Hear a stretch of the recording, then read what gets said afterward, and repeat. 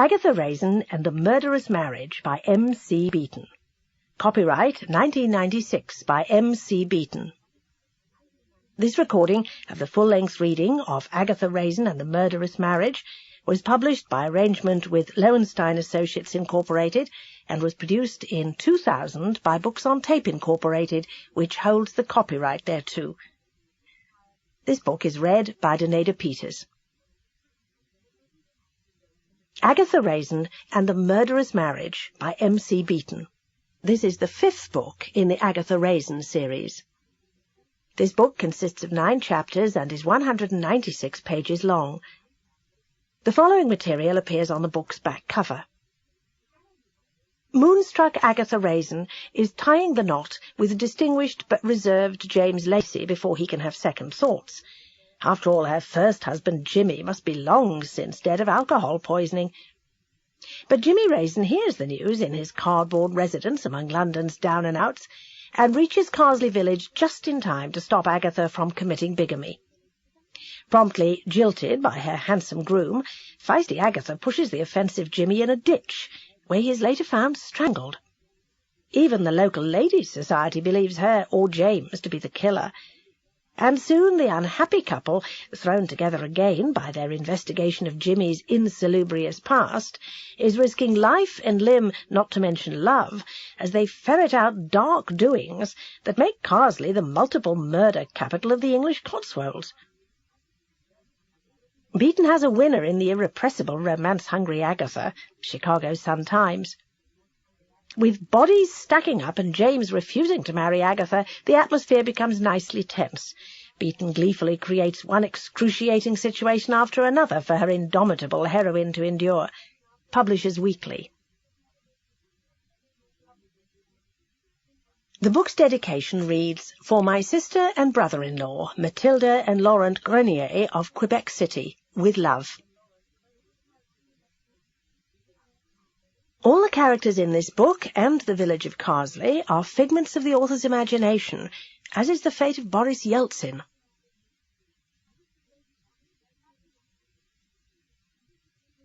Chapter 1. It was a week before the wedding of Agatha Raisin to James Lacey.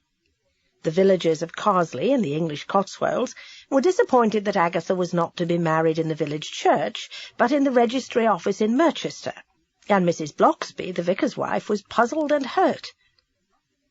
Only Agatha knew that she had no proof that her husband was dead. Only Agatha knew that she might be about to commit bigamy. But Agatha was obsessed with her handsome and attractive neighbour James Lacey, and terrified that if she put off the wedding until she found that proof, she would lose him. She had not seen her drunken husband Jimmy Raisin in years. He must be dead. She had chosen the registry office in Merchester because the clerk was old and deaf and totally incurious, and she simply had to make statements and fill forms without providing any actual proof, except that of her passport, which was still in her maiden name of Agatha Styles. The wedding reception was to be held in the village hall, and pretty much everyone in Carsley had been invited. But unknown to Agatha, forces were already working against her. Her young, erstwhile friend Roy Silver, in a fit of malicious pique, because he felt Agatha had snubbed him over a good public relations opportunity. Roy once worked for Agatha's public relations firm, and had moved to the company which had bought Agatha out when she took early retirement, had hired a detective to see if Agatha's husband could be found. Roy was possibly as fond of Agatha as he could be of anyone, but when she had solved her last murder case, and he had hoped to gain some personal publicity by being associated with it, Agatha had snubbed him, and such as Roy always felt it necessary to get revenge. But blissfully unaware of all this, Agatha put her cottage on the market, all ready to move next door into James's cottage after the wedding. From time to time little stabs of anxiety marred her happiness.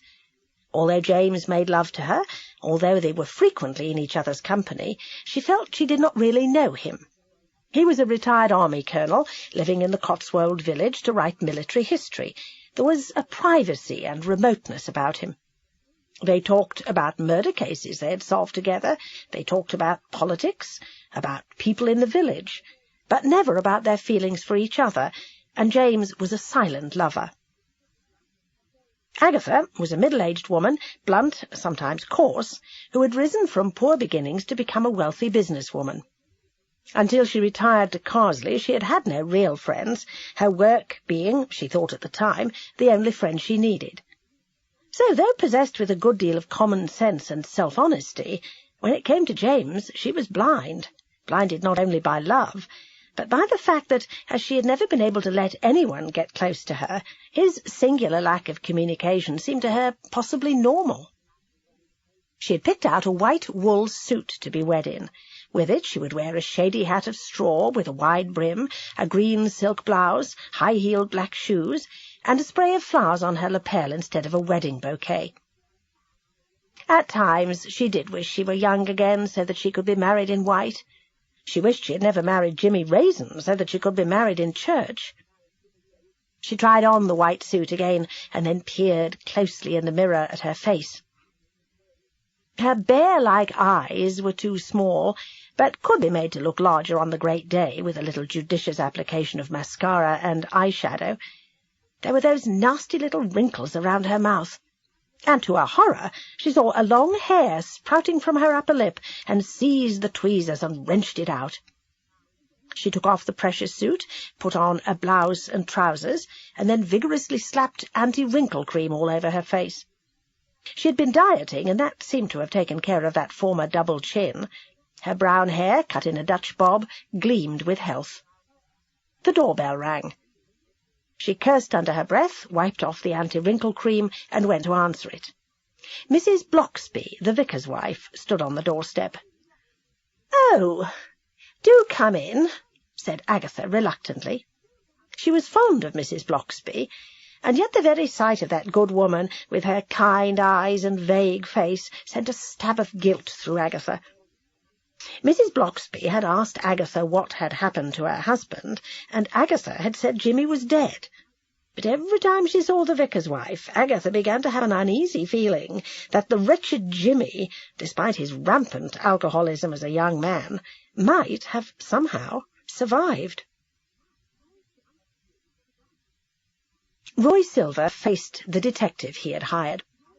She was a woman of 30-something called Iris Harris. Ms. Harris, not Miss Bite Your Tongue, was an ardent feminist, and Roy had begun to wonder if she was any good at her job, or if she specialized in haranguing clients on the rights of women. Therefore he was amazed when she said, "I've found Jimmy Raisin." "Where?" "Down under the arches in Waterloo." "I'd better see him," said Roy. "Is he there now?" "I don't think he ever moves except to buy another bottle of meths." "You're sure it's him?" Iris looked at him with contempt.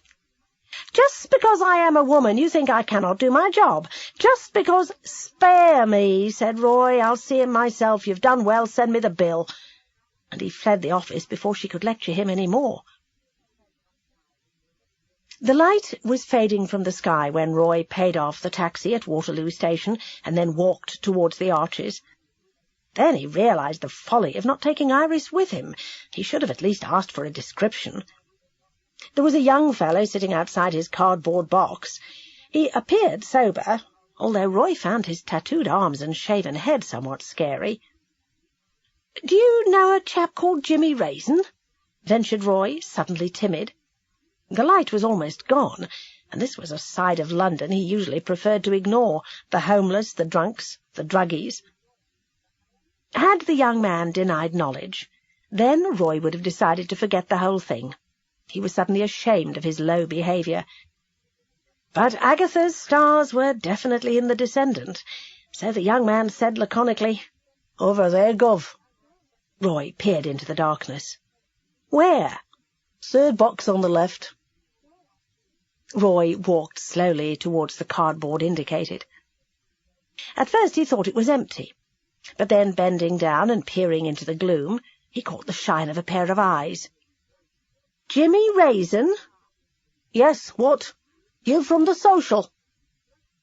"I'm a friend of Agatha. Agatha Raisin."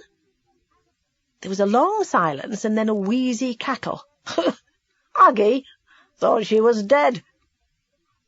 Well, she isn't. She's being married next Wednesday. She lives in Carsley in the Cotswolds. She thinks you're dead. There was a scraping and shuffling from inside the huge box, and then Jimmy Raisin emerged on his hands and knees and got unsteadily to his feet. Even in the dim light, Roy could see he was wasted with drink. He was filthy and stank abominably. His face was covered in angry pustules, and his hair was long and tangled and unkempt. "Got any money?" he asked. Roy dug in the inside pocket of his jacket, produced his wallet, fished out a £20 note, and handed it over. Now he was really ashamed of himself. Agatha did not deserve this. Nobody did, even a bitch from hell like Agatha. "Look, forget what I said, it was a joke." Roy took to his heels and ran. Agatha awoke the next morning in James's cottage, in James's bed, and stretched and yawned. She turned in bed and, propping herself up on one elbow, surveyed her fiancé. His thick black hair, streaked with grey, was tousled. His good-looking face was firm and tanned, and once more Agatha felt that pang of unease. Such men as James Lacey were for other women, county women with solid county backgrounds, women in tweeds with dogs who could turn out cakes and jam for church fetes with one hand tied behind their backs. Such men were not for the Agatha Raisins of this world. She would have liked to wake him up and make love again, but James never made love in the mornings, not after that first glorious coming together. His life was well-ordered and neat, like his emotions, thought Agatha. She went through to the bathroom, washed and dressed, and went downstairs and stood irresolute. This is where she would live, among James's library of books, among the old regimental and school photographs. And here, in this clinical kitchen with not a spare crumb to mar its pristine counters, she would cook. Or would she? James had always done all the cooking when they were together. She felt like an interloper. James's mother and father were dead, but she had met his elegant sister again and her tall stockbroker husband. They seemed neither to approve nor to disapprove of Agatha, though Agatha had overheard his sister saying, "Well, you know, if it's what James wants, it's none of our business. Could have been worse, some empty-headed bimbo." And her husband had said, "Some empty-headed bimbo would have been more understandable." Hardly an accolade, thought Agatha. She decided to go next door to the security of her own home.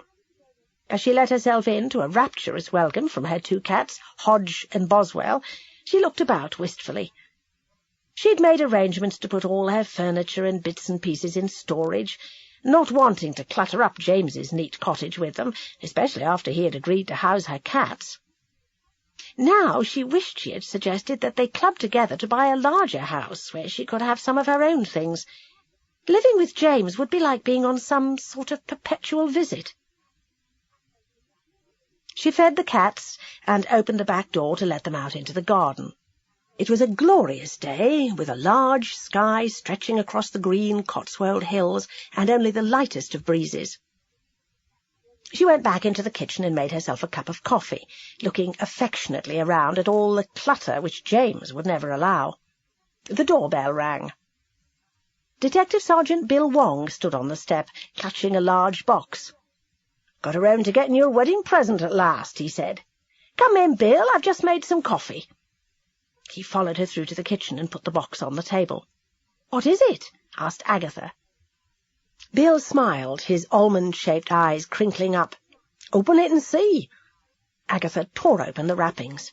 "Careful," warned Bill, "it's fragile." The object was very heavy. She lifted it out with a grunt, and then tore off the tissue paper which had been taped around it. It was a huge gold and green china elephant, noisily garish and with a great hole in its back. Agatha looked at it in a dazed way. "What's the hole for?" "Putting umbrellas in," said Bill triumphantly. Agatha's first thought was that James would loathe it. "Well?" she realized Bill was asking. Agatha remembered hearing once that Noel Coward had gone to see a quite dreadful play, and when asked by the leading actor what he thought of it, had replied, "Dear boy, I am beyond words." "You shouldn't have done it, Bill," said Agatha with real feeling. "It looks very expensive." "It's an antique," said Bill proudly. "Victorian. Only the best for you." Agatha's eyes suddenly filled with tears. Bill had been the first friend she had ever had, a friendship formed shortly after she had moved to the country. "I'll treasure it," she said firmly, "but let's put it carefully away, because the men will be coming tomorrow to remove all my stuff to storage." "But you won't want to pack this," said Bill. "Take it to your new home." Agatha gave a weak smile. "How silly of me! I wasn't thinking straight." She poured Bill a cup of coffee. "All set for the big day?" he asked. "All set." His eyes were suddenly shrewd. "No doubts or fears?" She shook her head. "I never asked you, what did that husband of yours die of?" Agatha turned away and straightened a dish-towel. "Alcohol poisoning." "But where is he buried?" "Bill, I did not have a happy marriage. It was a century ago, and I would rather forget about it, okay?" "Okay. There's your bell." Agatha answered the door to Mrs. Bloxby. Bill rose to leave. "I've got to go, Agatha. I'm supposed to be on duty." "Anything interesting?" "No juicy murders for you, Miss Marple. Nothing but a spate of burglaries. Bye, Mrs. Bloxby. You to be Agatha's bridesmaid?" "I have that honour," said Mrs. Bloxby. When Bill had left, Agatha showed the vicar's wife the elephant. "Oh, dear," said Mrs. Bloxby. "I haven't seen one of those things in years." "James is going to hate it," said Agatha gloomily. "James will just have to get used to it. Bill is a good friend. If I were you, I would grow some sort of green plant in it, you know, one of the ones with trailing branches and big leaves. It would hide most of it, and Bill would be pleased you were putting it to such artistic use." "Good idea," said Agatha, brightening. "And so you're off to Northern Cyprus for your honeymoon. Are you going to stay in a hotel? I remember Alf and I stayed in the Dome in Kyrenia." "No, we've taken a villa. James used to be stationed out there, and he wrote to his old fixer, a man who used to arrange everything for him, who sent him photographs of a lovely villa just outside Kyrenia and down a bit from the Nicosia Road. It should be heaven." "I actually came to help you pack," said the vicar's wife. "There's no need for that," said Agatha, "but thanks all the same. I hired one of those super-duper removal firms. They do everything." "Then I won't stay for coffee. I must call on Mrs. Boggle. Her arthritis is bad." "That old woman is a walking case for euthanasia," said Agatha waspishly. Mrs. Bloxby turned mild eyes on her, and Agatha flushed guiltily and said, "Even you must admit she's a bit of an old pill." Mrs. Bloxby gave a little sigh. "Yes, she is a bit of a trial. Agatha, I don't want to press you on the matter, but I am a little taken aback by the fact that you didn't want to be married in our church. It all seemed too much fuss, a church wedding, and I'm not exactly religious, you know that. Oh, well, it would have been nice. Still, everyone is looking forward to the reception. We would all have helped, you know. There was no need for you to go to the expense of hiring a firm of caterers." "I just don't want any fuss," said Agatha. "Never mind, it is your wedding. Did James ever say why he never married before?" "No, because I didn't ask him." "Just wondered. Do you need anything from the shop?" "No, thank you, I think I've got everything." When Mrs. Bloxby had left, Agatha debated whether to go back next door and prepare breakfast in a wifely way. But James always made breakfast himself. She adored him. She longed to be with him every minute of the day, yet she dreaded doing anything or saying anything that might stop his marrying her. The fine weather broke the next day, and rain dripped from the thatch on the roof of Agatha's cottage. She was busy all day supervising the packing. Then Doris Simpson, her cleaner, called round in the late afternoon to help clear up the mess left behind. Bill's elephant stood behind the kitchen door. "Now that's what I call handsome," said Doris, admiring it. "Who gave you that?" "Bill Wong." "He's got good taste, I'll say that for him." So you're marrying our Mr. Lacey at last, and all of us thinking him a confirmed bachelor. But as I said, what our Agatha wants, our Agatha gets." "We're going out for dinner, so I'll leave you to it," said Agatha, not liking what she felt was the implication that she had bulldozed James into marriage. Dinner that evening was at a new restaurant in Chipping Campden.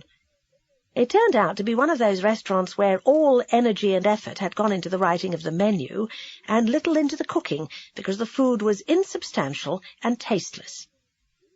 Agatha had ordered crispy duck with a brandy and orange sauce, nestling on a bed of warm rocket salad and garnished with sizzling sauté potatoes, succulent garden peas, and crispy new carrots. James had a prime Angus sirloin from cattle grazed on the lush green hillsides of Scotland, served with pomme duchesse and organic vegetables culled from our own kitchen garden. Agatha's duck had a tough skin and very little meat.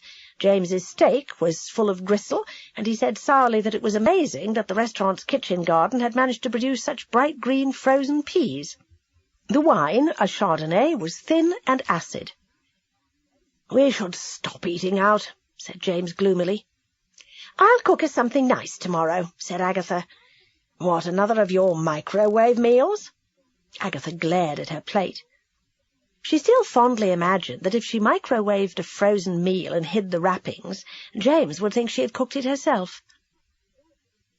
She suddenly looked across the table at him as he pushed his food moodily about on his plate and said, "Do you love me, James?" "I'm marrying you, aren't I?" "Yes, I know, James, but we never talk about our feelings for each other. I feel we should communicate more." "You've been watching Oprah Winfrey again. Thank you for sharing that with me, Agatha. I'm not a talking about feelings person, nor do I see the need for it.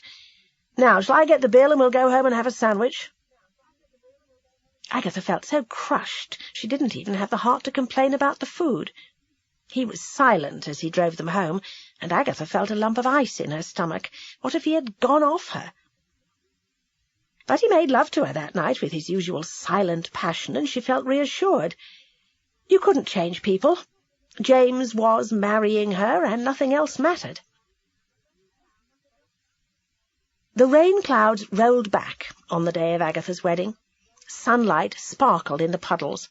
The rain-battered roses in Agatha's garden sent out a heady scent. Dorry Simpson was to look after Agatha's cats while she was on her honeymoon. Her cottage stood empty now. Only the elephant and her clothes had been transferred to James's cottage. Agatha, sitting down to make up her face on the great day, wiped off the liberal application of a brand-new anti-wrinkle cream, and then stared at her face in horror. She'd come out in a red rash. Her face was fiery. She rushed and bathed it in cold water, but the redness remained. Mrs. Blocksby arrived to find Agatha almost in tears. "Look at me!" wailed Agatha. "I tried that new anti-wrinkle cream, instant use, and look what it's done!" "Time's getting on, Agatha," said Mrs. Blocksby anxiously. "Haven't you any thick make-up you could put on?" Agatha found an old tube of pancake make-up and put a heavy layer over her face. It left a line where her chin ended and her neck began, so she applied the stuff to her neck as well, and then a layer of powder. Eyeshadow, blusher, and mascara followed. Agatha groaned at the resultant mask-like effect. But Mrs. Blocksby, looking out of the window, said the limousine to take Agatha to Merchester had arrived. "So much for the most important day of my life," thought Agatha dismally. The day was fine, but with a blustery wind, which snatched Agatha's hat from her head as she was about to get into the limousine, and sent it bowling along Lilac Lane, where it settled in a muddy puddle. "Oh, dear," mourned Mrs. Blocksby. "Do you have another hat?" "I'll go without one," said Agatha, fighting back a sudden impulse to cry. She felt that everything was suddenly turning against her, and she dare not cry, for tears would channel runnels through her mask of make-up. Mrs. Blocksby gave up trying to make conversation on the road to Merchester. The bride-to-be was unusually silent. But Agatha's spirits appeared to lift when the registry office came in sight, and James could be seen standing in front of it, talking to his sister and Bill Wong. Roy Silver was also there, feeling virtuous now that he had done nothing to wreck Agatha's marriage, or so he told himself. If Jimmy Raisin wasn't dead, he soon would be.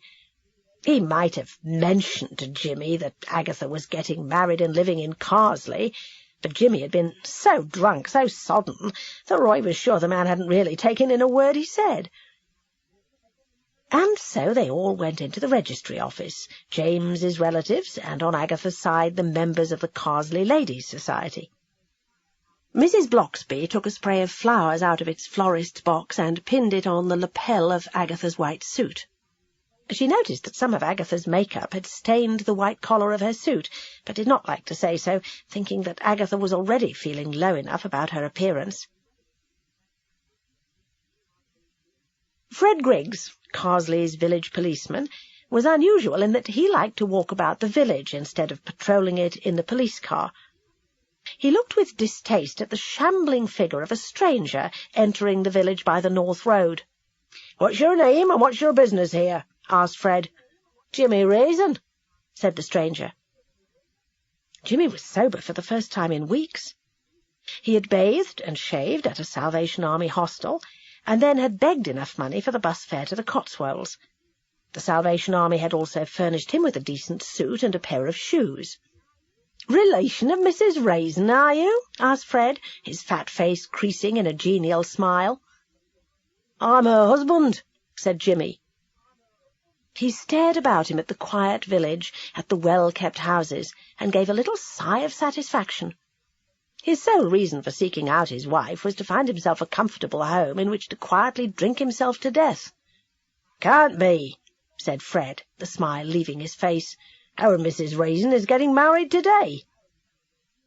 Jimmy drew a much-folded and dirty piece of paper from his pocket, his marriage lines, which he had somehow held on to over the years, and silently handed it to the policeman. Appalled, Fred exclaimed, "I'd better stop that wedding! Oh, my! Wait right here. I'll get the car." The registrar did not get as far as pronouncing James and Agatha man and wife. They heard a commotion from the back of the room, and then a voice shouting, "Stop!" Agatha turned slowly around.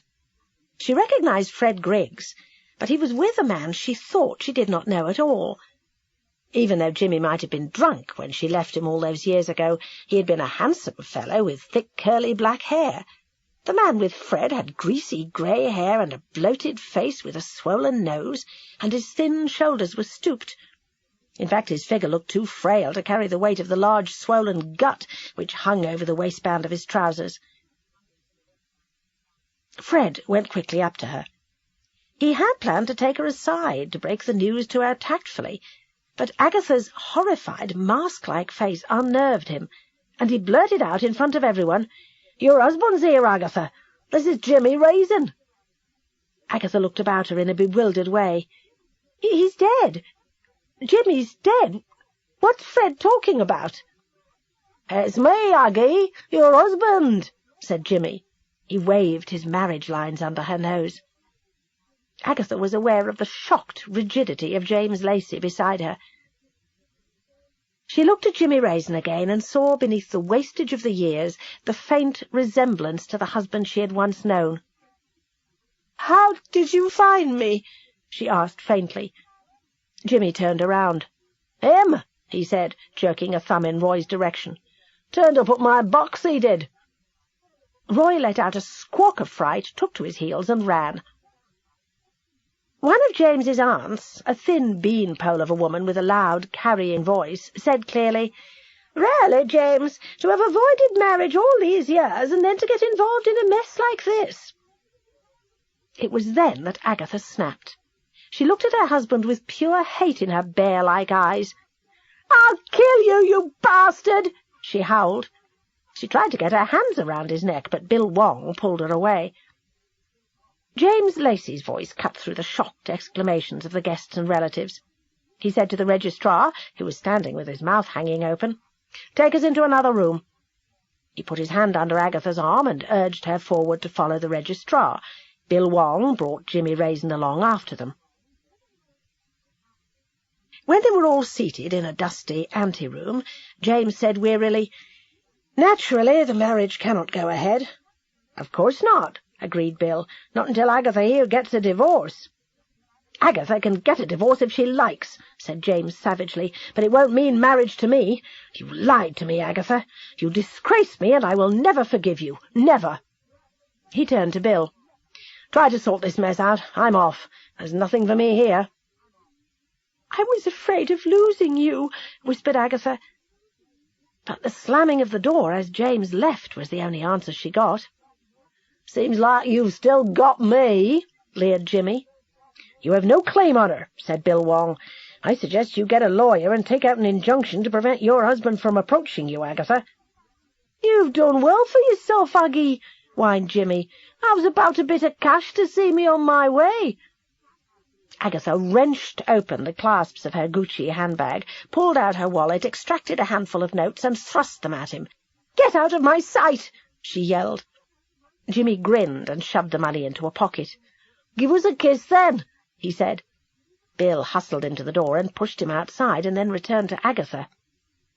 "Really, officer," said the registrar, "I must insist you bring him back as a witness. It appears to me that Mrs. Raisin here should be charged with attempting to commit bigamy." "The misunderstanding arose like this," said Bill.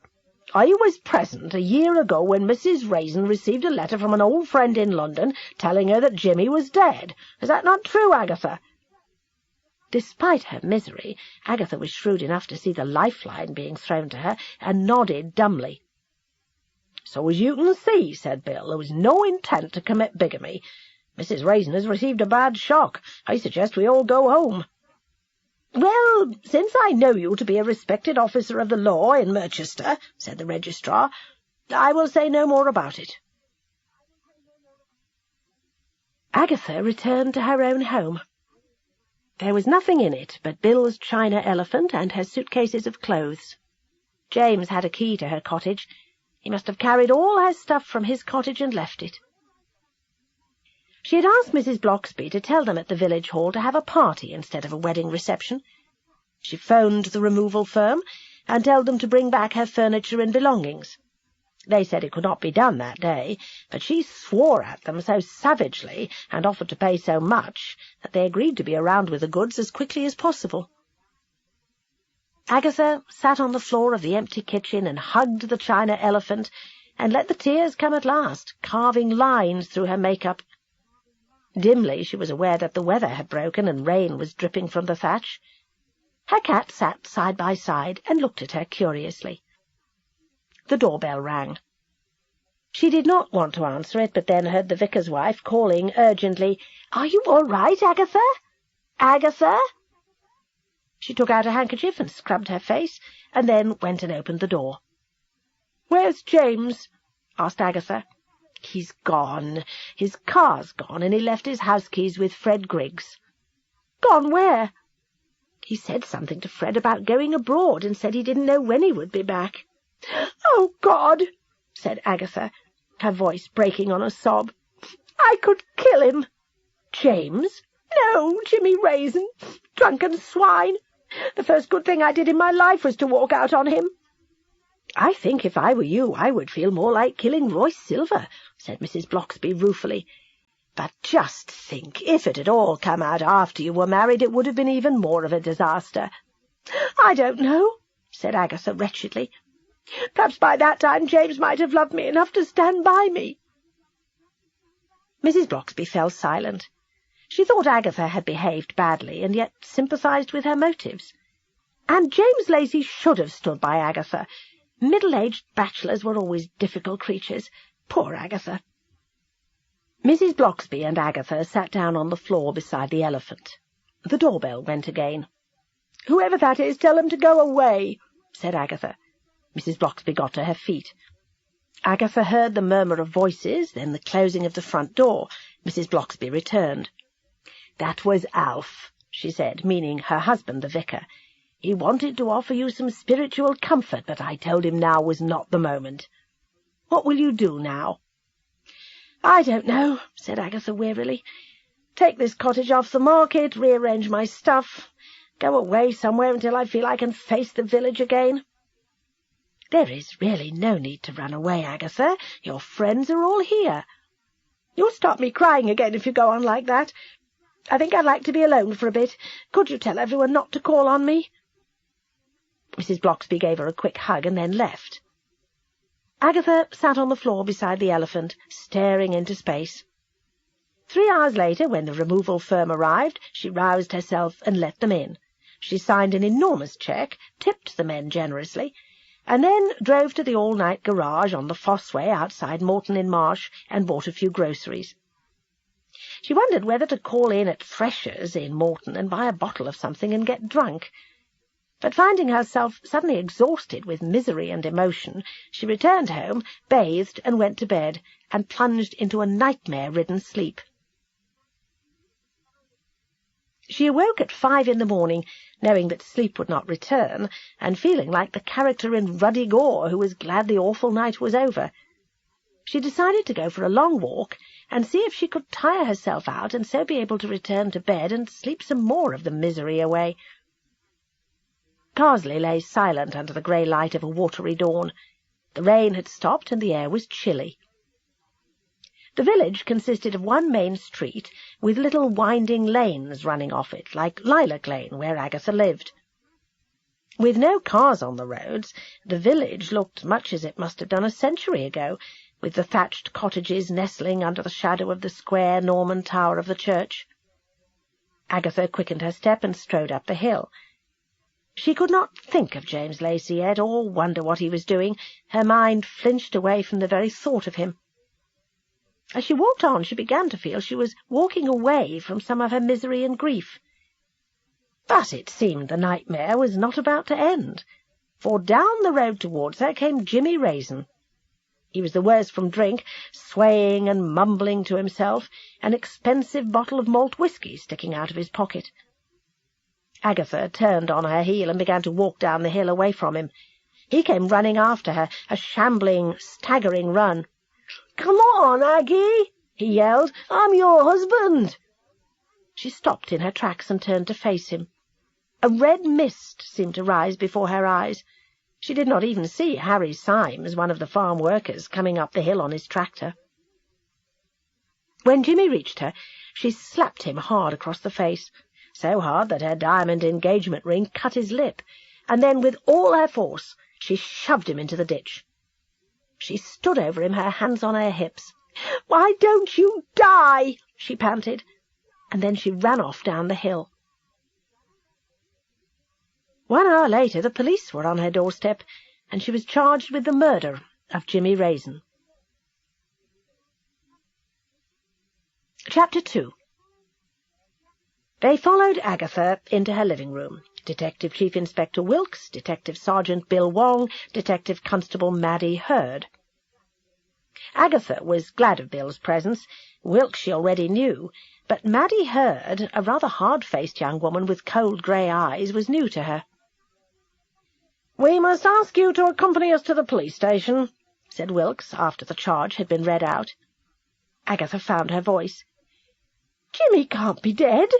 I belted him one across the face and pushed him into the ditch. Oh, my God, did he hit something and break his neck?" A flicker of surprise crossed Wilkes's dark eyes, but he said, "Down to the station, and we'll go through it there." She suddenly, passionately, wanted James Lacey to appear, not because she still loved him, but because he would have taken over with his usual brusque common sense. She had never felt so alone. "Come along, Agatha," said Bill. "I do not think Detective Sergeant Wong should be on this case, as he is obviously a friend of the accused," said Maddie Hurd. Agatha looked at her with hate. "Later," snapped Wilkes.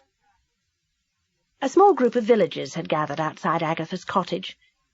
She wondered bleakly if there could possibly be one more thing she could do which would shame her so utterly in the eyes of the village. First attempted bigamy, now murder. At police headquarters in Merchester, she was led into an interviewing room, the tape was switched on, and Wilkes began the questioning, flanked by another detective sergeant, Bill Wong having disappeared. Gathering all her resources, Agatha said she had gone out walking early because she could not sleep. She had seen Jimmy approaching her. He was drunk. He had run after her. She had lost her temper and slapped him. She had pushed him into the ditch, and she had shouted something at him. Yes, she was afraid she had shouted that she hoped he would die. If he had struck his head on something, she was sorry she had not meant to kill him. And that seemed straightforward to Agatha, but they took her backwards and forwards through her story over and over again. Getting some courage back, she demanded a solicitor, and then was put in a cell to await his arrival. The solicitor was an elderly gentleman whom Agatha had picked out a few months before to help her make her will, in which she had left everything to James Lacey. He had been avuncular and kind then, the family solicitor from Central Casting, with his thick grey hair, gold-rimmed glasses, and charcoal grey suit. Now he looked as if he wished himself anywhere else in the whole wide world but sitting in an interview-room with Agatha Raisin. The questioning began again. "What more can I tell you?" Agatha suddenly howled in a fury. "You can't trip me up and get me to say anything else, because I'm telling you the whole truth and nothing but the truth." "Calmly, dear lady," admonished the solicitor, Mr. Times. "You," said Agatha, "have done bugger all since you got here, but looked sideways at me as if I'm some sort of Lady Macbeth." There was a knock at the door. Wilkes snapped, "Come in." Bill Wong put his head around the door. "A word, sir, most urgent." Wilkes switched off the tape and went outside. Inside, Agatha's burst of anger had gone, leaving her weak and shaky. Everything was against her. She had attacked Jimmy in front of everyone at the registry office, and she had been seen by Harry Symes to attack him that very morning. She was not free to find out who had actually done it, should it prove not to have been an accident. Whom else could anyone possibly suspect? Who else would want to kill a drunk who normally lived in a packing-case in Waterloo? Only Agatha Raisin. Wilkes came back into the room, his face grim. He sat down again, but did not switch on the tape. "Where is James Lacey?" he asked. "Do not know," said Agatha. "Why?" "I did not tell you where he was going?" "No. Why?" "I'm withdrawing the charge against you, Mrs. Raisin, due to insufficient evidence, but must ask you not to leave the country." "What's happened?" demanded Agatha, getting to her feet. "And why do you want James?" He shuffled the papers in front of him. "That will be all, Mrs. Raisin." "Sod the lot of you," said Agatha, furious again. Her solicitor followed her out. "Should you need my services again," began Mr. Times. "Then I'll find myself a decent lawyer," growled Agatha. She strode out of the police station. They had not even given her a car home. What was she supposed to do, walk? "You need a drink," said a voice in her ear. She turned and saw Bill Wong. "Come on, Agatha," he urged. "I haven't got long." They walked across the main square under the shadow of the Abbey and into the George. Bill bought a gin and tonic for Agatha and a half-pint of bitter for himself. They sat down at a corner table. "What has happened is this," said Bill quickly. "The preliminary forensic evidence has discovered that Jimmy Raisin was strangled with a man's silk tie. It had been chucked into the field a little down the road. Footprints, other than yours, were found near the body, the footprints of a man. So the hunt's up for James Lacey." Agatha Raisin and the Murderous Marriage by M.C. Beaton continued. Cassette 1, Side 2. "What has happened is this," said Bill quickly. "The preliminary forensic evidence has discovered that Jimmy Raisin was strangled with a man's silk tie. It had been chucked into the field a little down the road. Footprints, other than yours, were found near the body, the footprints of a man. So the hunt's up for James Lacey." "What?" Agatha glared at him. "They knew all along that Jimmy had been strangled, and yet they let me think I might have caused him to strike his head on a rock or something. I've a damn good mind to sue them. And as for James... James murder my husband, James? Believe me, the whole experience will have been so vulgar, so distasteful to my ex-lover, that all he would want to do would be to put as many miles between us as possible. So he can't have been hanging around the village to murder Jimmy. That takes rage and passion, and in order to experience that amount of rage and passion, he would need to have been in love with me." "Come on, Agatha, the man had a bad shock." "If he had loved me, he would have stood by me," said Agatha. "And you know what I feel for him now? Nothing. Sweet F all." "Either you're still in shock, or you couldn't have loved him all that much yourself," said Bill. "What do you know about it? You're too young." Bill was in his 20s. "More than you think," said Bill ruefully. "I think I've fallen myself." "Go on," said Agatha, momentarily diverted from her troubles. "Who?" "Maddie Hurd." "That hatchet-faced creature? Now you're not to talk about her like that, Agatha. Maddie's bright and clever, and I think she cares for me." "Oh, well, chacun a son goût, as we say back at the buildings, or everyone to their own bag. But if they think James did it, they're wasting time. Look, Harry Symes saw me. Didn't he see anyone else on the road?" Bill shook his head. "I've got to be getting back. I'll call on you as soon as I hear anything more." Agatha thought of asking him for a lift back to Carsley, but then decided she'd endured enough of the police for one day, and went off to get a cab at the rank in the square. Bill went back to police headquarters. Maddie was waiting for him. "Get anything out of her about Lacey?" asked Maddie eagerly. Bill told her what Agatha had said, feeling treacherous because Maddie had sent him to find out what he could from Agatha. "She trusts you," said Maddie. "Keep close to her." "Are you doing anything tonight?" asked Bill eagerly. "I thought we could take in a movie." "Not tonight, Bill," said Maddie. "Too much to do. And don't you want to be around when they pull Lacey in?" "Of course," said Bill, banishing romantic pictures of the back row of the cinema and his arm around Maddie's shoulders.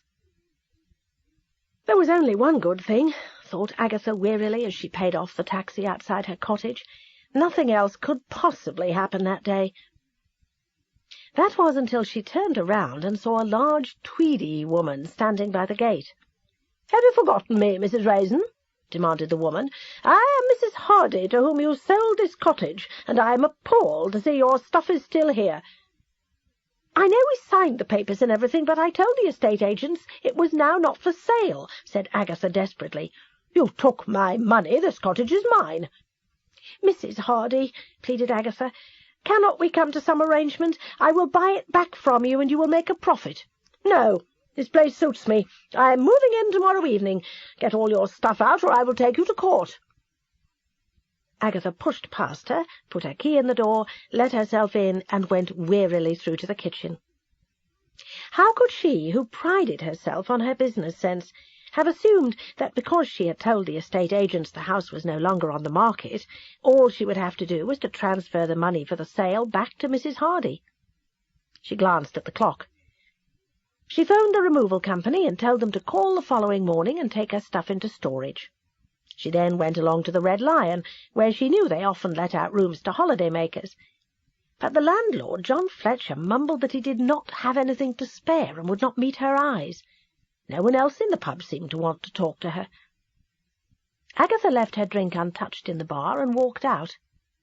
There was now nothing left for her in Carsley. The only thing left for her was to move back to the anonymity of London with her cats and wait for death. She was comforting her battered soul with equally gloomy thoughts when she turned into Lilac Lane. Her heart began to thud. James Lacey was getting out of his car outside his cottage.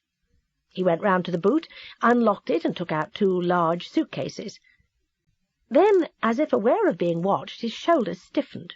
He put down the suitcases and turned around. A weary Agatha came towards him. The rash had gone from her face, leaving it unnaturally white, and there were purple bruises under her eyes. "Where did they find you?" asked Agatha. "I hadn't gone far," he said. "I stayed the night at the Wold Hotel in Merchester, and had nearly reached Oxford when a police car flagged me down. It couldn't hold me. Too many witnesses to the fact that I was far from Carsley at the time of the murder. How's Mrs. Bloxby?" "All right, I suppose." Agatha looked surprised. "Why?" "Well, she found the body." "What? They didn't tell you?" "They didn't tell me a damn thing. They charged me with the murder and then asked me the same questions over and over again, but they didn't tell me how he was killed or who had found him. The bastards let me go on thinking that it was all my fault, that I'd pushed him and he had broken his neck or something. Then they said they were dropping the charges because Jimmy had been strangled with a man's silk tie and that there were masculine footprints found near the body." There was a silence, and then James asked, "Have the press been bothering you?" By some miracle, no. I suppose they'll be all over the village by tomorrow. It won't bother me, sighed Agatha.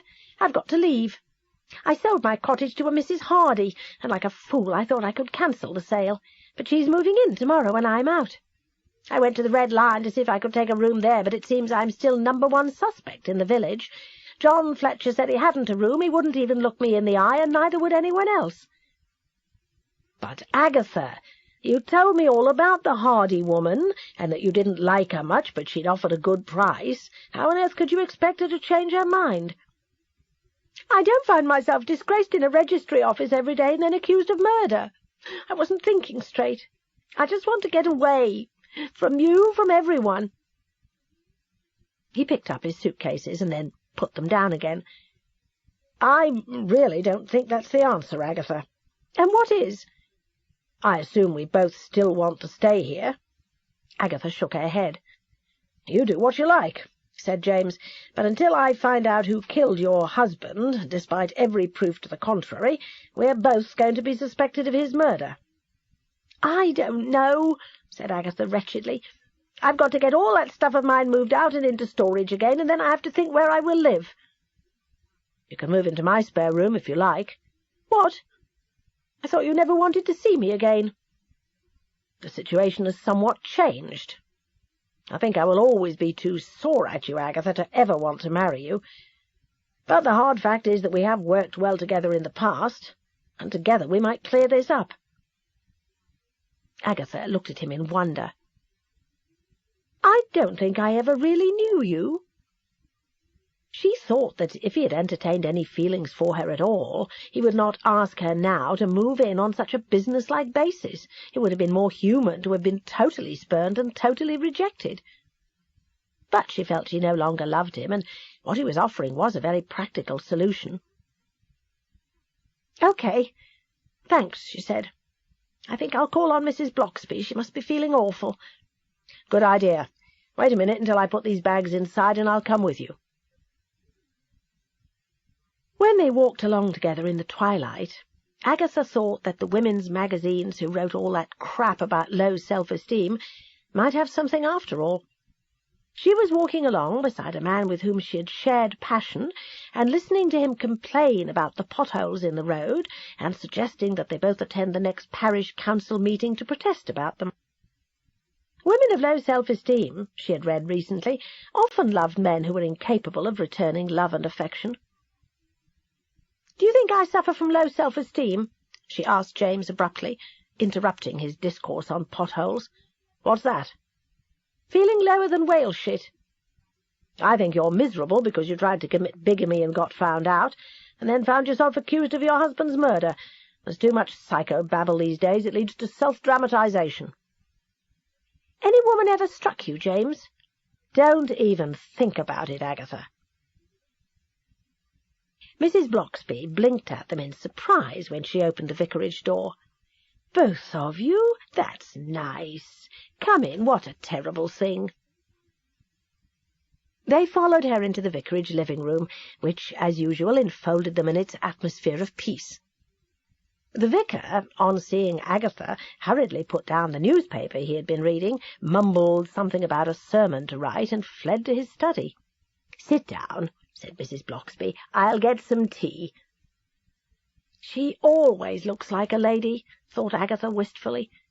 "Even in that old Liberty dress and with not a scrap of make-up on, she looks like a lady."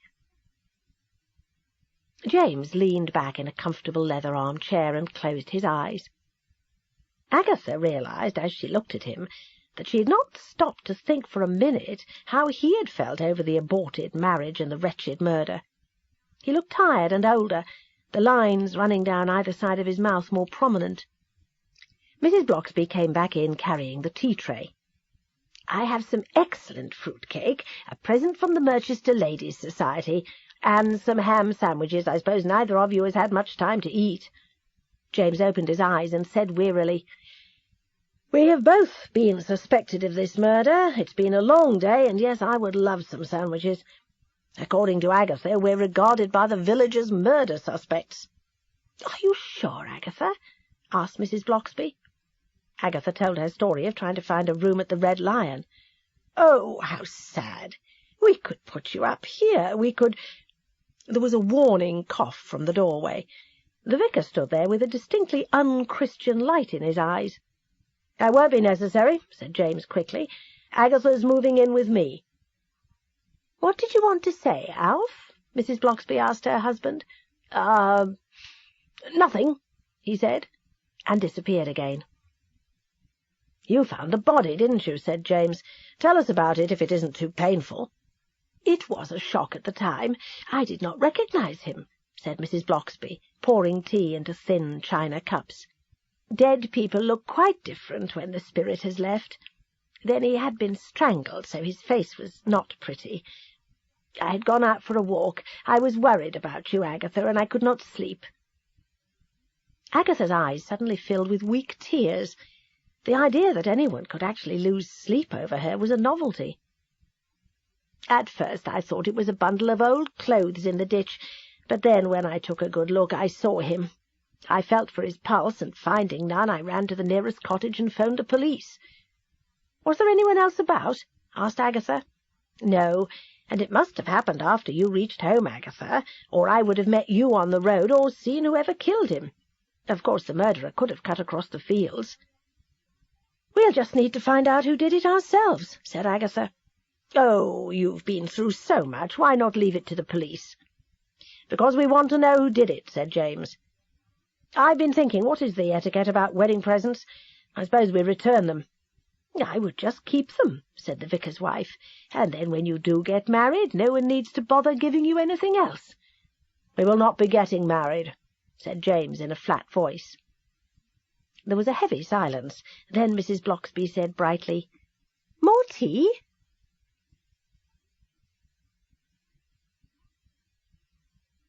Roy Silver had had a sleepless night. Not usually plagued with an uneasy conscience, he found he was actually suffering.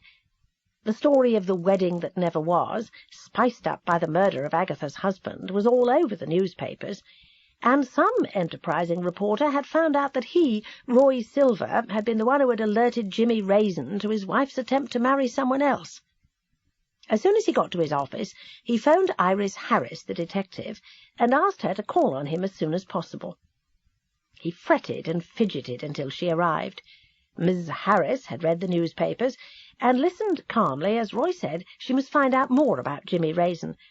If Agatha did not kill him, someone did, and that someone might have some connection with his London background.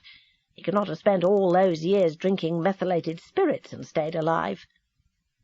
Only when Iris Harris had agreed to work for him again and had left, did Roy feel more comfortable with himself. Agatha and James stayed indoors most of the day during the following week, only venturing out at night for dinner. The press besieged James's cottage at all hours of the day. It would have been normal, Agatha thought, for them to have discussed their relationship, discussed what had happened. But James discussed only the murder, politics, and the weather. He worked away steadily at his military history, while Agatha played with her cats in the garden and read books. At night she slept in the spare room, strangely undisturbed by any longing for the body asleep along the narrow corridor. The shocks of the wedding and the murder had driven passion from Agatha's mind. She was itching to get started on the murder investigation. Bill Wong had not called, and she felt desperate for news. But soon the press would give up and go away to fresh woods and murders new and leave them in peace. On the morning the doorbell finally stopped ringing, and the telephone at last was silent, Agatha decided to go to Merchester to try to see Bill Wong. James said he would stay and work at his writing. On arriving at police headquarters, Agatha found out it was Bill's day off. She wondered whether to call at his home, but decided against it. He lived with his parents, and Agatha found them rather intimidating. So she shopped for a new dress, although she did not need one, and for a new lipstick to add to the 20 or so already cluttering up the shelf in James's bathroom. The lipstick promised to make lips full and luscious as never before. Agatha, who never believed a word of most advertisements, was a sucker for any cosmetic promotion. Hope sprang eternal, and she believed every word until she tried it out. She decided to treat herself to a bar lunch in the George, but she would put on that lipstick first. She went into the pub toilet, read all the claims of the lipstick as if reading her horoscope, unscrewed it, and decided to apply it. She had it halfway to her mouth when a familiar voice said, "But Agatha's my friend. It makes it difficult." Agatha turned round, startled. Then she remembered the odd acoustics of the George. There was a fanlight window above the door, usually open as it was that day, so that any diners sitting at a table on the other side of the door almost sounded as if they were in the toilet itself. "That's Bill Wong," thought Agatha with a smile. She tucked the lipstick away in her handbag, unapplied, and made for the door. Then she heard a female voice saying, "As far as I'm concerned, Bill, Agatha Raisin is still a murder suspect. She could easily have put on a pair of men's shoes to baffle forensic, and she's strong enough to strangle a man. Beefy sort of woman." Agatha stood stock-still, her mouth a little open, her hand stretched out to the handle of the door. "Look, Maddie," Bill's voice again, "I know Agatha, and she would not murder anyone. She's a lady." "Oh, come on, Bill. The way you go on about the old trout, one would think you were her toy boy. And ladies don't go around belting chaps over the face." "What you're asking me to do is spy on Agatha," said Bill, "and I don't like it." Maddie Hurd's voice came sharp and clear. "All I'm asking you to do is police work, Bill. If she didn't do it and Lacey didn't do it, then the clues as to who did lie in Jimmy Raisin's background. I mean, I'm surprised you haven't called on her before this." "I would have done," said Bill, "if you hadn't made me feel like a traitor." Maddie's voice softened. "You know I wouldn't ask you to do anything bad, Bill. Did you enjoy last night?" Bill's voice, husky with tenderness. "You know I did." "Let's go, or we'll miss the start of the movie. But you will find out what you can." "I'll take a run over there tonight." There was a scraping back of chairs. Then Agatha heard their retreating footsteps. She felt desperately alone now. Bill's friendship had always been rock solid. He had been her first friend in a hitherto friendless life. Now she felt she had no one to trust, certainly not James, who seemed to be handling the current situation by treating her as impersonally as he would another man. And yet Bill Wong was obviously very much in love. What could he see in such a hard-faced bitch? James looked at Agatha's gloomy face on her return and demanded to know what had upset her. Wearily Agatha told him of the overheard conversation. James listened, his blue eyes intent. Then he said, "You cannot blame Bill for falling in love with an ambitious woman detective. I don't think it'll last long. You can't choose his girlfriends for him." "When he calls this evening," said Agatha huffily, "I'm not speaking to him." "And what good will that do? He's our only contact with the police. Instead of going into a huff, Agatha, you should simply tell him what you overheard. Maddie said some nasty things about you, but Bill said none." "I don't want to speak to him again." "Agatha, be sensible." "I'm sick and tired of being sensible," shouted Agatha, and burst into tears. He gave her a clean handkerchief, he fetched her a stiff brandy, he suggested she lie down.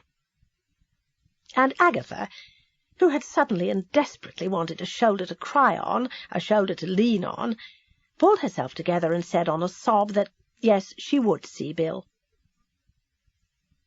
She would have been comforted could she have known that James felt as if he could cheerfully strangle both Bill Wong and Maddie. But James showed none of this as he returned to his word processor. Agatha went up to bed for a nap. James tried to work, but his doorbell sounded shrilly. He thought it must be some persistent member of the press. Normally he would not have answered the door, but he had a desire to relieve his feelings on somebody, even if that somebody was Bill Wong. So he opened the door and found Roy Silver on the step. James took the hapless Roy by the throat and shook him hard. "Get the hell away from here, you little worm!" he roared. James gave him a final shake and then a push, and Roy staggered backwards and fell into the hedge. "I only came to help," said Roy shrilly. "Honest. I've got information about Jimmy Raisin. I've found out things which might explain why someone murdered him. I did it to help Aggie." James, who had been about to slam the door, hesitated. "What are you talking about?" Roy extricated himself from the hedge and titupped forward cautiously. "I hired a detective to find out about Jimmy Raisin. I've got a report." He held up the briefcase he had managed to hang on to during James's assault on him. "Oh, very well," said James. "Come in, and I'll see if Agatha's prepared to listen to you." When Agatha came down the stairs, Roy backed nervously behind a chair. He had blonded his hair, which somehow made his face look weaker and whiter. But Agatha had had time to think. If Roy had any information worthwhile, then she and James might solve the case, and that would leave Bill and his precious Maddie with egg all over their faces. "Sit down, Roy," she said. "If you've got anything of importance, I'd like to hear it, but don't think I'm ever going to forgive you for what you did to me." "He stops you from committing bigamy," said James. Agatha glared at both of them. "Let's hear what he has to say," said James mildly. Agatha nodded. Roy edged round the chair and sat down nervously, his briefcase on his lap. "I assume," said Agatha, "that you initially hired this detective out of spite to find out if I was still married, and hired the detective again because you couldn't live with yourself, you creep." Roy cleared his throat. "Always looking for the worst motives, aren't we, Aggie? I thought your husband was dead, and I thought you would thank me if I gave you conclusive proof of that death as a wedding present. And you can huff and puff, but that's the truth, or may God strike me dead." Agatha looked at the beamed ceiling. "I'm waiting for the thunderbolt to fall on you, Roy." "This is getting us nowhere," said James sharply. "Let's hear your report." Roy opened the briefcase and took out a sheaf of papers. "I wondered how it was that Jimmy had managed to live so long," he said, "but it seems that at one time a philanthropist, a Mrs. Serena Gore Appleton, had taken Jimmy up as a worthwhile cause and borne him off to an expensive health farm. Although the place was hardly the Betty Ford Clinic, and more a place where rich boozers went to dry out to recover and drink another day, it seemed to have worked for Jimmy, who became clean and sober, and subsequently worked as a counsellor for Mrs. Gore Appleton's charity, Help Our Homeless. Now here's the interesting bit. Jimmy always seemed to have a lot of money to flash around. How my detective and Ms. Iris Harris found that out was because Jimmy liked to queen it in front of his old down-and-out cronies. Then, after a year of sobriety, he suddenly went downhill amazingly quickly, and soon reappeared among the beggars, junkies, and general down-and-outs of the London streets. One down-and-out who has recently sobered up offered the information that Jimmy delighted in finding out things about people, and even in his lowest stage was not above blackmailing someone for a bottle of meths, with some threat such as reporting them to the Social Security if he found out they had work and were still drawing the dole, that kind of thing. Roy beamed about him triumphantly. "So, you see, sweeties, this agile brain of mine came to the conclusion that if Jimmy could blackmail the poor, why not the rich, while working with this Gore Appleton female? Maybe he saw one of his pigeons in Merchester, and the pigeon saw a likely opportunity of killing Jimmy and took it." "It all seems too much of a coincidence," said James slowly. "Agatha here decides to get married in Merchester. Had it not been for that, Jimmy would never have come down to the Cotswolds. Why on earth should one of his victims suddenly appear as well?" Roy looked downcast. Then his face brightened. "Ah, but do you know where the health farm he went to is situated? At Ashton-le-Walls, 10 miles outside Merchester." "Yes, but people who go to health farms don't usually come from the immediate neighbourhood, do they?" asked Agatha. "I mean, they come from all over the country." "Oh, you are such a pair of downers," said Roy petulantly. "And coincidences do happen in real life. Do you remember that Australian friend of mine, Aggie, the tourist from hell?" "Yes, I thought he was rather nice. Steve, that was his name." "Anyway, him. I thought he was back in Australia, never to return. The other week I was in a pub, and I got talking about Steve to this friend, about his dreary camcorder and his dreary guidebooks, and I was just saying I hoped I would never see him again, when I felt these eyes drilling into the back of my head, and I turned round, and there was Steve. He flounced off, but I can tell you it gave me a turn, and it was in a pub in Fulham I've never been to before." James turned to Agatha. "He's at least given us something to go on. We should start off tomorrow by going up to London to try to find this Mrs. Gore Appleton."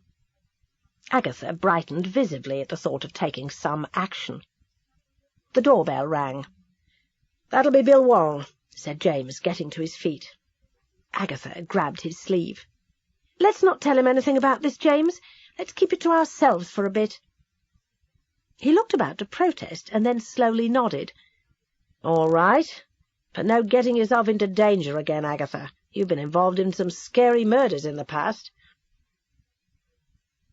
Bill Wong came in and stopped short, surprised to see Roy. "I thought they would have killed you." "Aggie and I are old friends," said Roy defensively. "I only wanted to give her Jimmy's death certificate as a wedding present." Bill gave him a slanting, cynical look. "If you say so."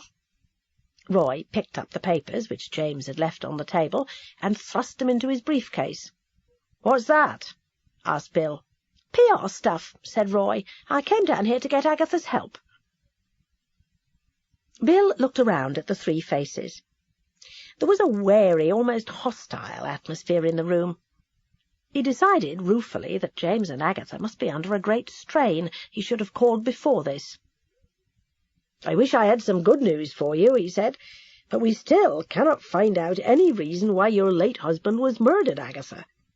If it had been among the down-and-outs in London, then it might have been decided he had been killed for no greater reason than the bottle in his pocket.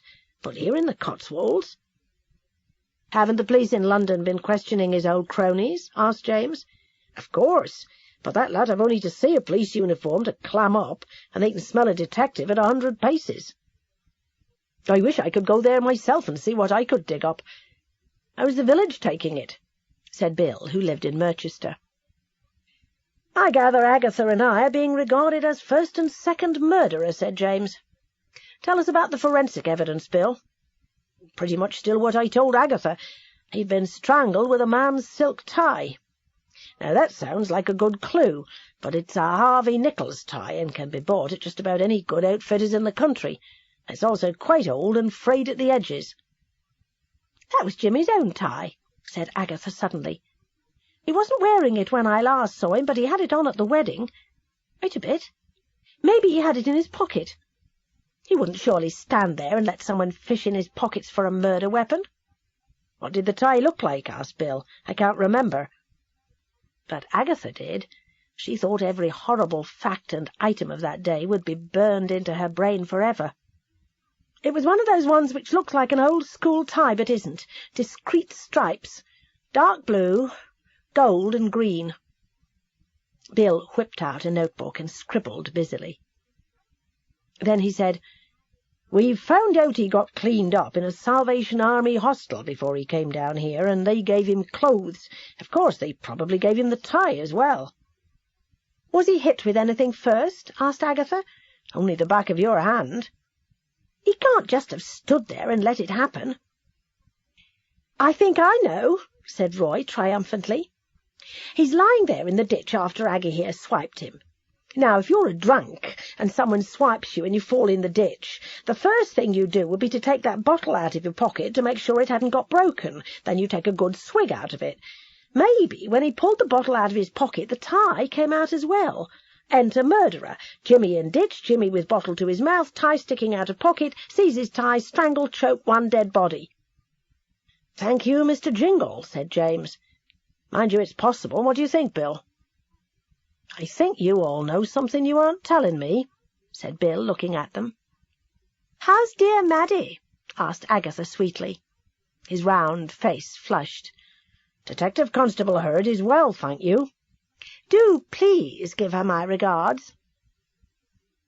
Bill wondered in that moment whether Agatha had guessed that Maddie had sent him to find out what he could, and then decided that love was making him paranoiac.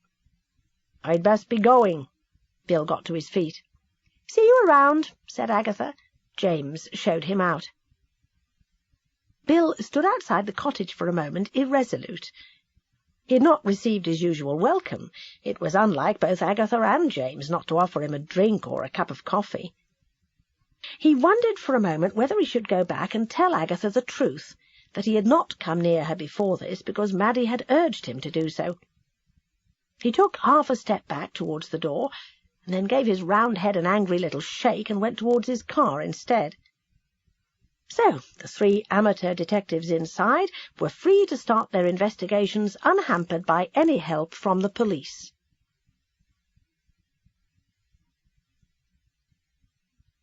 Chapter 3.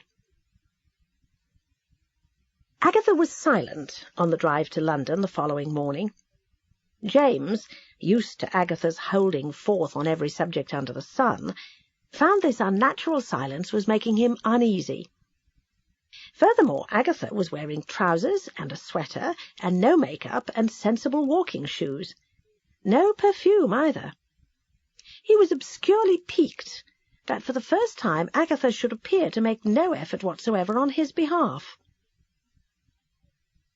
The last known address for Help Our Homeless was in a basement in Ebury Street in Victoria.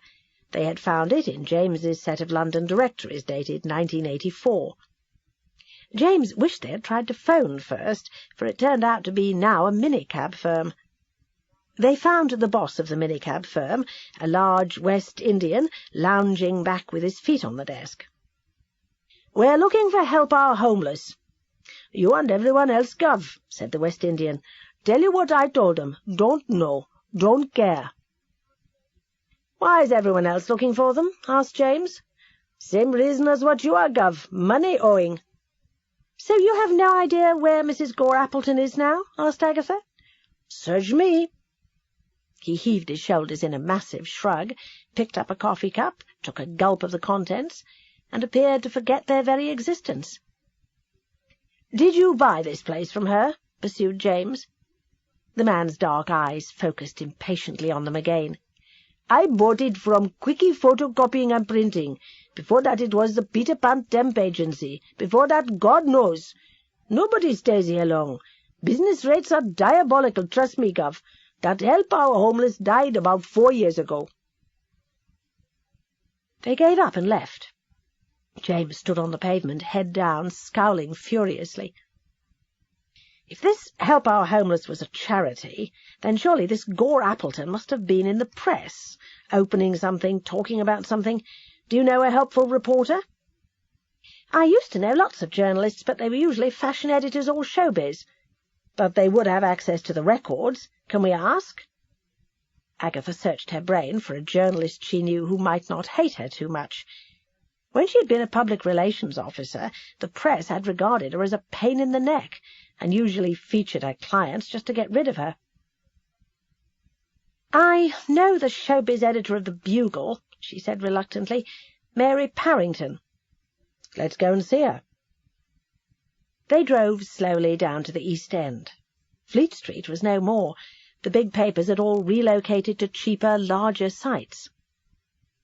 At last they stood in the sterile steel-and-glass hall of the Bugle, waiting to see whether Mary Parrington would grant them an audience.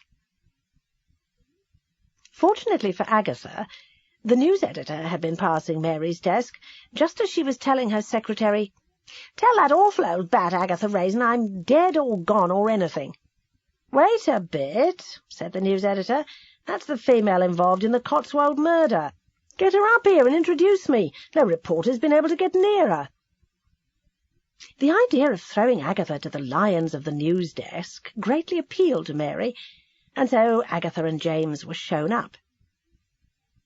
As he was introduced to the beaming news editor, a Mike Tarry, James reflected that he had accused Agatha of being naive over the house sale, and yet he himself had walked straight into a newspaper office without pausing to think that he and Agatha were news themselves. "Well, Agatha," said Mike, after having practically strong-armed them into his office, "I may call you Agatha?" "No," said Agatha sourly. "Ha, ha! Mary told me you were a tough character. How can we be of help? You must be anxious to clear your name." The offices had windows overlooking the reporters' desks. Mike waved an arm, the door of his office opened, and a photographer came in, followed by a reporter. "What is this?" demanded Agatha. "You help us, and we'll help you," said Mike. "I'm off," said Agatha, heading for the door. "Wait a minute," called James. Agatha turned back reluctantly. "We do need help, Agatha," said James, "and we should have realized they would want a story. They've been pestering us since the murder. We've got nothing to hide. We want to find this Gore Appleton woman. Why don't we just tell them what we know?" "And then the police will wonder why we didn't tell them what we found out," pointed out Agatha. "Well, we would have told them sooner or later. May as well get it over with, Agatha. You're in the lion's den now, and even if you walk out, that photographer is going to bash off a picture of you before you get out of the office." "Let him," said Agatha truculently. "Agatha, you haven't any makeup on." And that clinched it. The interviews and photographs had to wait until Agatha was ferried off to the shops by a minder to buy makeup and a smart dress and high heels. Then they both told what they knew, and Agatha and James posed for photographs, Agatha having extracted a promise that the art department would use the airbrush generously on her picture. But when the reporter searched the files for details about Mrs. Gore Appleton, he found practically nothing, only one mention of her making a speech on the homeless at a charity event. No photograph. Agatha felt cheated, until James pointed out that the publicity would be the one thing to flush out Mrs. Gore Appleton. There seemed nothing left to do but allow themselves to be entertained to lunch, return to Carsley, and find out what the article in the following morning's paper would bring. Agatha struggled awake the next morning, out of a heavy sleep. Someone was banging on her bedroom door. She put on her dressing-gown and then stood irresolute. The someone would be James, of course. The article must be in the paper. She debated whether to ask him to wait until she changed, but then shrugged. The days of dressing up for James had gone. She opened the door. He was brandishing a copy of the Bugle. "Would you believe it?" he raged. "Not a bloody word." "Come down to the kitchen," said Agatha. "Are you sure you didn't miss it?" "Not a word," he repeated angrily. Agatha sat down wearily at the kitchen table and spread out the newspaper. The headline screamed, "Freddie comes out of the closet." A comedian, the pet of British audiences for his clean humour, had declared he was gay. The other story on page 1 was about a Bugle reporter who had been shot by the Bosnian Serbs. "We never heard a word about these stories when we were in the office," said Agatha. "They must have broken in the afternoon and knocked our story out of the paper." "Maybe they'll run it tomorrow." Agatha shook her head, wise in the way of newspapers. "They won't use it now," she said gloomily. "If they had had the story right at the time of the murder, they would have used it no matter what. But now it's sort of yesterday's news." "I'll phone up that editor and give him a piece of my mind. Wouldn't do any good, James. We'll need to think of something else." He paced up and down the kitchen. "I feel frustrated," he said. "I want to do something now." "That health farm," said Agatha, "the one Jimmy went to. We could go there and perhaps get a look at the records and see who was there at the same time. Pick out the people Jimmy might have thought of blackmailing." James brightened. "Good idea. What's the name of the place?" "I've got Roy's notes in the living room. Look there. They might be cagey about letting us see their records, so perhaps we'd best check into this health farmer's guests and under false names." "We'll check in as man and wife. Mr. and Mrs. Perth, that'll do." James hurried off, leaving Agatha to marvel at the sheer insensitivity of men. Husband and wife, indeed, and without a blush. Agatha went back upstairs to wash and dress. She longed to have her own home back again. Perhaps she should call on Mrs. Hardy one more time. Mrs. Hardy answered the door to Agatha half an hour later. She was as muscular and tweedy as ever, and a truculent look lit up her eyes when she saw Agatha. "Look," said Agatha, "I wondered if you would reconsider letting me have my cottage back. I would pay you a generous sum." "Oh, go away," said Mrs. Hardy. "I'm working to settle in here, and could do without these tiresome interruptions from such as you. I hear you were once a businesswoman. Behave like one." She slammed the door in Agatha's face. "Stupid old trout!" raged Agatha to James, when she returned to join him and tell him about Mrs. Hardy's continued refusal to sell the house. "Why bother?" said James. "There are other houses, you know. I heard in the village that the Boggles are thinking of moving to an old folks' home. That means you could buy their house." Agatha gazed at him aghast. "But the Boggles live in a council house." "What's up with that? Some of these council houses are very well built. And the Boggles' place would be quite roomy once you got the junk out." Agatha wondered if he thought a council house was all she was good enough for, and then considered in time that James did not know of her low beginnings, and was merely being infuriatingly practical. "Buy it yourself," she muttered. "I might at that. Get packed. I've booked us in at the Health Farm. It's called Hunter's Fields. We're expected there this evening. I'll take Roy's notes with us. Don't look so miserable. Forget about your cottage for the moment. We'll think of something." "What, snakes through the letterbox?" "Something like that." Agatha went to call on Mrs. Bloxby before they left. "So you and James do seem to be getting on very well," said the vicar's wife. "The only reason we're getting on well is because James has all the sensitivity of a rhinoceros," said Agatha dryly. "He's checking us into this Health Farm as man and wife." "Perhaps he is using that as an excuse for you to really get together again," ventured Mrs. Bloxby. She looked at Agatha's set face and added hurriedly, "Perhaps not. He is a most unusual man. I think he keeps his mind in little compartments. The compartment of romantic Agatha has the door firmly shut on it, while the compartment with Agatha as friend is open. It's better than nothing. Or is it agonizing?" "Not really," said Agatha. "I find I can't think of him in the old way any more." "Because that would mean hurt?" "Yes," said Agatha gruffly, and her small eyes filled with tears. "I'll make some tea," said Mrs. Bloxby, tactfully going off and allowing Agatha time to recover. "If only I could get my old cottage back," mourned Agatha, when Mrs. Bloxby returned with the tea-tray. "James is so well organised, I feel superfluous. I want my own things about me again." Agatha Raisin and the Murderous Marriage by M.C. Beaton continued. Cassette 2, Side 1. "If only I could get my old cottage back," mourned Agatha, when Mrs. Bloxby returned with the tea-tray. "James is so well organised, I feel superfluous. I want my own things about me again." "I called on Mrs. Hardy." The vicar's wife carefully poured tea into 2 thin cups. "She made a little speech about keeping herself to herself, that kind of thing. In fact, she was quite rude. Perhaps you should look for somewhere else." "I'll have to," said Agatha. "I'm embarrassed by the fact that so many people have refused to take their presents back, including you. I know you don't suspect us of the murder, but I suppose most people in the village do, and that's why they really don't want to have anything to do with us." "It's not quite that.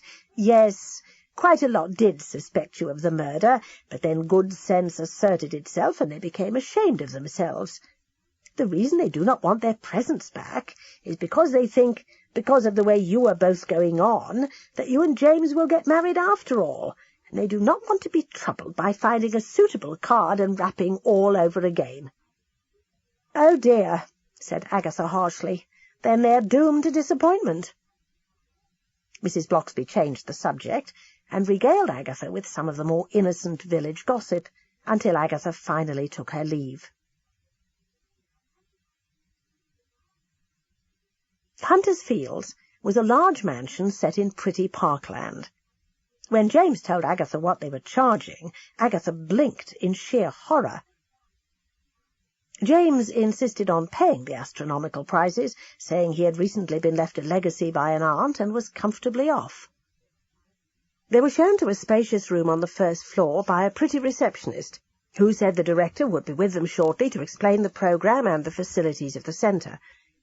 The room had twin beds set well apart. They had just finished unpacking and hanging away their clothes when the director entered. He was a smooth-faced man with silver hair, well-tailored clothes, small, gold-rimmed glasses, and a benign air. He introduced himself as Mr. Adder. "The most important thing," he said, "is for our resident doctor to examine you both in the morning. We are careful about that. We do not like to subject our clients to too strenuous a programme if they are not up to it." His eyes surveyed Agatha and James. "You, Mr. Perth, look too fit to need our help." "It was my wife's idea." "Oh, yes, I see." The mild eyes turned on Agatha, and she could feel those little rolls of fat at her middle-aged waist growing bigger. Mr. Adder went on to outline the facilities: massage, sauna, swimming pool, tennis courts, and so on. James said, "We would be interested to see your records." "Why?" A small frown now marred Mr. Adder's normally bland face. "An acquaintance of ours, a certain Jimmy Raisin, stayed here once. At the same time, some other people we might know might have been staying here, and—" "Oh, no, Mr. Perth, our records are confidential. Dinner is in half an hour." He departed after giving them an odd little bow. "Well, that's that," said Agatha gloomily. "He'll just need to break into the office," said James. This he repeated after a minuscule dinner. "I don't think I can bear to stay the whole week, Agatha," he said. "Oh, I don't know," protested Agatha. "Might be good for us." Now that they were settled, she was looking forward to a trimming-down session. "If I have to dine on this rabbit fodder for a whole week, my temper will become unbearable," said James. He looked around the other guests. They were mostly middle-aged, and all looked rich. "So when do you plan to break into the office?" "Tonight," said James. "We'll take a look around after dinner. Wherever it is, it can't possibly be locked. A respectable place like this has no reason to suspect anyone would want to snoop." "We may have given Mr. Adder reason to think we might. For all we know, he may have something pretty ordinary to hide, like one set of accounts for himself and one for the income tax." "Well, we'll see." James sipped moodily at his decaffeinated coffee. "And then, after we've located the office, we should drive to the nearest pub and get something to eat." Agatha wanted to protest. She felt slimmer already. But she knew it would irritate James if she insisted on dieting when she ought to be investigating. After dinner they walked around and found the office off the hall. It had a glass window which overlooked the hall, so they could clearly see filing cabinets and 2 computers. Not only was the office locked, but so were the other rooms adjoining: sauna, massage room, treatment room, doctor's room, and director's room. "How are you going to open the door?" asked Agatha. "I brought some lockpicks with me." James had used a set of lockpicks before, never volunteering to explain why or how he had first got them. They then drove down to a nearby village, where James ate a large helping of steak and kidney pie, while Agatha contented herself with a ham sandwich and a glass of mineral water. And then back to their room. James suggested they change into dark clothes, lie on top of their beds, and he would set the alarm for 2 in the morning. Once in his bed, he fell asleep immediately, while Agatha lay awake and listened to the gentle rumbling of her stomach. Just when she thought she would never fall asleep at all, she did, and then awoke with a start as the alarm sounded shrilly. "Time to go," said James. "Let's hope they don't have some security guard patrolling the place to make sure the guests don't raid the kitchens." He opened the bedroom door. The corridor outside was brightly lit. He retreated back into the room.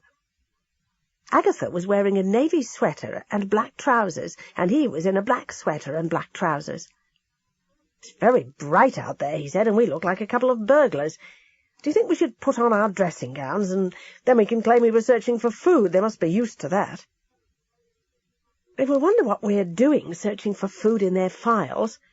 Perhaps if we put something ordinary on, we both have jogging suits, we can say we were out for a run. We can say, if we're caught, that we're paranoiac about our private lives and wanted to see what was on file. Something like that." "All right," said James, starting to take off his trousers. Agatha felt obscurely miffed that he should undress so unself-consciously in front of her. She herself changed into a scarlet jogging jacket and trousers in the bathroom. She did not want James to see any of the middle-aged body he had rejected. Her face looked wan in the fluorescent lights of the bathroom. Perhaps just a little foundation cream and a bit of powder, maybe a bit of blusher. That new shade of red lipstick would go nicely with her jogging suit. She was just reaching for the mascara when James's impatient voice sounded from the other side of the bathroom door. "What are you doing, Agatha? You're going to be in there all night?" "Coming." Agatha regretfully abandoned the mascara and went out to join him. As she followed him out into the corridor, she realized again that the metabolism of Agatha Raisin did not thrive on health food. She was sure she had bad breath, and her stomach was full of gas. She fell back behind James, cupped her hands and breathed into them. But James looked over his shoulder and demanded, "What are you doing now?" And Agatha mumbled, "Nothing," fell into step beside him, and prayed to all the gods who looked after middle-aged ladies that she would not fart. The silence in the building was absolute. They reached the hall without having met anyone or heard anyone. When they reached the office, James murmured, "It's a simple Yale lock. A plastic credit card might do it." He took one out of his pocket and fiddled away, while Agatha stood behind him, hearing the vague rumbles in her own stomach. Lights were blazing everywhere. She had brought a torch, but both the hall and the office were brightly lit. There was a click, and James gave a grunt of satisfaction and opened the door. "Where do we start?" whispered Agatha, looking at the computers. "One of those?" "They've got those old-fashioned filing cabinets. I bet the records about the time of Jimmy's visit are still in one of those." He tried a top drawer of one. It slid open easily. "Good," he muttered. "Let's hope there's something under Raisin." He searched all the files in both cabinets without finding anything. "Now what?" he asked. "Try under Gore Appleton," urged Agatha. "Jimmy could never afford a place like this, so it stands to reason she would make the booking and pay for it." He grunted and went back to his searching, while Agatha stood looking through the office window into the hall in case anybody came. At last he said, "Got it. Gore Appleton, 400A Charles Street, Mayfair, booking for a Mr. J. Raisin, August 1991. Agatha groaned. "But how do we find out who was resident at the same time?" "Damn, I didn't think of that. We signed a book, a register. It was a fairly new one. The old ones must be somewhere." "What about that cupboard over there?" "Locked," said James, "but simple to pick." Agatha waited while he fiddled with the lock, growing more nervous by the minute. Surely their luck could not continue to hold. And would she hear anyone coming? The whole place was thickly carpeted. "Here we are," said James. 1991, now August." He took a small notebook out of his pocket and began to write. "Hurry up," pleaded Agatha. "That's it," he said, after a few more agonizing minutes. "Let's put it all back and lock up." Agatha heaved a sigh of relief when they were outside the office and back in the hall. "What did you get?" she was asking, when a smooth voice from the direction of the stairs made them both jump. "Is there anything you need?" Mr. Adder, in a black dressing-gown with a gold cord, his eyes gleaming behind his spectacles. "No, no," said James airily. "Just been for a run." "Indeed," said Mr. Adder, approaching them, his eyes fastening on the notebook which James was shoving back into his pocket. "How did you get outside? The doors are locked at midnight." "Up and down the stairs," said Agatha. "Up and down the stairs? I am so silly," gushed Agatha. "I have these step things at home, you know, one of those exercise machines. Well, it's vanity. I really wanted to be trim and fit for my medical in the morning, so I said to James, 'Let's run up and down the stairs.' They're so thickly carpeted, I knew we wouldn't disturb anyone." Mr. Adder's eyes were uncomfortably shrewd. "You are therefore in better condition than I would have believed, Mrs. Raisin. You are not out of breath, neither are you sweating." "Oh, thank you," said Agatha. "I must really be quite fit, although I do confess to feeling a teensy bit tired. Bed, darling." "Good idea," said James. "See you in the morning, Mr. Adder." He blocked their way. You must not try to run your own programme, or this whole stay will be a waste of your money and our time. Do not wander about during the night." "Right," said James, putting an arm around Agatha's shoulders. They walked around Mr. Adder. Agatha looked back as they gained the stairs. Mr. Adder was trying the office door to make sure it was locked. "Phew," she said, when they were back in their room. "Think he swallowed that?" "No, but he probably thought we were looking for the kitchens, but tried the office door just to be sure. Now, I chose the names out of the register of the people who live near Merchester who were here at the same time as Jimmy." He flipped open the notebook. "We have Sir Desmond Derrington and Lady Derrington, a Miss Janet Purvey, and a Mrs. Gloria Comfort. When we get out of here, however, the first thing we do is to go up to Charles Street in London and see if Mrs. Gore Appleton is still at the same address. Then we'll start on these names." "Have you paid for the whole week in advance?" asked Agatha. "Yes." "So, don't you think we should stay the whole week and get our money's worth?" "I should die of boredom," said James, turning away to pick up his pyjamas, and so missing the look of naked hurt in Agatha's eyes. "May as well both get our medical check-up. Have a swim or a massage or something, and then get the hell out of here."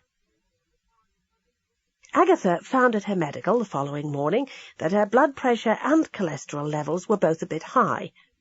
After a breakfast of muesli and fruit, she looked at her programme and went to the masseur to be pulled and pummelled, then a sauna, and then to the gym for the morning's aerobics. James was already there.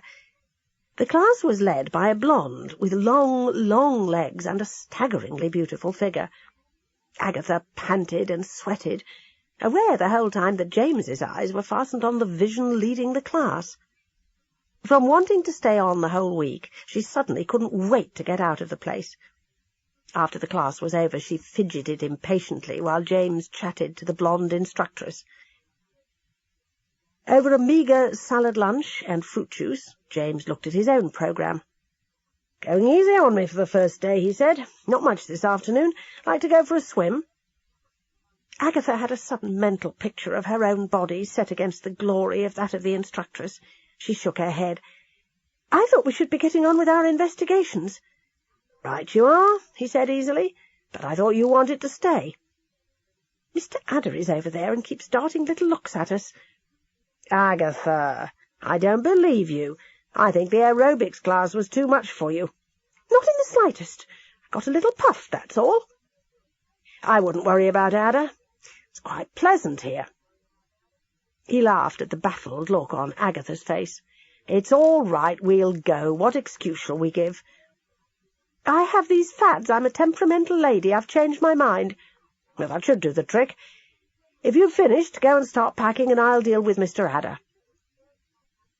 Dealing with Mr. Adder proved trickier than James had expected. He listened in silence to James's tale of a temperamental wife, and then said, "We don't give refunds." "I didn't suppose for a moment you did," said James airily. Mr. Adder leaned forward. "Have you heard of codependence therapy?" "I beg your pardon?" "I think you could do with some counselling, Mr. Perth. We like to supply our customers with the best of service, and that includes looking after their mental welfare as well as their physical well-being. You appear to be in prime condition, and yet you are married to a lady who gets you up in the middle of the night to run up and down the stairs. It strikes me that you have agreed to her whim to leave without protest. You have been taken hostage, Mr. Perth." "Oh, Agatha and I get on all right." Mr. Adder leaned forward and tapped James on the knee. "Provided you always do exactly what she wants, eh?" James put a shifty look on his face. "Well, it's her money, you see." "And you go along with everything she wants because she holds the purse strings?" "Why not?" demanded James. "I'm not getting any younger. Don't want to go out and look for work at my age." A look of distaste crossed Mr. Adder's features. "If you choose to earn your money being at your wife's beck and call, then there is nothing I can do for you. But I've never come across a man whose appearance was more deceptive. I would have judged you a strong character of high morals and firm convictions who could not be bullied by anyone." "I'm beginning to find you a trifle impertinent, Mr. Adder." "Forgive me. I was only trying to help." James rose and escaped upstairs, where he told Agatha, with a certain amount of relish, that he was now regarded as a sponger of the first order who was bullied by his wife. To Agatha's high irritation, the blonde beauty who led the aerobics class came out to say good-bye to James. Agatha waited angrily in the car, wondering what they were talking about. She saw James take out his notebook and write something down. Her phone number? Agatha's jealousy flared up. James was no longer hers, and therefore prey to every blonde harpy who wanted to get her painted claws into him. By the time James finished his conversation, Agatha was feeling quite weepy. At last James climbed into the driving seat. "What was that all about?" asked Agatha, trying to keep her voice light. "Oh, chit-chat," he said. "I think we should head straight for London to that address in Charles Street." The journey was completed in almost total silence, Agatha wrestling with a jumble of unwanted emotions, and James immersed in his own thoughts. At Charles Street, off Berkeley Square, they drew a blank. No Mrs. Gore Appleton had ever lived there. "Didn't she pay by cheque or credit card?" asked Agatha. "No, cash. It was on the records." "Damn! Now what?" "Back to Carsley for the night. Then we'll try Sir Desmond Derrington tomorrow." Agatha could not sleep that night. She was determined to find out what James had written down in that notebook while he had been talking to the aerobics woman. She waited until she was sure that James was asleep, and then crept along to his room. It was brightly lit by moonlight, and she could see his trousers hanging over the back of a chair, with the edge of that notebook sticking out of the back pocket. Keeping a cautious eye on the sleeping figure on the bed, Agatha gently eased the notebook out and carried it back through to her room. She flicked it open and turned to the last entry. In James's cramped handwriting, which the eyes of love had taught her to decipher, "Codependency Anonymous," Agatha read with amazement. There followed a London address and a contact number. "The bitch!" thought Agatha, forgetting for the moment that she was supposed to be a fickle and domineering woman whose husband was dependent on her cash. "So now you've satisfied your curiosity, madam, do you think I could have my notebook back?" James's voice rang from the doorway. Agatha flushed guiltily. "I was only looking at those names you found in the office." "Wrong page," he said. "You're supposed to be a bullying rich woman, and I'm supposed to be a wimp of a leech, remember? Hence the therapy suggestion." "I thought you were asleep," was all Agatha could think of saying. "I wake easily, as you should know." "Sorry, James," mumbled Agatha. "Go back to bed." Chapter 4. Sir Desmond Derrington lived in a pleasant Cotswold mansion a few miles outside Merchester on the Oxford Road. As they approached it, Agatha saw a poster stuck on a tree trunk beside the road, which advertised the fact that Sir Desmond's gardens were open that day to the public. "I hope he's there," said James, when it was pointed out to him. "I hope he hasn't gone off and left the local village ladies to show people around." Agatha, desperate for anyone who looked like a murderer, felt disappointed when she first saw Sir Desmond. He was bending over an ornamental shrub and explaining its history and planting to a fat woman who was shifting her bulk uneasily and looking as if she wished she had never asked about it. Sir Desmond looked like a pillar of the community, middle-aged, greying, long-nosed, and married to a rangy, loud-voiced wife who was holding forth in another part of the garden. Lady Derrington was wearing a short-sleeved cotton print dress despite the chill of the day, and had a hard, flat bottom and a hard, flat chest. Her brown hair was rigidly permed, and her patrician nose looked down at each flower and plant with a faintly patronizing air, as if all had sprung from the earth without her permission. The fat woman waddled away from Sir Desmond, and James approached him. "I was admiring that fine wisteria you've got on the wall over there," he said. "Oh, that!" Sir Desmond blinked myopically in the direction of the house wall. "Very fine in the spring. Masses of blossom." "I'm experiencing a bit of difficulty with mine," said James. I planted it 2 years ago, but it hasn't grown very much and has very few blossoms." "Where did you get it from?" "Brakeham's nurseries." "Them!" Sir Desmond gave a contemptuous snort. "Wouldn't get anything from there.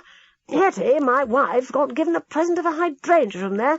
Died after a week. And do you know why?" Sir Desmond poked James in the chest with a long finger.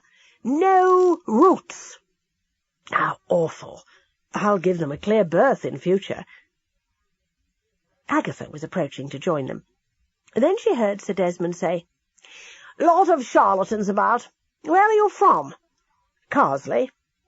"Do you know, I went to see the gardens there when they were open to the public, and some woman had bought everything fully grown from a nursery and tried to pretend she'd planted the lot from seed. Didn't even know the names of anything." Recognizing a description of herself, Agatha veered off, leaving the conversation to James. She approached Lady Derrington instead. "Nice garden," said Agatha. "Thank you," said Lady Derrington. "We have some plants for sale on tables over by the house, very reasonable prices, and there are tea and cakes. Our housekeeper makes very good cakes. Just follow the crowd." "Why, Angela, darling, how wonderful to see you!" She turned away. Agatha looked back at James. He was now deep in conversation with Sir Desmond. Judging they had moved from the subject of that dreadful woman in Carsley, Agatha went to join them. They were swapping army stories. Agatha fidgeted and stifled a yawn. "I was just about to take a break and have some tea," said Sir Desmond finally. "Do join us. The women from the village are quite capable of coping with this crowd." James introduced Agatha as his wife, Mrs. Perth. Agatha was surprised that he should maintain that bit of deception, but James did not want Sir Desmond to remember Agatha as the gardening cheat of Carsley. Sir Desmond walked them over to his wife and introduced them. Lady Derrington seemed slightly displeased that 2 strangers should have been invited for tea. Agatha suspected that she would have been better pleased if they had paid for it. They found themselves in a pleasant drawing-room. The green leaves of the wisteria fluttered and moved outside the windows, dappling the room in a mixture of sunlight and shadow. 2 sleepy dogs rose at their entrance, and yawned and stretched, before curling down and going to sleep again. Lady Derrington threw a log on the fire, and then poured tea. "No cakes," noticed Agatha with a beady eye, "only some rather hard biscuits." She wanted a cigarette, but there was no ashtray in sight. They answered questions about Carsley, and then James leaned back in his chair, stretched his long legs, and said with seeming casualness, "My wife and I have just returned from a short stay at Hunter's Fields." Sir Desmond was lifting a cup of tea to his lips. His hand, holding the cup, paused in mid-air. "What's that?" he demanded sharply.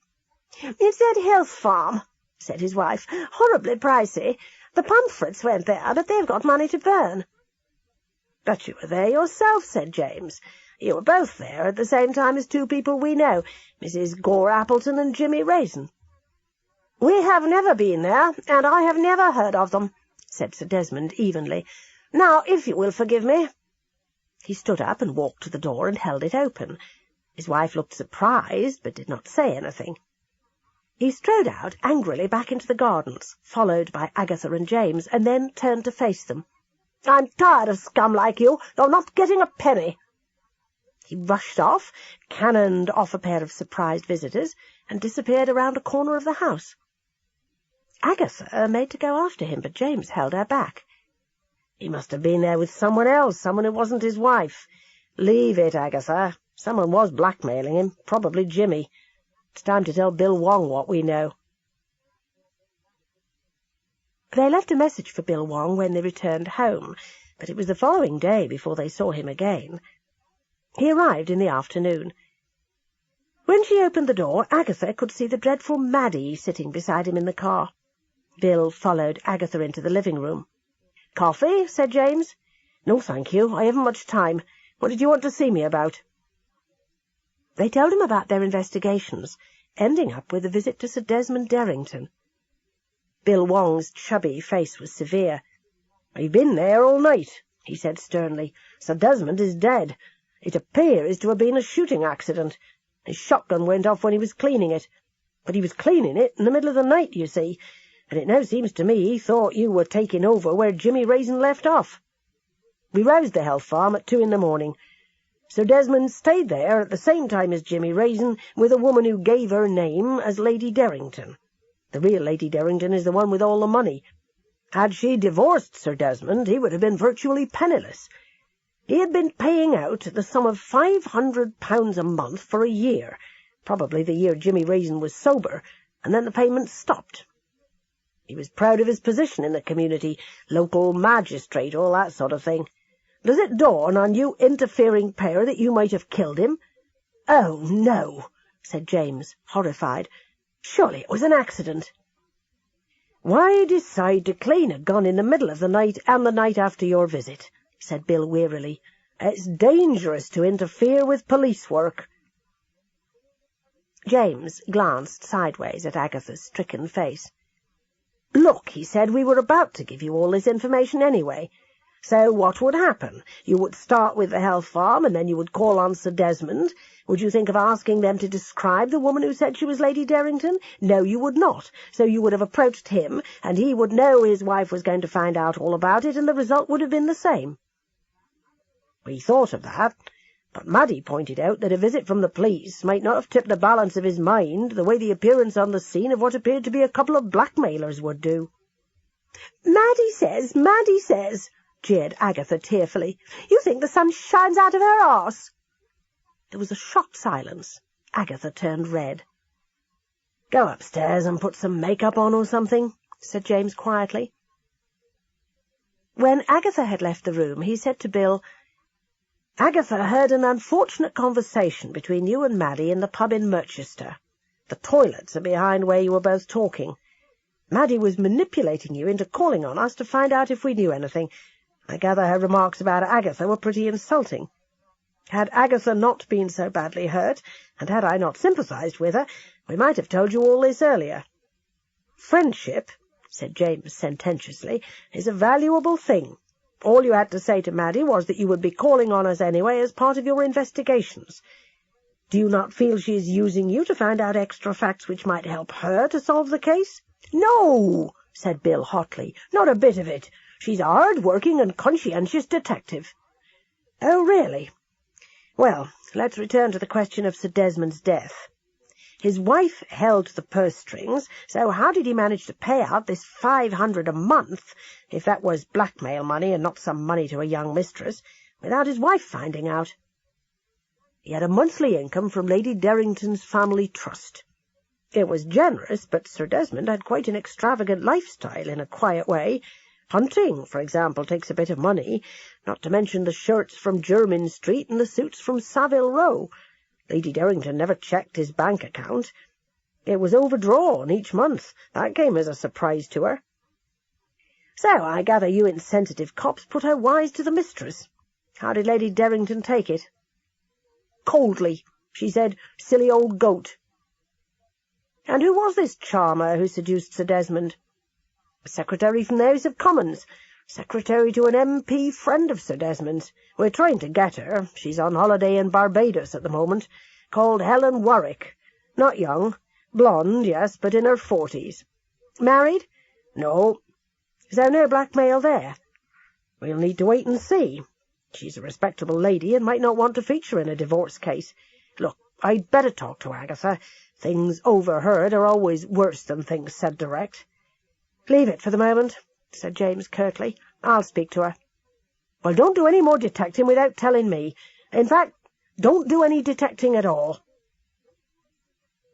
Bill left and climbed into the car beside Maddie. "Well, did you tell that interfering pair what you thought of them?" she asked.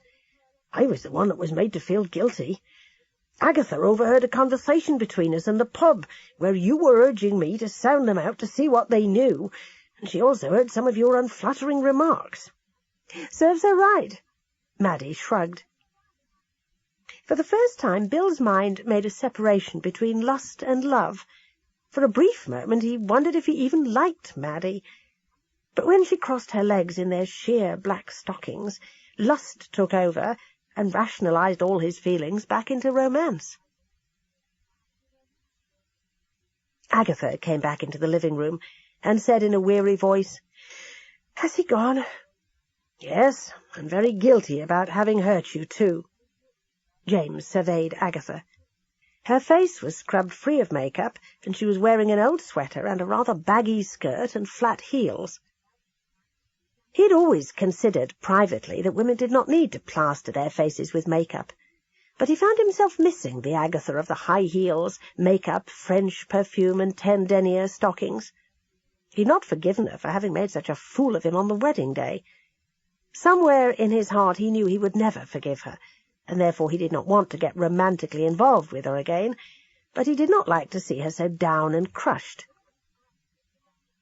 "Bill has asked us to butt out, as usual," said James, "but I say let's go on with it. That'll cheer you up. We'll have an easy day, and then try the next on the list, Miss Janet Purvey." "And have her kill herself?" "Now, Agatha, Sir Desmond would have been found out anyway, and the result would have been the same. Do you want to go out for dinner tonight?" "I'll see. I promised to go to Ancombe with the Carsley Ladies' Society. We're being hosted by them. They're putting on a review." "Well, well, the delights of the countryside. Have fun." "At the Ancombe Ladies' Society? You must be joking." "Why go?" "Mrs. Bloxby expects me to go." "Oh, in that case." Agatha was not religious. Often she thought she did not believe in God at all. But she was superstitious, and felt obscurely that divine punishment for the death of Sir Desmond was just beginning, when Mrs. Bloxby asked her apologetically if she would mind taking the Boggles over to Ancombe in her car. "I know, Agatha," said Mrs. Bloxby ruefully, "but we put names in a hat before you came, and you got the Boggles.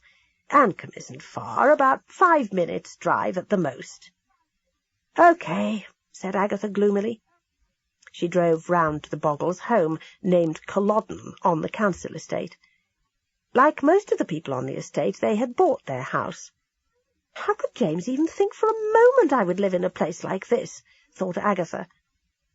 It was admittedly a well-built stone house, but exactly the same as all the other houses round about. She stood looking dismally up at it. The door opened, and the squat figure of Mrs. Boggle appeared, followed by her husband. "Are you going to stand there all day?" grumbled Mrs. Boggle, "or are you coming to help me?" Agatha repressed a sigh, and went forward to support the bulk of Mrs. Boggle, who smelt strongly of chips and lavender, towards the car. They both got in the back, while Agatha, chauffeur-like, got into the driving seat.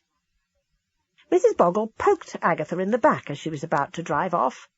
"I shouldn't be going with the likes of you," she said. "Poor Mr. Lacey, what a disgrace!" Agatha swung round, her face flaming.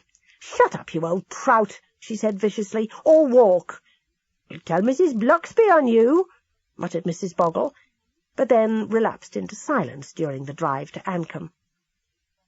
Agatha hoisted the 2 Boggles from the car outside Ancombe Church Hall and sent them inside, and then went to join Mrs. Mason, the chairwoman of the Carsley group, Miss Sims, the secretary, and Mrs. Bloxby. "Shame about you landing them Boggles," said Miss Sims, Carsley's unmarried mother. "Don't worry, I had them last time." "I didn't know you had a car," said Agatha. "My gentleman friend bought me one. Hardly the wages of sin. Not a Porsche, but a rusty old Renault 5. Agatha turned to Mrs. Bloxby. "Has that woman who's bought my cottage joined the Ladies' Society?" "I did ask her," said the vicar's wife, "but she said she couldn't be bothered and shut the door in my face." "Nasty cow," said Agatha. "Oh, if only I hadn't sold my cottage! I'd better look for somewhere else. I can't live out of a suitcase at James's forever." She walked off into the hall. "Now there's a thing," said Miss Sims, picking a piece of tobacco off her teeth. "I thought the wedding would happen sooner or later." Doris Simpson, Agatha's cleaner, joined them.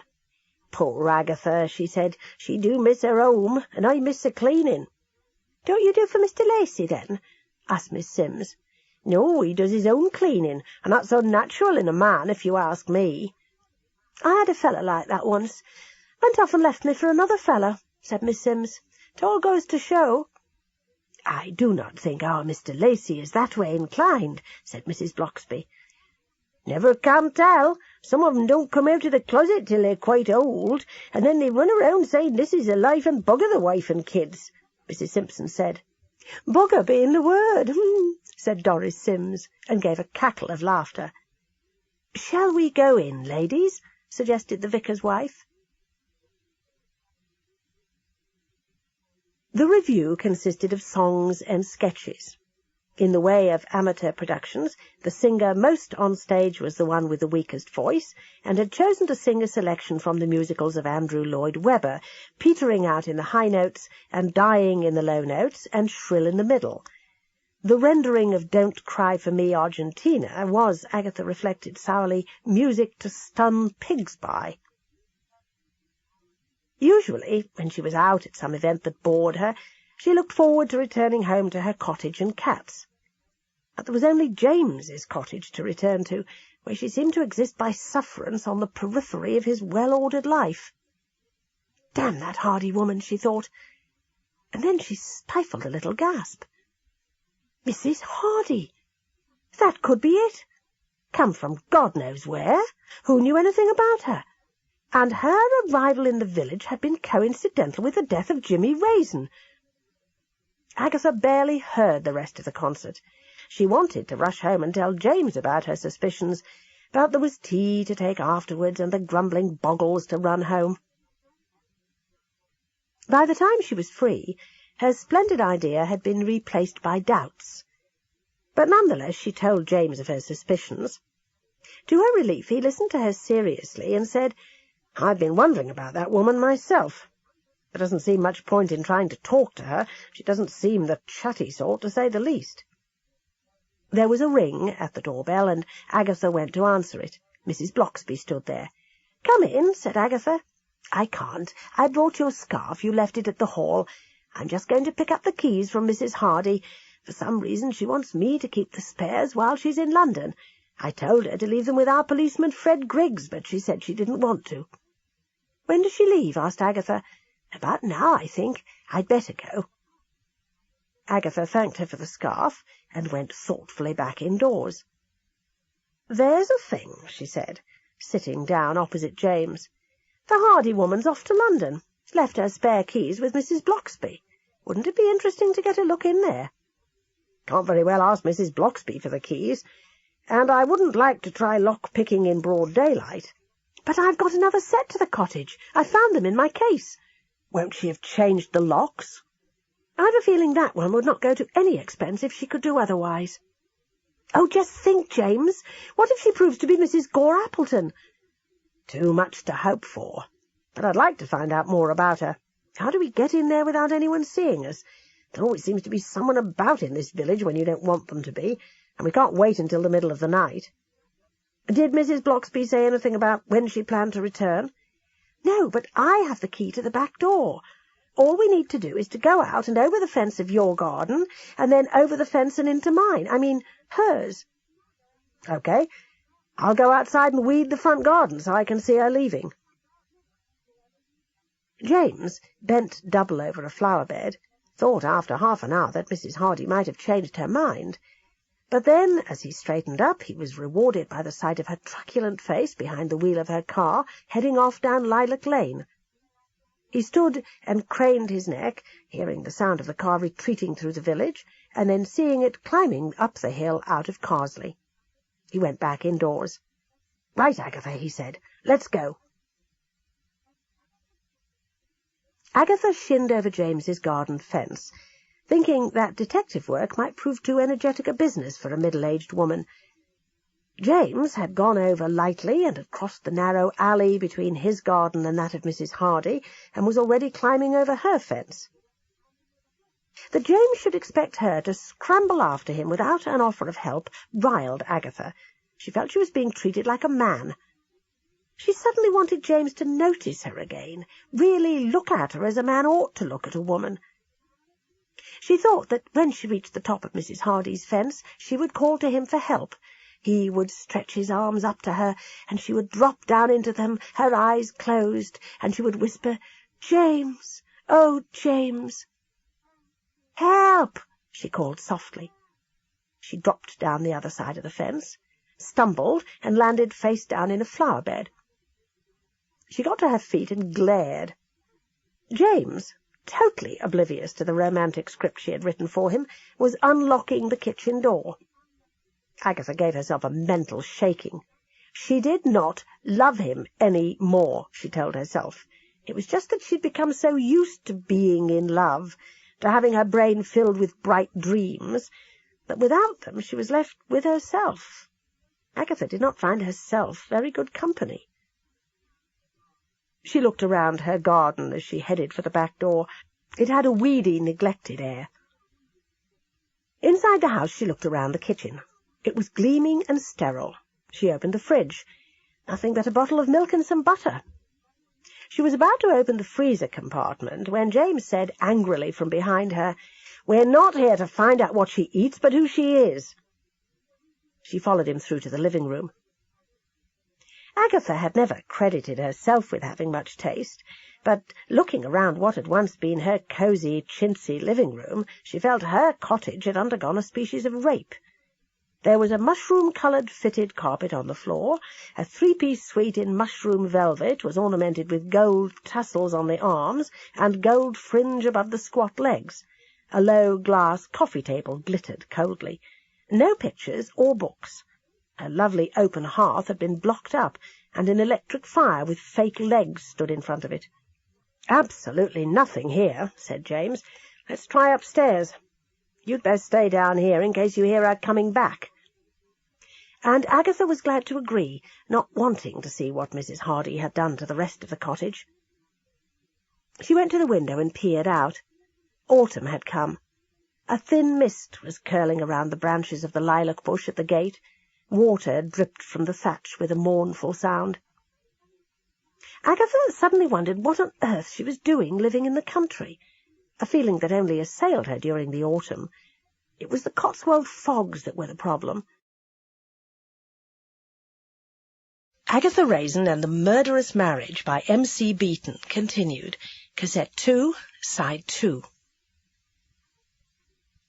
Agatha suddenly wondered what on earth she was doing living in the country.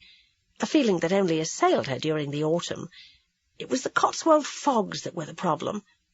Last winter hadn't been too bad, but the winter before had been awful, crawling into Morton-in-Marsh or Evesham to do the shopping with the fog lights on, sometimes not knowing whether she was still on the road or not, driving home at night where the fog seemed to rear up and take on tall, pillared, shifting shapes, eyes aching, longing for the wind to blow and lift it.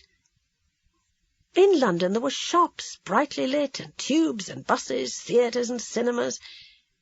Of course she could get all that in Oxford, but Oxford was 30 miles away, 30 miles of fog-filled road. She heard James call softly, "You'd better come up here." She ran up the stairs. "In here," he called, "the main bedroom." The room was dominated with a large four-poster bed, a modern four-poster bed. "How did she get that up the stairs?" marvelled Agatha. "Never mind. Look at this. Don't touch anything. I'm going to put it all back the way I found it." There were papers spread out on the floor. Agatha knelt down and studied them. Any hope Agatha might have had that the mysterious Mrs. Hardy might turn out to be the missing Mrs. Gore Appleton quickly fled. There was a birth certificate, Mary Bexley, born in Sheffield in 1941. Then marriage lines. Mary Bexley had married one John Hardy in 1965.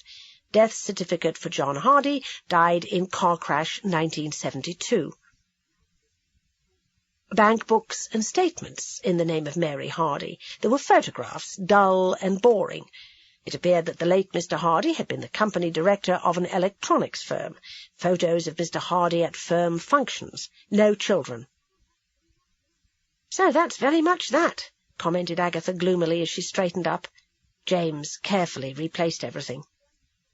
"We'll try Miss Janet Purvey tomorrow," he said. Miss Janet Purvey lived in Ashton-le-Walls, quite near the Health Farm. It was a sleepy village, wreathed in the thick mist which still persisted to haunt the countryside. Late roses drooped over cottage walls. Blackened busy lizzies, suffering from the first frost of the autumn, drooped along the edge of flower beds. The trees were turning russet, and birds piped dismally, seemingly the only sounds in the village of Ashton-le-Walls, where nothing and no one but Agatha and James seemed to be alive in the fog. The year was dying, and Agatha felt lost and strange and loveless. The only thing that seemed to be keeping herself and James locked together was this detective investigation. She felt that once it was all over they would drift apart farther than they had ever been before, as if they'd never lain in each other's arms. A poem she had learned at school suddenly ran through Agatha's brain. "Western wind, when wilt thou blow? The small rain down can rain. Christ, if my love were in my arms, and I in my bed again." She felt if only the wind would blow away the mist and fog, her spirits would lighten. Autumn seemed to be inside her very brain, darkness and falling leaves and the haunting spectre of decay and old age. Miss Purvey lived in a cottage called the Pear Tree in the middle of the village. It was in a terrace of other small cottages, dark, secret, and lightless in the fog. Agatha had not asked James whether he knew how old this Miss Purvey was, and dreaded finding out she was a sophisticated blonde who might capture James's affections. Her first feeling on seeing Miss Purvey, when she answered the door, was one of relief. The second, contempt, accompanied by the thought, what a frumpy old bag. The middle-aged, like Agatha, can be extremely cruel about the old, possibly because they are looking at their immediate future. Miss Purvey was, in fact, only about 70, with a mouth like Popeye, a small nose, twinkling watery eyes, and rigidly permed white hair. Her face was wrinkled and sallow. Only in Britain, thought Agatha, looking at the sunken line of the jaw and the thin, drooping mouth, could you still come across women of means who went in for having their teeth removed. It was still George Orwell's country, of people with bad teeth or no teeth at all. "No reporters," said Miss Purvey in a plummy voice. "We're not reporters," said James. "Have you had the press here?" "No, but the police have been asking me impertinent questions. Are you Jehovah's?" "No, we're selling something." "No," said James patiently. "Then what?" The door began to inch closed. "I am Mrs. Agatha Raisin," said Agatha, stepping in front of James. "The widow of that man who was murdered?" "Yes. Well, I'm very sorry for you, but I can't help you." James took over. "I feel perhaps you can, Miss Purvey. You look like a charming and intelligent woman to me." He smiled, and Miss Purvey suddenly smiled back. "We're concerned to find out what Mrs. Raisin's husband was doing at the health farm. We need a lady with good powers of observation rather than some dry police report." "Well," she hesitated, "Mother always used to say I noticed what the average person missed. Do come in." Agatha followed James into the cottage quickly, feeling that Miss Purvey would have been quite happy to shut the door in her face. The cottage was as dark as the day outside. A small fire burned in the living-room grate. There were photographs everywhere, on the many side tables, on the upright piano in the corner, and on the mantelpiece, old photographs taken on forgotten sunny days. "So," began James when they were seated, "did you speak to Mr. Raisin?" "Only a little," said Miss Purvey, "and to be quite frank, I was amazed that such a type of person should be at such an expensive health farm." "But you saw him," said James. "What was your impression of him?" She put her finger to her forehead, rather like the dodo in Alice, and frowned. "He was very friendly to everyone, chatting here and there and table-hopping at meals. He had a very loud laugh. His clothes were good, but they didn't seem to belong to him. Not a gentleman." "And Mrs. Gore Appleton?" "She seemed quite all right, but too old to have her hair dyed that improbable shade of gold, and her exercise clothes were much too flashy." "Was she in love with Mr. Raisin?" asked James. "They were very much a couple, and I saw him coming out of her room in the middle of the night." Miss Purvey's lips folded in such disapproval that they disappeared into the lines of her face. "But you personally did not have anything to do with him?" Agatha put in. "He did, come on to me. That is the modern expression, is it not? But I would have none of it." Both Agatha and James were struck by the same thought at the same time, that it was hard to imagine Miss Purvey repulsing the advances of any man. There was an avid eagerness about her as she looked at James, and she constantly reached out to touch his arm. "But then," she went on, "he turned his attentions to Lady Derrington, or the woman who I now gather was not Lady Derrington. I fear these health clinics nurture lax morals." "Did the police broach the subject of blackmail to you?" asked James. "Yes, they did. But as I pointed out, there are still ladies around in these days." Miss Purvey's eyes rested briefly on Agatha, as if dismissing her from the lady class. "Can you think of anyone he might have been blackmailing?" Agatha's voice was thin with dislike. "I don't know if he was blackmailing her, but there was a certain Mrs. Gloria Comfort. He was all over her. Mrs. Gore Appleton didn't seem to mind." "What was Mrs. Gore Appleton really like?" asked Agatha. "I don't mean her appearance, but her character." "Well, as I said, she was a lady," said Miss Purvey reluctantly. Again those eyes fastened on Agatha. "And although her clothes were unsuitable, they were very expensive. She was well made up and quite thin, but very fit." So goodbye, Mrs. Hardy, thought Agatha, conjuring up a picture of that powerfully built woman. Agatha still nourished hopes that Mrs. Hardy would miraculously turn out to be the missing Mrs. Gore Appleton, but then she desperately wanted her cottage back. Agatha began to fidget. She now loathed Miss Purvey and felt the small, dark living-room claustrophobic. But James seemed determined to discuss the matter further, and to Agatha's dismay accepted an offer of coffee. He followed Miss Purvey into the kitchen to help her. Agatha walked around the room, looking at the photographs. They all featured Miss Purvey at various stages of her life. Agatha was surprised to note that as a young woman she had been very pretty. Why hadn't she married? There were parents and what looked like two brothers. There was a photo of Miss Purvey at her coming out, in the days when Debs were still presented to the Queen, so the family must have had money. She could hear the voices from the kitchen, and then heard Miss Purvey give a flirtatious laugh. Damn James! They returned from the kitchen together, Miss Purvey's old face slightly pink. To Agatha's amazement, Miss Purvey's attitude to her had changed. She pressed Agatha to try her cakes, and then chatted about life in the village and the work she was doing for the Women's Institute. "Ladies like us, Mrs. Raisin," she said, "must do our bit." "Yes," agreed Agatha faintly, wondering what had brought about this change, and not knowing that James had whispered to Miss Purvey the lie that Agatha was a niece of the Duke of Devonshire. "Now, although I said Mrs. Gore Appleton was a lady," confided Miss Purvey, putting a wrinkled hand on Agatha's knee, "I did get the impression that she had gone to the bad, if you know what I mean.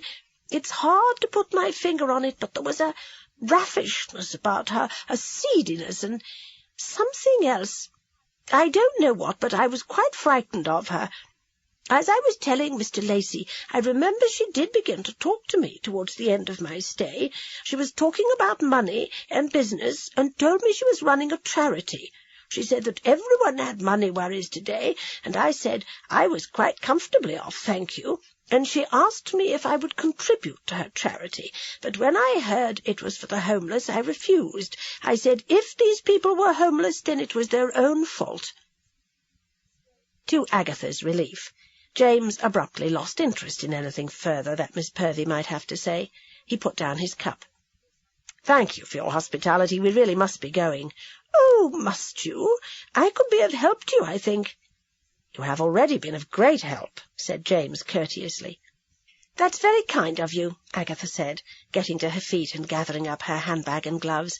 "But I don't see—" "My powers of observation!" she cried. "I would make a very good detective. Now, Mr. Lacey," she said roguishly, "you have already marked me down as an expert sleuth." "Quite," he said hastily. He took out a card and gave it to her. "If you find anything, I will be at this address." After they had gone, Miss Purvey paced up and down her small cottage living room. She felt excited, elated. That handsome Mr. Lacey had looked at her in such a way. She walked to the window and peered up, rubbing the glass. The mist had taken on a yellowish light, showing that far above the sun was trying to struggle through. Miss Purvey had a sudden longing for the lights and shops of Merchester. She had one close friend, Belinda Humphreys, who ran a small dress shop in a shopping arcade in Merchester. Miss Purvey decided to go and see her, relishing the joys of describing James Lacey and the way he had looked at her. Of course, he had had Mrs. Raisin with him, but she had asked him in the kitchen if they were going to be married after all, and he had said quietly, "Not now," and she, Miss Purvey, was only a teensy bit older than Mrs. Raisin. She put on her coat and that sort of felt hat beloved by middle-class English women, and damned as sensible, and made her way out to her Ford Escort, which was parked on the road outside the cottage. Driving slowly and carefully, she joined the dual carriageway road some miles outside the village, and moving into the fast lane, drove at a steady 30 miles per hour, seemingly deaf to the furious horns and flashing lights of the drivers behind her. To her dismay, the fog began to thicken as she approached Merchester. She found a parking place in the central square, got out, locked her car, and went to the shopping arcade. A neat sign hanging on the glass door said "Closed." She gave a little cluck of dismay. She'd forgotten it was half-day in Merchester. She felt too strung up to go home. Of course, she could have gone to Belinda's cottage, but that lay in a village 20 miles in the opposite direction out of Merchester from where she herself lived. Miss Purvey decided to treat herself to a visit to the cinema. A Bruce Willis Die Hard movie was showing, and Miss Purvey found Bruce Willis exciting. She'd seen it before, but knew she would enjoy seeing it again. She bought a ticket at the kiosk and took a seat in the still-lit cinema. The programme was due to start in a few minutes. Miss Purvey settled down and took a packet of strong peppermints out of her handbag, extracted one, and popped it in her mouth. There were not many people in the cinema. She twisted round to see if there was anyone she knew, and then her gaze fastened on the person in the row behind her a little to her left. She turned away and then stiffened in her seat. Surely she had seen that face before. She twisted round again and said in her loud, plummy voice, "I've seen you somewhere before, haven't I?" Kylie, the usherette, was 50-something with bad feet. The days when usherettes were pert young things with trays of ices had long gone. The ices and popcorn were bought at a kiosk in the foyer, and inside tired middle-aged women showed people to their seats, and then searched while the cinema was empty to make sure no one had left anything valuable. Kylie saw the solitary figure sitting in the middle of one of the rows in the centre, and thought, "Here's another old-age pensioner fallen asleep." It was hard to be patient with these old people. Some of them didn't even know where they were or who they were when they woke up. The Cotswolds was turning into geriatric country. She edged along the row behind the still figure, and leaning forward, shook one shoulder. It was like a Hitchcock movie, thought Kylie, her heart leaping into her mouth. The figure slowly keeled sideways. Kylie gasped, leaned over, and shone her torch into the figure's face, for although the lights were on in the cinema, they were still quite dim. The bulging eyes of Miss Purvey stared glassily back at her. A scarf was twisted savagely around the old scrawny neck. Shock takes people in strange ways. Kylie walked quickly to the foyer and told her fellow usherette to call the manager, and then she phoned the police. She told the man in the ticket office to come out and close the cinema doors and not let anyone else in. Then she lit a cigarette and waited. The police and an ambulance arrived, the CID arrived, pathologist, and then the forensic team. Kylie told her story several times, was taken to the police station, where she repeated everything again, and then signed a statement. She accepted a lift home in a police car, and told the pretty young policewoman that she would be perfectly all right after she had a cup of tea. When she let herself into her house, her husband shambled out of the living room. He was wearing his favourite old moth-eaten cardigan, and he had bits of boiled egg stuck to his moustache. "I hate you!" screamed Kylie, and then she began to cry.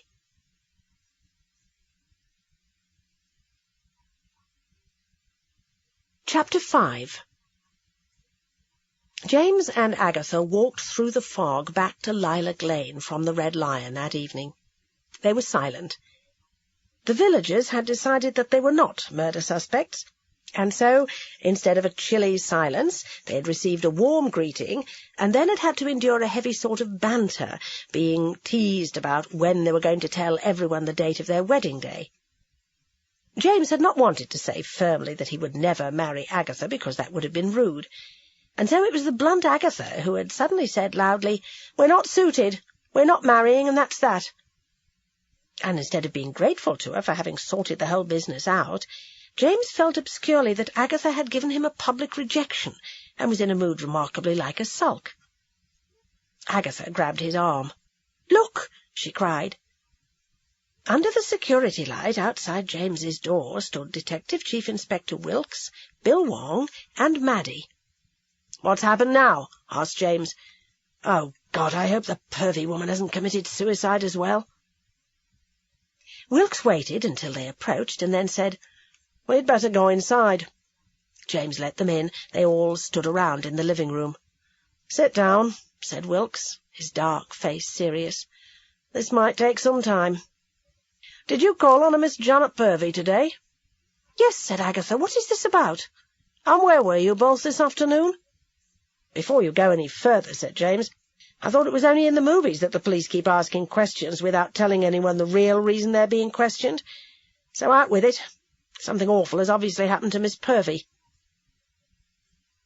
Bill Wong spoke up, his narrow eyes scanning both their faces.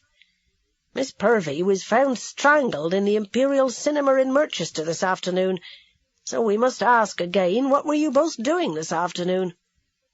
"You should know, Bill, that neither of us could have anything to do with her murder," exclaimed Agatha.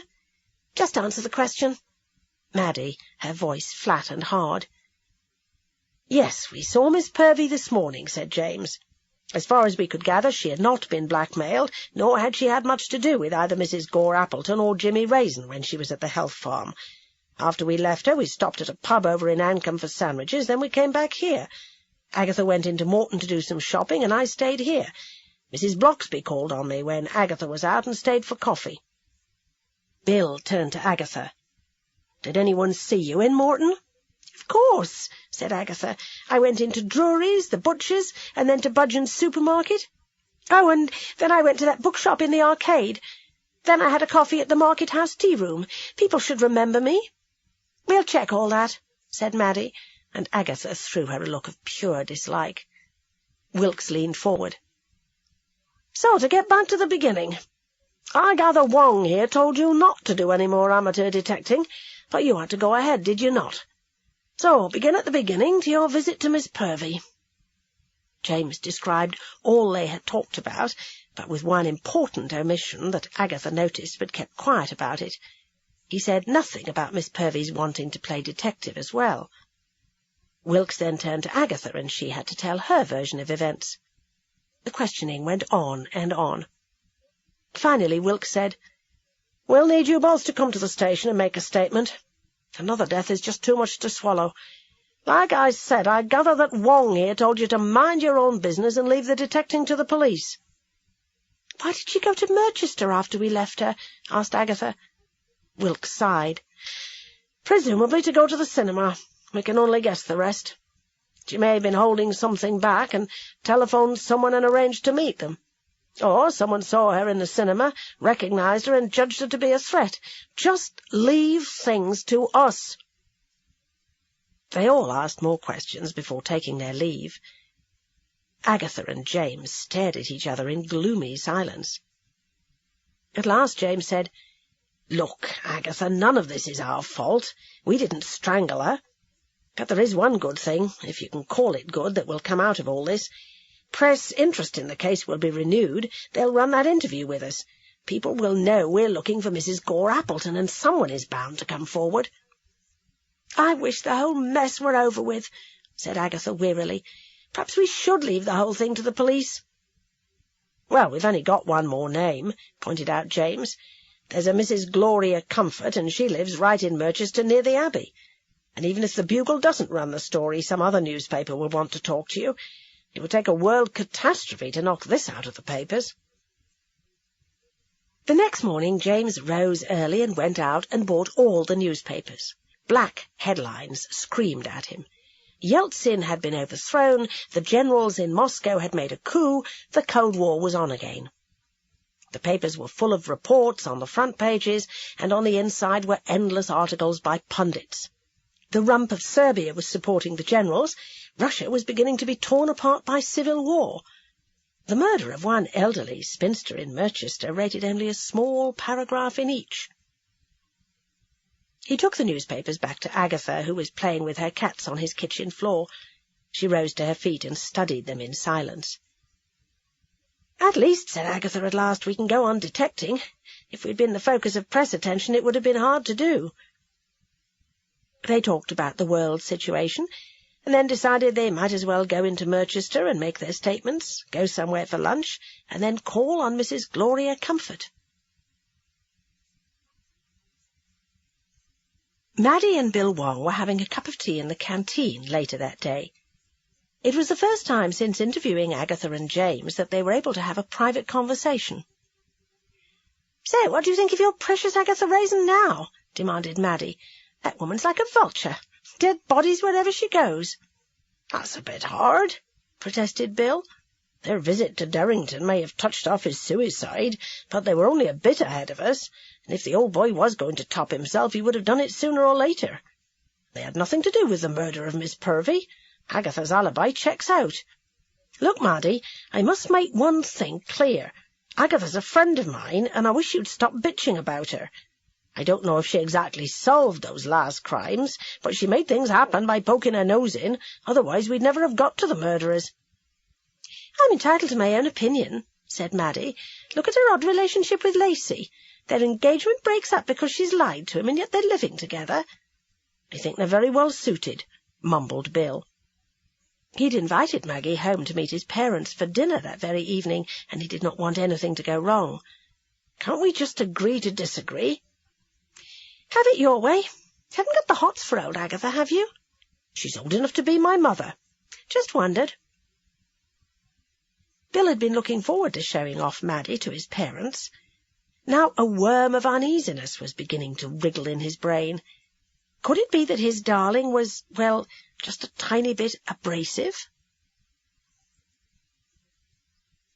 Agatha and James drove in the direction of Merchester. The fog had lifted, and it was a beautiful autumn day. The hedgerows were bright with hawthorn berries, and red and gold trees lined the edges of brown, ploughed fields. "The country doesn't seem beautiful at first," said Agatha. "I used to long for London. Then I got used to it. I started noticing the changing seasons, and then it began to look beautiful, like watching a series of landscape paintings one after another. Except for those clouds. Someone ought to do something about those clouds, James. They're like those neat and regular watercolour ones painted by the Cotswold amateurs. The light is different, too. It sort of slants in the autumn." Shafts of golden sunlight cut through the trees onto the winding road ahead. James braked sharply as a clumsy pheasant dithered about in front of his wheels, which crunched on a carpet of beechnuts. "I don't often want to put the clock back," said Agatha in a small voice. "But on days like this I wish I'd never got into this mess, and I know I won't be free until it's over. I can't even grieve for Jimmy. I think he turned into a right bad lot, and if he hadn't been so bad he would be alive and kicking. I could deal with a live Jimmy and get him out of my hair forever, but I can't fight a dead man. He came between us, James." "You put him there, Agatha. If you'd found out his existence, we could have dealt with it." Agatha gave a small, dry sob. James took one hand off the steering wheel and gave her a quick hug. "You need to give me time," he said. And Agatha's heart suddenly rocketed with hope, like another pheasant which flew up at their approach and sailed over a hedge. They received a setback after they had made their statements at police headquarters and gone in search of Mrs. Gloria Comfort. They learned from neighbours that she had moved to one of the outlying villages. No one knew her new address, but one of the neighbours remembered the house had been sold by Whitney and Dobster, estate agents. At the estate agents, they found to their relief that the man who had organised the sale of Mrs. Comfort's house in Merchester was still working there, and cheerfully accepted their story that they were old friends trying to get in touch with her. He produced an address in Ancombe. "Well," exclaimed Agatha, outside the estate agent's office, "that's very close to Carsley, and to the scene of Jimmy's murder, too. Do you think the police will have been there before us?"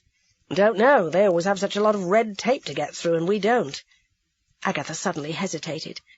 "They'll be furious if they arrive and find us there." "It's getting late. They've either been there or they're getting there tomorrow." Ancombe was one of those Cotswold villages about the size of Broad Camden that seemed too perfect to be true.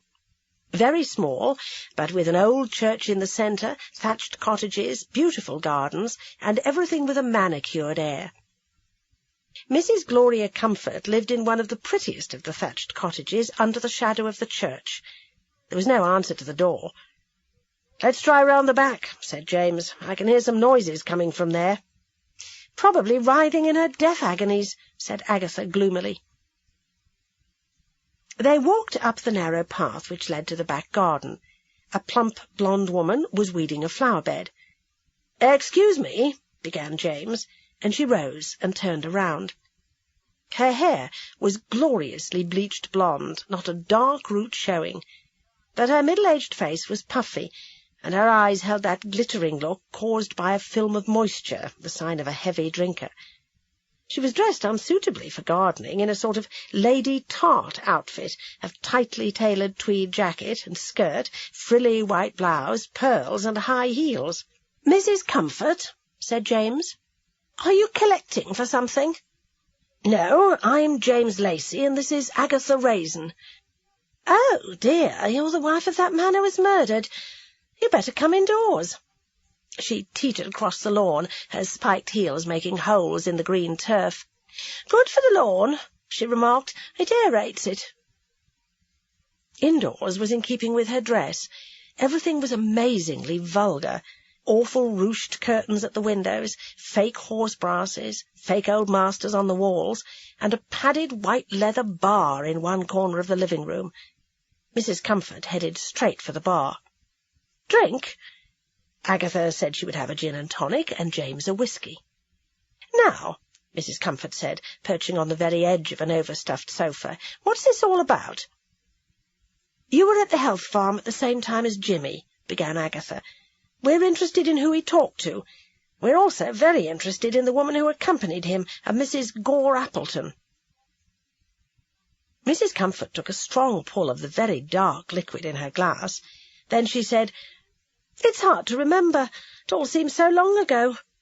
Jimmy Raisin was hailed as one of the successes. He arrived looking like a wreck, and by the end of the first week he looked like a different man. I can't tell you anything about Mrs. Gore Appleton. I didn't talk to her much except for the odd remark about the weather and how awful it was to feel so hungry, that sort of thing. I can't really be of much help to you, I'm afraid." James said, "Have the police been to see you yet?" "No. Why should they want to see me?" "Oh, because of Mr. Raisin being murdered." "It's not as simple as that. You may not have noticed in the newspapers today because of all the world news, but a certain Miss Purvey was murdered in Merchester." "Purvey?" "Purvey. She was there at the health farm, thin spinster. But surely that has nothing to do with anything." "Jimmy Raisin was a blackmailer," said Agatha. Mrs. Comfort choked on her drink and then appeared to rally. "Really?"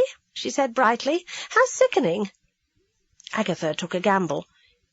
"The real reason we're here is because we think he may have been blackmailing you." "How dare you?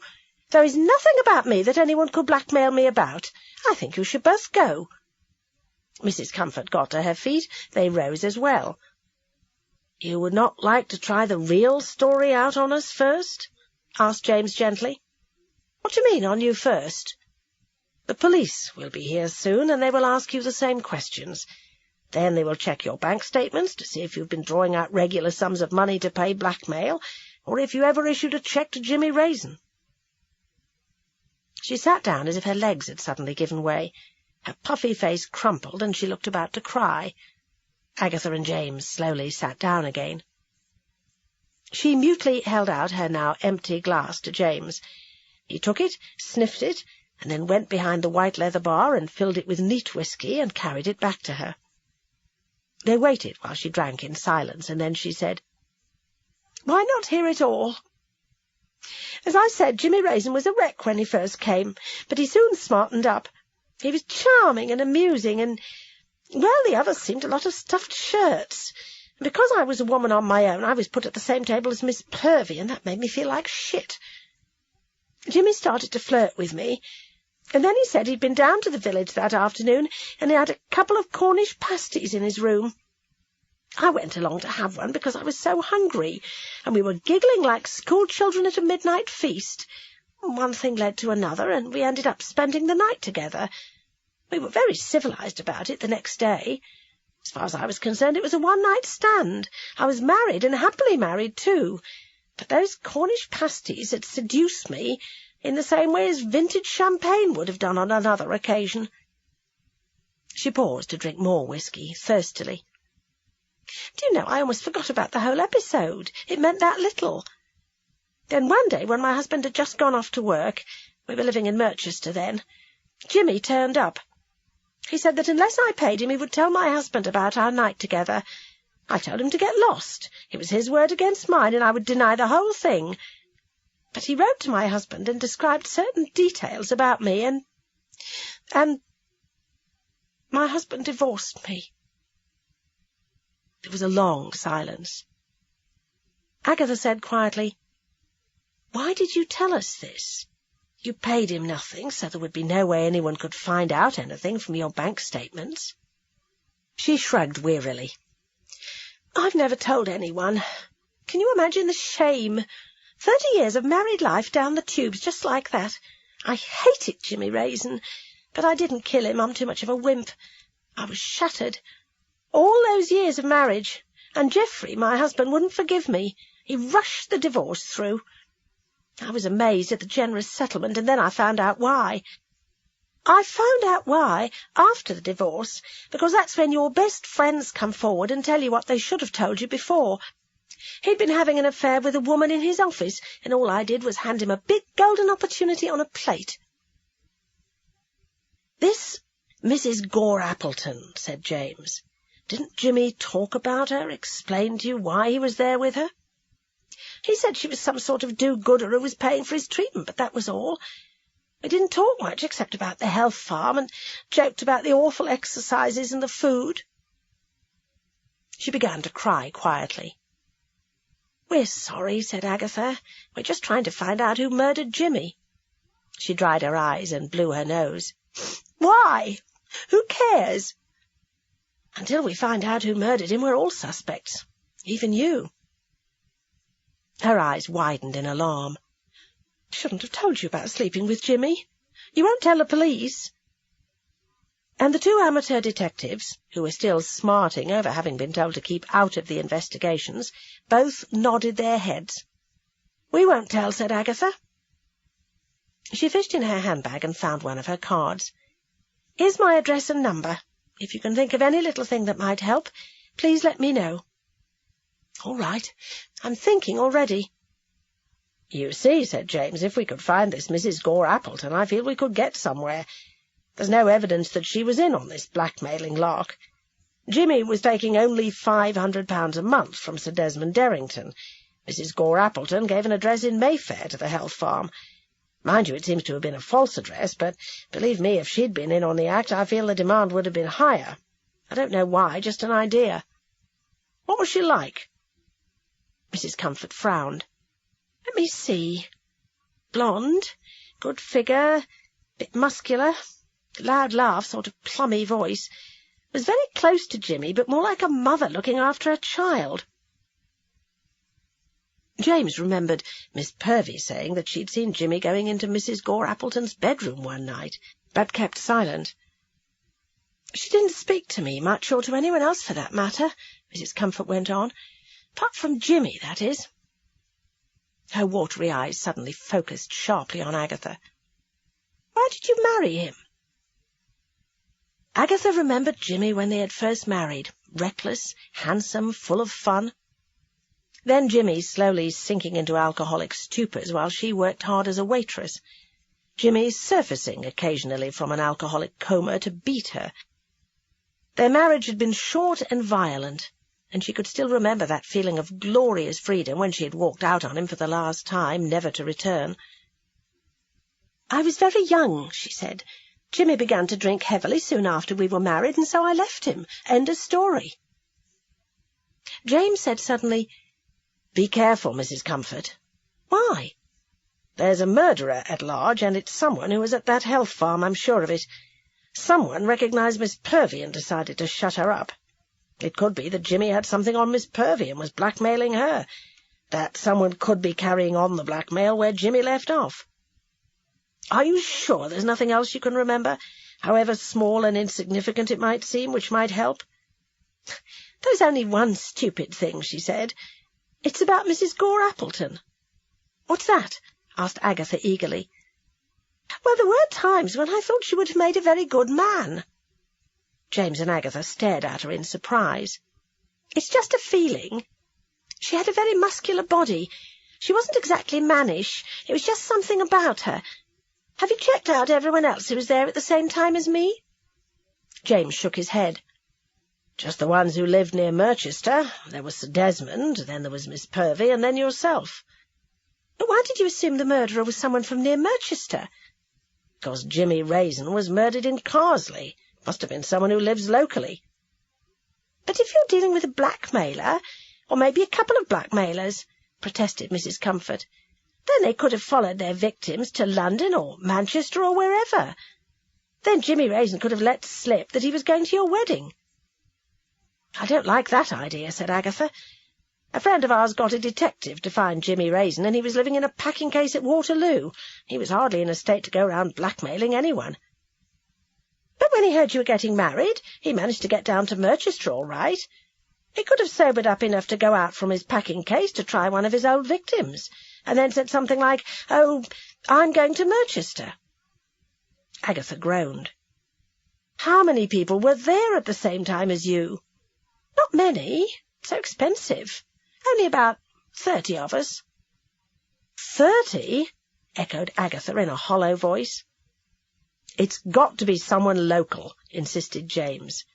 "But who?" demanded Agatha. "It's obviously not Mrs. Comfort here. Miss Purvey is dead. Sir Desmond is dead. Who's left?"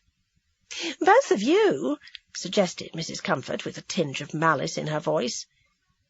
"Or Lady Derrington," said James. "What about Lady Derrington? She may have known about the blackmail all along and decided to get rid of Jimmy herself." "Or what about Sir Desmond?" put in Agatha. "He could have killed Jimmy and then committed suicide in a fit of remorse." "So who killed Miss Purvey?" "That could have been Lady Derrington," said Agatha eagerly. "Miss Purvey said she was going to do some detecting. What if she knew something about the Derringtons?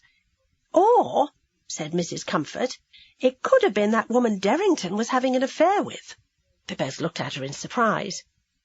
Then James said slowly, "We never thought of her." Mrs. Comfort suddenly stood up. "Well, if that's all."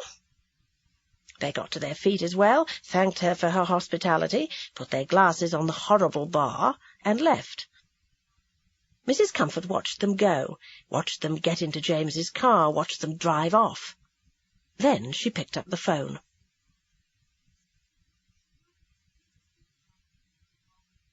Maddie was seated that evening at the Wongs' family dining table and wondering how soon she could escape. That Bill was immensely fond of his parents was transparently easy to see, but Maddie wondered why.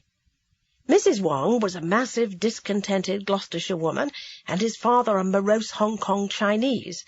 The food was frightful, microwaved steak and kidney pie, with potatoes made from that dehydrated stuff that comes in a packet, just add water, and tinned green peas of the type that oozes a lake of green dye all over the plate. The wine was a sweet sauterne. Maddie was beginning to think that Bill Wong was not worth all this effort. He was reckoned to be one of the brightest detectives on the force. Maddie was ambitious. She had thought that if she courted Bill, had an affair with Bill, kept close to Bill, then she could pick his brain, maybe solve the case and get the kudos. But the murder case was still plodding its way through reams of slow, painstaking investigation, and there didn't seem to be a break anywhere, nor did Bill appear to have been struck by any bright ideas. She suddenly realized that Mrs. Wong was addressing her. "Our Bill likes his food," said Mrs. Wong, "so you see he gets it." "The police canteen looks after his needs," said Maddie. "Mother means when you two are married," said Mr. Wong. Maddie was tough, Maddie was selfish, and Maddie was strong, but at those words she felt a stab of panic. Of course she should have realized what an invitation to dinner in the Wong family home would mean. "We're not getting married," she said firmly. "I haven't even asked her yet," said Bill with an uneasy laugh. "Not that we think you're old enough to get married," Mrs. Wong ploughed on. "You young people are always rushing into things. Of course, as me and Dad were saying the other day, grandchildren would be nice. I always wanted a little girl," she said to Maddie, who was now staring at her plate in fixed embarrassment. Agatha Raisin and the Murderous Marriage by M.C. Beaton continued. Cassette 3, Side 1. "Not that we think you're old enough to get married," Mrs. Wong ploughed on. "You young people are always rushing into things. Of course, as me and Dad were saying the other day, grandchildren would be nice. I always wanted a little girl," she said to Maddie, who was now staring at her plate in fixed embarrassment. Maddie was then interrogated about her parents, her brother and sister, where they all lived, and whether she intended to remain in her job after she was married to Bill. "Look," said Maddie, her own voice sounding shrill in her ears. "There's been a misunderstanding. I'm not going to marry Bill or anyone else at the moment. Now, can we change the subject?" Mr. Wong looked insulted, and Bill miserable. He could not in his heart blame his parents, for had he not told them that Maddie was the only girl for him? But Bill could never find it in his heart to blame his parents for anything. Maddie was only grateful that she had driven herself to Bill's home. She pleaded a headache directly after dinner, and then Bill walked her out to her car. "You shouldn't have given them the impression we were to be married," said Maddie harshly. Bill looked embarrassed. "Well, they are apt to look at every girl I bring home as a possible daughter-in-law. Don't let it spoil things, Maddie. Good night. When will I see you again?" "At police headquarters tomorrow." "You know what I mean." "I'm going to be awfully busy in my spare time." Maddie slid neatly into the driving seat, closed the door on Bill's protest, and drove off without, his policeman's mind noticed, putting her seat-belt on. He stood there feeling lost. He thought of Agatha and wished she were back in her own cottage without James. He suddenly wanted to talk to Agatha. She wasn't married to James. Perhaps he could get her to come to the pub with him. James looked surprised when Bill Wong, with the air of a schoolboy asking if a mate could come out and play, requested to see Agatha for a private conversation. Agatha appeared in the doorway as well. "Come in," said James. "I'll go out for a walk if you like." "No, I'll take Agatha to the pub if that's all right." "Catch up with you later," said James. "Leave your car," said Agatha, joining Bill. "We'll walk to the Red Lion." "I would rather go somewhere more private," said Bill. "I don't want Lacey to join us." When she was in his car, Agatha asked nervously, "Am I in trouble?" He gave her a sad little smile. "No, I think I am. We'll go to the Royal White Hart in Morton. Wait till we get there." The bar, for once, was comparatively empty. Autumn had come, the leaves were falling, and the tourists had disappeared. One of the difficulties of living in a beauty spot like the English Cotswolds, reflected Agatha, was that for a good part of the year it was swamped with tourists. But then one couldn't complain. Anyone moving out of his own village automatically became a tourist. They took seats at the corner of one of the large tables by the fireplace, where a stack of logs was burning brightly. "So," said Agatha, "what's up? No one else murdered, I hope?" He shook his head. It's me and Maddie." Agatha felt an irrational stab of jealousy, and then reminded herself severely that Bill was in his 20s and she in her 50s. "What's Hatchet-Face been up to, then?" she asked. Bill grinned. "I'd almost forgotten how much I liked you." Agatha suddenly felt tears welling up in her eyes and fought them back. She wondered if she would ever get used to this new feeling of being liked. It seemed that during her long business life no one had ever liked Agatha Raisin, and with good reason. The old Agatha had not been either likeable or lovable. "Go on," she said. Bill looked at the firelight shining in the contents of his half-pint glass and said, "You know I was keen on Maddie." "Yes." Bill sighed. "You know something, Agatha? I was born too late. There's something awfully old-fashioned about me. I think when a woman goes to bed with me that it means some sort of commitment." "And it didn't?" "I thought it did. I had the wedding all planned. I'd even begun to look at houses. I'd totally forgotten that I'd not mentioned any of those rosy dreams to Maddie. I invited her home this evening to meet my parents." Agatha was about to say, "Oh dear," but bit it back. She privately thought that Mr. and Mrs. Wong would be enough to kill love in even the most romantic female breast. "Well, you know what Mum and Dad are like. They just come out with things. It's not their fault, they're so honest." "It's their fault they're so bloody rude," thought Agatha, but said nothing. "So Mum assumed we were going to get married, and to tell the truth I'd pretty much assumed the same thing. But Maddie got scared off, and I don't think she's going to see me again outside police work. The pain's awful, Agatha. She was so fed up with me she drove off without even her seat-belt on."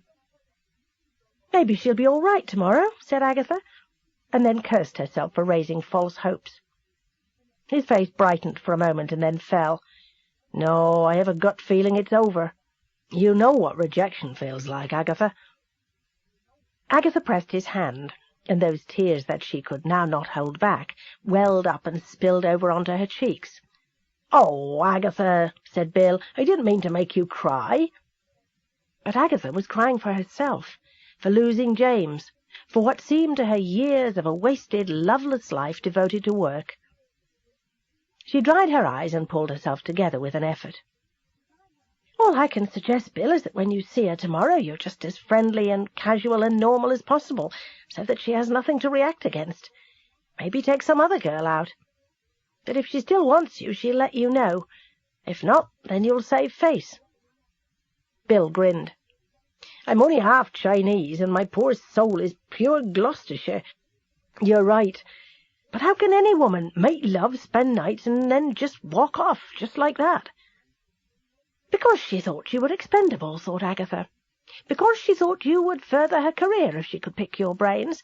But after meeting your parents and being threatened with marriage, she thought it was all just not worth the effort, because she's a cold bitch. There are gold diggers and career diggers, and your precious Maddie is a career digger." Aloud she said, "A lot of women are surprisingly terrified of marriage, particularly if they're interested in their jobs. But I don't suppose that makes you feel any better. Rejection is a pain in the bum. Have another drink, something stronger." "I'm driving." "And I feel like getting drunk," said Agatha. "We'll take a cab back. James can drive you back to Merchester and then take a cab home." "Hadn't you better phone him and ask him?" "No, he'll do it. Let's drink. Change over to the hard stuff." James Lacey was none too pleased to find a tipsy Agatha and Bill weaving on his doorstep at 11:30 at night, and to learn that he had to drive Bill to Merchester and then pay for a cab back. Nor was he pleased that Agatha and Bill travelled in the back seat with their arms around each other, roaring out raucous songs. His face stiff with disapproval, he drove Bill home in Bill's car, which he had picked up outside the White Hart. Bill phoned for a cab. James planned to give Agatha a piece of his mind on the road home, but she promptly fell asleep and snored with her head lolling against his shoulder. After having paid the cab, driven his own car from Morton, and helped Agatha indoors and upstairs to her bedroom, he went down to the living-room feeling angry and left out. Why should Wong want to discuss the case with Agatha and leave him out in the cold? What was going on there? Chapter 6. In the morning, a hungover Agatha Raisin crept downstairs to receive a taste of what marriage to James might have been like. That was incredibly selfish behaviour last night, Agatha. You should be ashamed of yourself. James, can't you wait till I get a cup of coffee? Selfish. James paced up and down the small kitchen. I thought we were in this investigation together, and yet you pair go off. I went to the Red Lion, but you hadn't gone there. The next thing I know, you're both back here drunk at closing time. I have to run you back to Morton, leave my car, run Bill home, get a cab back to Morton to pick up my own car. Well, it's just too much. Agatha poured a cup of coffee with a shaking hand, and then lit a cigarette.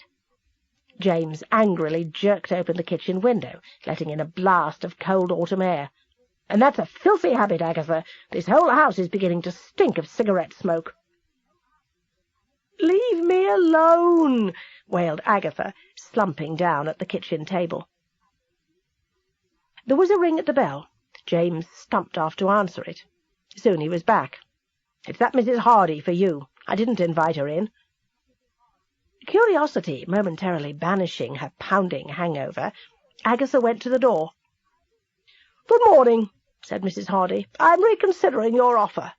Hope shone in Agatha's eyes. "You mean I can buy my cottage back?" "If you wish." "I'll get dressed and come along and see you," said Agatha eagerly. "Don't take all day about it. I'm going out." Agatha went upstairs and hurriedly washed and dressed.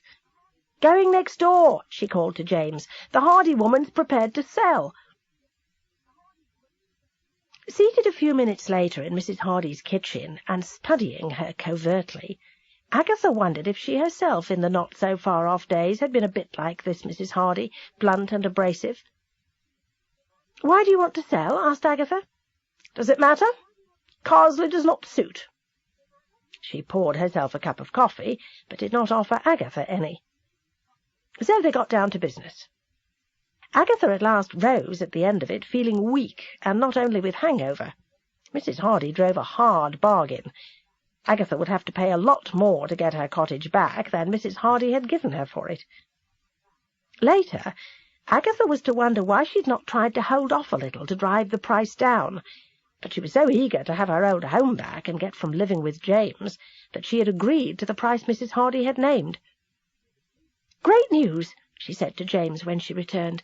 "The Hardy creature is selling me back my cottage." "How much?" "A lot." "Is it worth it, Agatha? You can stay here as long as you like." Agatha threw him a frustrated look. She could not be herself living with James. He did most of the cooking and cleaning. She realized that even if they had married it would probably have been just the same. She lived as if in a hotel, carefully keeping her clothes and belongings to the spare room, trying to remember to scrub out the bath every time, realizing that she was quite a messy person. Housekeepers thought Agatha were born, not made. Being a good housekeeper was a separate talent, like being a ballet dancer or opera singer. Being brought up in a slum, where food came out of cans and cleaning was sporadic, and clothes often were not washed from one week to the other, didn't help one in future life. While she had had her own house, James had only seen the best of her.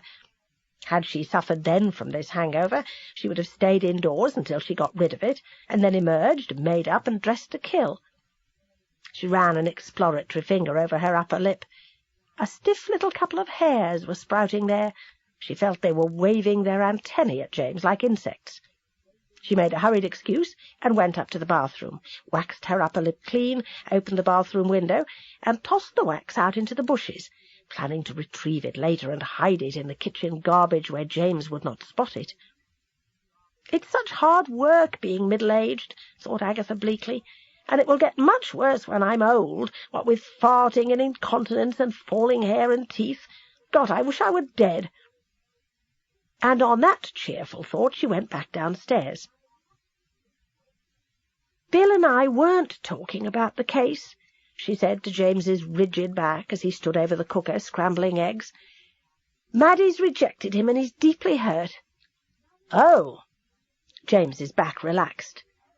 "And you didn't tell him about our visit to Gloria Comfort?" "No," said Agatha. "We got drunk to comfort him. Stupid, I know, and you were really good to take him home. Maddie may be a pill, but he's mourning her all the same." James slid a plate of fluffy scrambled eggs under Agatha's nose. "Eat that and you'll feel better." "Nothing will make me feel better but the passing of time and the first stiff Scotch," said Agatha. But she managed to eat some of the egg and a piece of toast. The doorbell went again, and she clutched her head and groaned. "If that's anyone for me, get rid of them, James. I can't even bear to see Mrs. Bloxby." But James returned with Bill, Maddie, and Wilkes. Agatha felt her stomach lurch. "Now," said Wilkes severely, "I gather from descriptions received that you and Mr. Lacy here called on a Mrs. Gloria Comfort yesterday." Agatha bleakly marvelled at the life of the English village. It had seemed completely deserted when they had called on Mrs. Comfort, but hidden eyes had probably taken in every detail of their appearance. "She's not dead, is she?" asked Agatha. "Mrs. Gloria Comfort packed up after you left, deposited her keys at the local police station, and said she was going on holiday to Spain. She took a flight to Madrid from Heathrow, hired a car at the Madrid airport, and took off for God knows where. Now what we want to know is what did you say to her?" "And why," said Maddie in a flat voice, "were you calling on any suspect when you'd been told not to?" "It's a free country," said Agatha. "Anyway, she hadn't much to say. She said she wasn't being blackmailed by Jimmy, even after we told her the police would probably examine her bank accounts to make sure. She said nothing about going to Spain." The questioning began in earnest. They told them everything, except the bit about Mrs. Comfort spending the night with Jimmy. At last they rose to go. Maddie leaned over Agatha and said, "Just butt out, will you?" "Oh, go away," snarled Agatha. "Your face gives me a pain." Bill looked at Agatha bleakly, but said nothing. After James had closed the door on them, Agatha said, "That's a turn-up for the book. Why would she run like that? What had she to fear?" "Let's go and break into her cottage tonight," said James. "What if we're caught? And look how many people seem to notice our visit and describe us. What if they phone the police?" "They won't see us if we go in the middle of the night." "Security lights? Burglar alarms?" "She had neither. I noticed that." Agatha looked at him doubtfully. "These Cotswold villages are crammed with geriatrics, James, and old people don't sleep much. They'd hear the car." "We'll drive a little way to Ancombe and then walk the rest. We'll wear dark clothes, but nothing too sinister-looking in case someone meets us on the road. Now, if I were you, I would go back to bed and sleep off that hangover. You'll need all your wits about you tonight."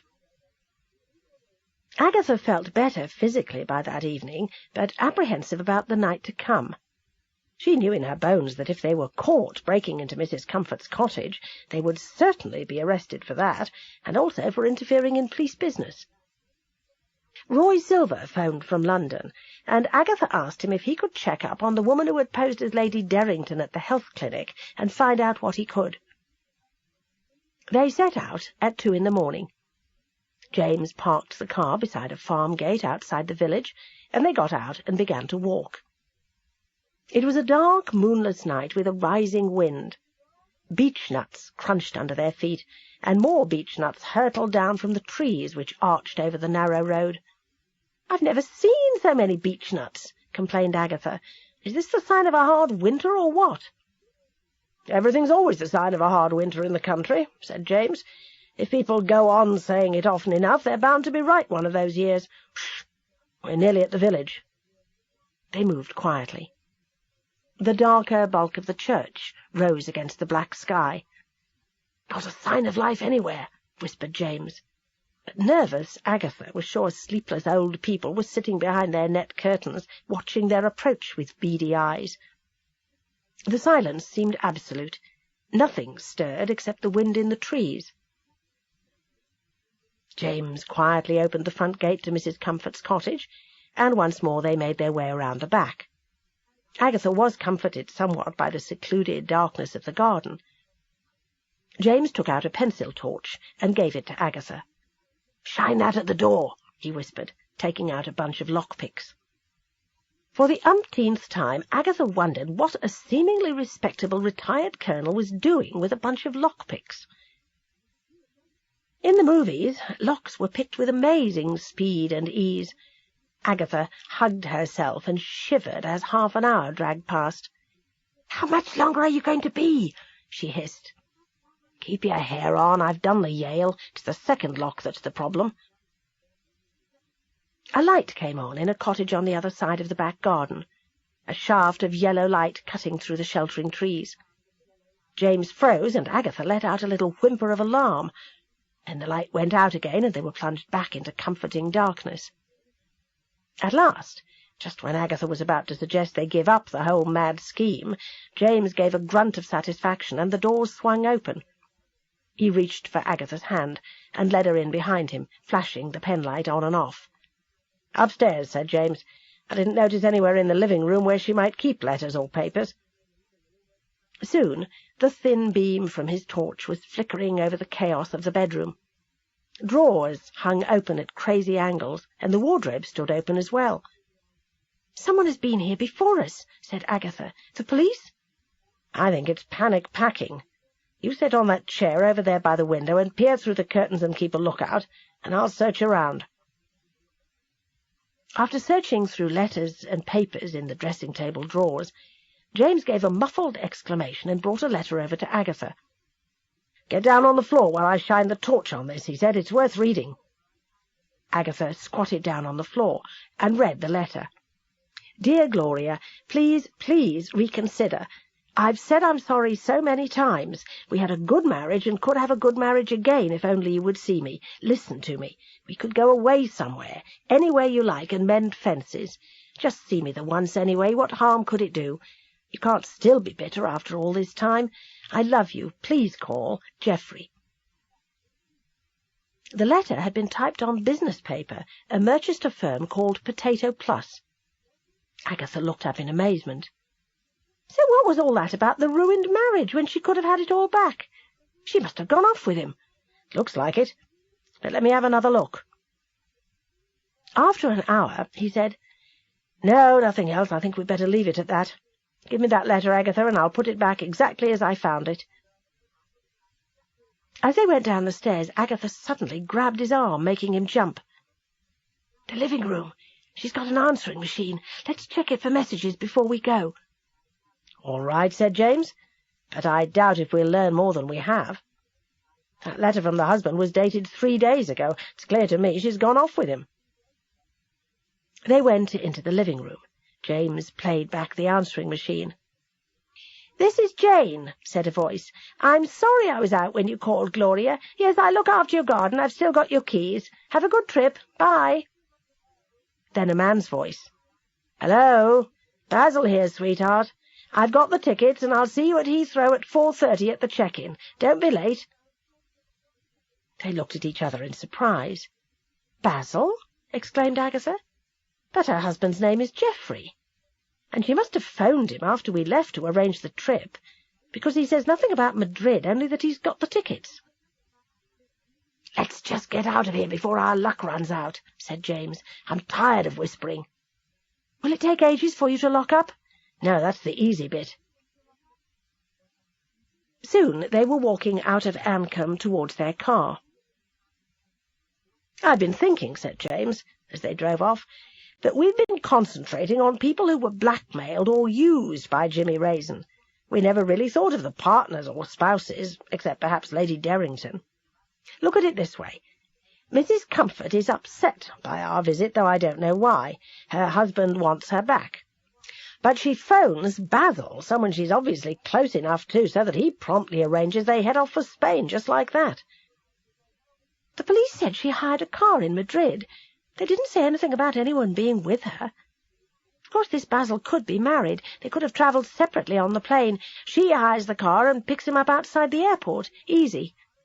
"Oh, God! James, stop the car!" He screeched to a halt. "What's up?" "That call from Basil was the last one. There were only 2 calls on that answering machine. If that was the very last call she got, we could dial 1471 and find out this Basil's phone number." "Agatha, that would mean picking those locks again. I daren't risk it.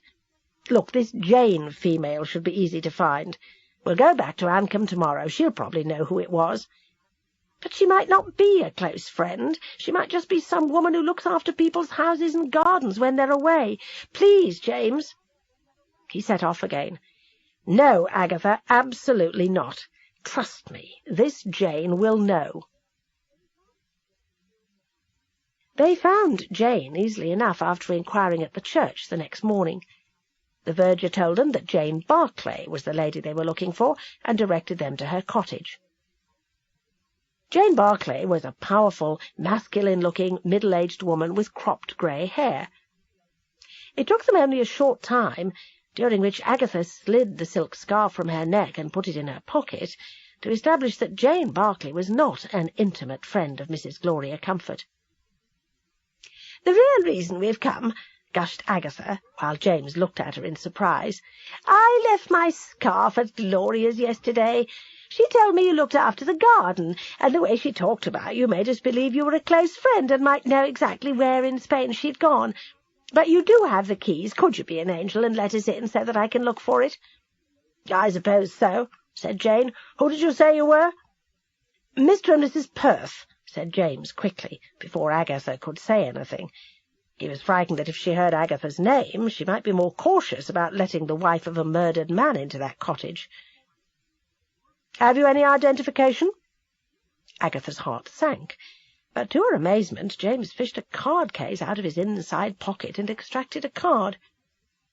"Colonel and Mrs. Perth," Jane read aloud, "from Stratford. She never mentioned you, but then I don't know her all that well. Come along, don't take too long about it." They walked with her the short distance to Mrs. Comfort's cottage. James kept glancing down at Agatha, guessing that she wanted to get to that phone. When they entered the living-room, Agatha looked around brightly. "Now, where did I put that scarf? I know I left it here." James crossed to the window and looked out. "The dahlias haven't been damaged by frost yet," he said. "They make a fine show." Jane Barclay crossed to join him. "I planted those," she said proudly. "Mrs. Comfort, Gloria, really doesn't know a thing about gardening." Agatha took the scarf from her pocket and thrust it down between the cushions of the sofa. "I found it!" she cried, fishing it out as Jane turned round. "It must have slipped between the cushions." James was still at the window. "Some of those roses could do with being cut back." "What? Where?" demanded Jane angrily. "Those are the best-tended roses in the Cotswolds. I'll show you." "You go ahead," said Agatha. "I'll just powder my nose." Jane wasn't even listening to her.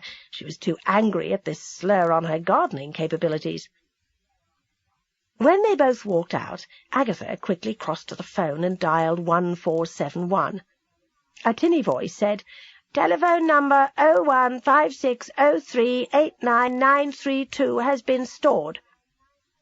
Agatha made a rapid note, and then went out to the garden, where James was saying plaintively, "Well, bless me, what a splendid job you've done. Forgive me, Miss Barclay, it's my damned eyesight. Not as good as it was."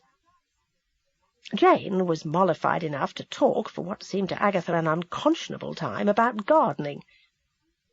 At last they thanked Jane and went back to their car. As soon as they were out of earshot, Agatha said excitedly, "I got the number." "It may not be this mysterious Basil's number." James drove a little way along the road and then stopped. "Let me see it." Agatha gave him the slip of paper with the number on it. "It's a Merchester number," said James, "but it could also belong to any of the villages just outside Merchester. How are we going to find out the address that goes with it?" Agatha sat scowling horribly. "I've got an idea," she said at last. "Any time I've been to police headquarters in Merchester to talk to Bill Wong or someone about a case, I've been put in an interview room and had to wait ages. The interview room has a phone. I could phone the operator and say I was a police detective, and before they get suspicious say something like, 'Phone me back immediately at police headquarters on this extension.' Agatha, I forbid you to do anything so insane." "You what? Who the hell do you think you are to order me around?" "See sense, woman. The one time someone will come to see you immediately is just when you don't want it. The phone will ring, and someone like the dreadful Maddie will pick it up and promptly charge you with trying to impersonate a police officer." "One has," said Agatha Raisin haughtily, "got to take risks in this business." "Oh, don't get carried away. All we've done so far is create mayhem. I'll drop you off home. I'm going to the market in Morton to get fish for dinner. If time lies heavy on your hands, you might try a little weeding, dear. It has not escaped my notice that you treat my place like a hotel." "That's because it is your place," said Agatha, deeply hurt. "I can't wait to get my own home back." "Can't wait either," said James. And they completed the drive home in bitter silence. James went off to Moreton-in-Marsh, and Agatha let herself in, smarting with hurt and fury. So this is what marriage would have been like, being ordered about? How dare he? Well, she'd show him. She went back out and got into her own car and drove as fast as she could to Merchester. Feeling a bit nervous now, she approached the desk sergeant at Merchester Police Headquarters and said sweetly, "I would like to see someone in connection with the murder of Jimmy Raisin." "It's Mrs. Raisin, isn't it?" "Yes." He lifted the flap, came round the desk, and ushered her into an interview room off the entrance hall. "Shouldn't be long," he said cheerfully. "Like a cup of tea?" "No, thank you." He left and shut the door. Agatha seized the phone and dialed the operator. Nothing happened. Then she realized she probably had to dial 9 for an outside line, and, hoping it was 9, tried again. The operator came on the line. "This is Detective Sergeant Crumb," said Agatha, quickly taking her alias from the remains of a biscuit on a plate on the desk. She gave the operator the number she'd culled from Mrs. Comfort's phone, asked for the name and address that went with it, and then gave her the number of the extension on the desk. "We'll call you back," said the operator, and Agatha waited and waited. Then panic took over. She lifted the phone off the desk and put it on the floor. She seized the desk and pushed it across the room and rammed it against the door. She had just finished doing that when 2 things happened at once. Someone tried to get in, and the phone rang. Agatha dropped to her knees on the floor, seized the receiver and muttered hoarsely into it, "Yes." "Detective Sergeant Crumb?" "Yes, yes," hissed Agatha, as she heard Maddie's voice calling from the other side of the door. "Mrs. Raisin? Are you in there? This door's jammed." "The name and address you require is Basil Morton, number 6, The Lonings, London Road, Merchester." "Thanks," said Agatha. She moved the desk and lay down alongside the door, just as she heard Maddie shouting, "Dave, come and help me with this door." Agatha groaned theatrically. "Are you all right?" Maddie called, her voice more sharp with suspicion than concern. "I fainted," called Agatha. "I'll move. I'm blocking the door." She got to her feet and stood back as Maddie, with a policeman behind her, opened the door. Maddie's eyes went straight to Agatha's flushed face, and then to the phone, which was lying on the floor. "You don't look at all like a woman who's just recovered from a faint," snapped Maddie. "And what's that phone doing on the floor? And didn't I hear it ringing?" "I must have dragged it off the desk when I fell. It only rang a couple of times and then stopped." "And it landed right side up with the receiver still in place?" "Odd, that," said Agatha. She put her hand to her head. "I feel very hot. Could I have a glass of water?" "Get it," Maddie ordered the policeman. "It's probably a menopausal hot flush." Agatha glared at her, hating her. "So let's cut the crap, Mrs. Raisin. Why are you here?" "If that's your attitude, I think I'd rather speak to Bill."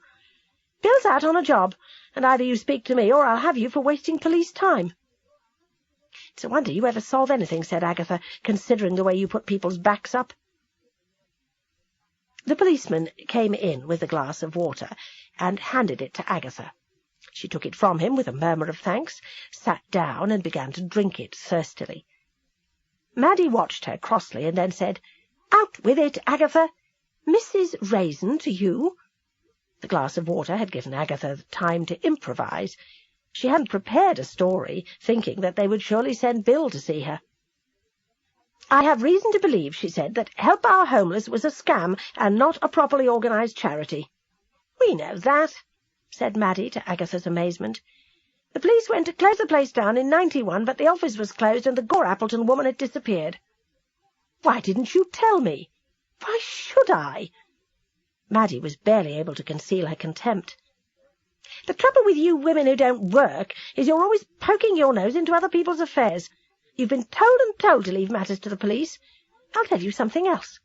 I think you were using that phone. Let's just try the callback number and see what you were up to." Agatha thought quickly.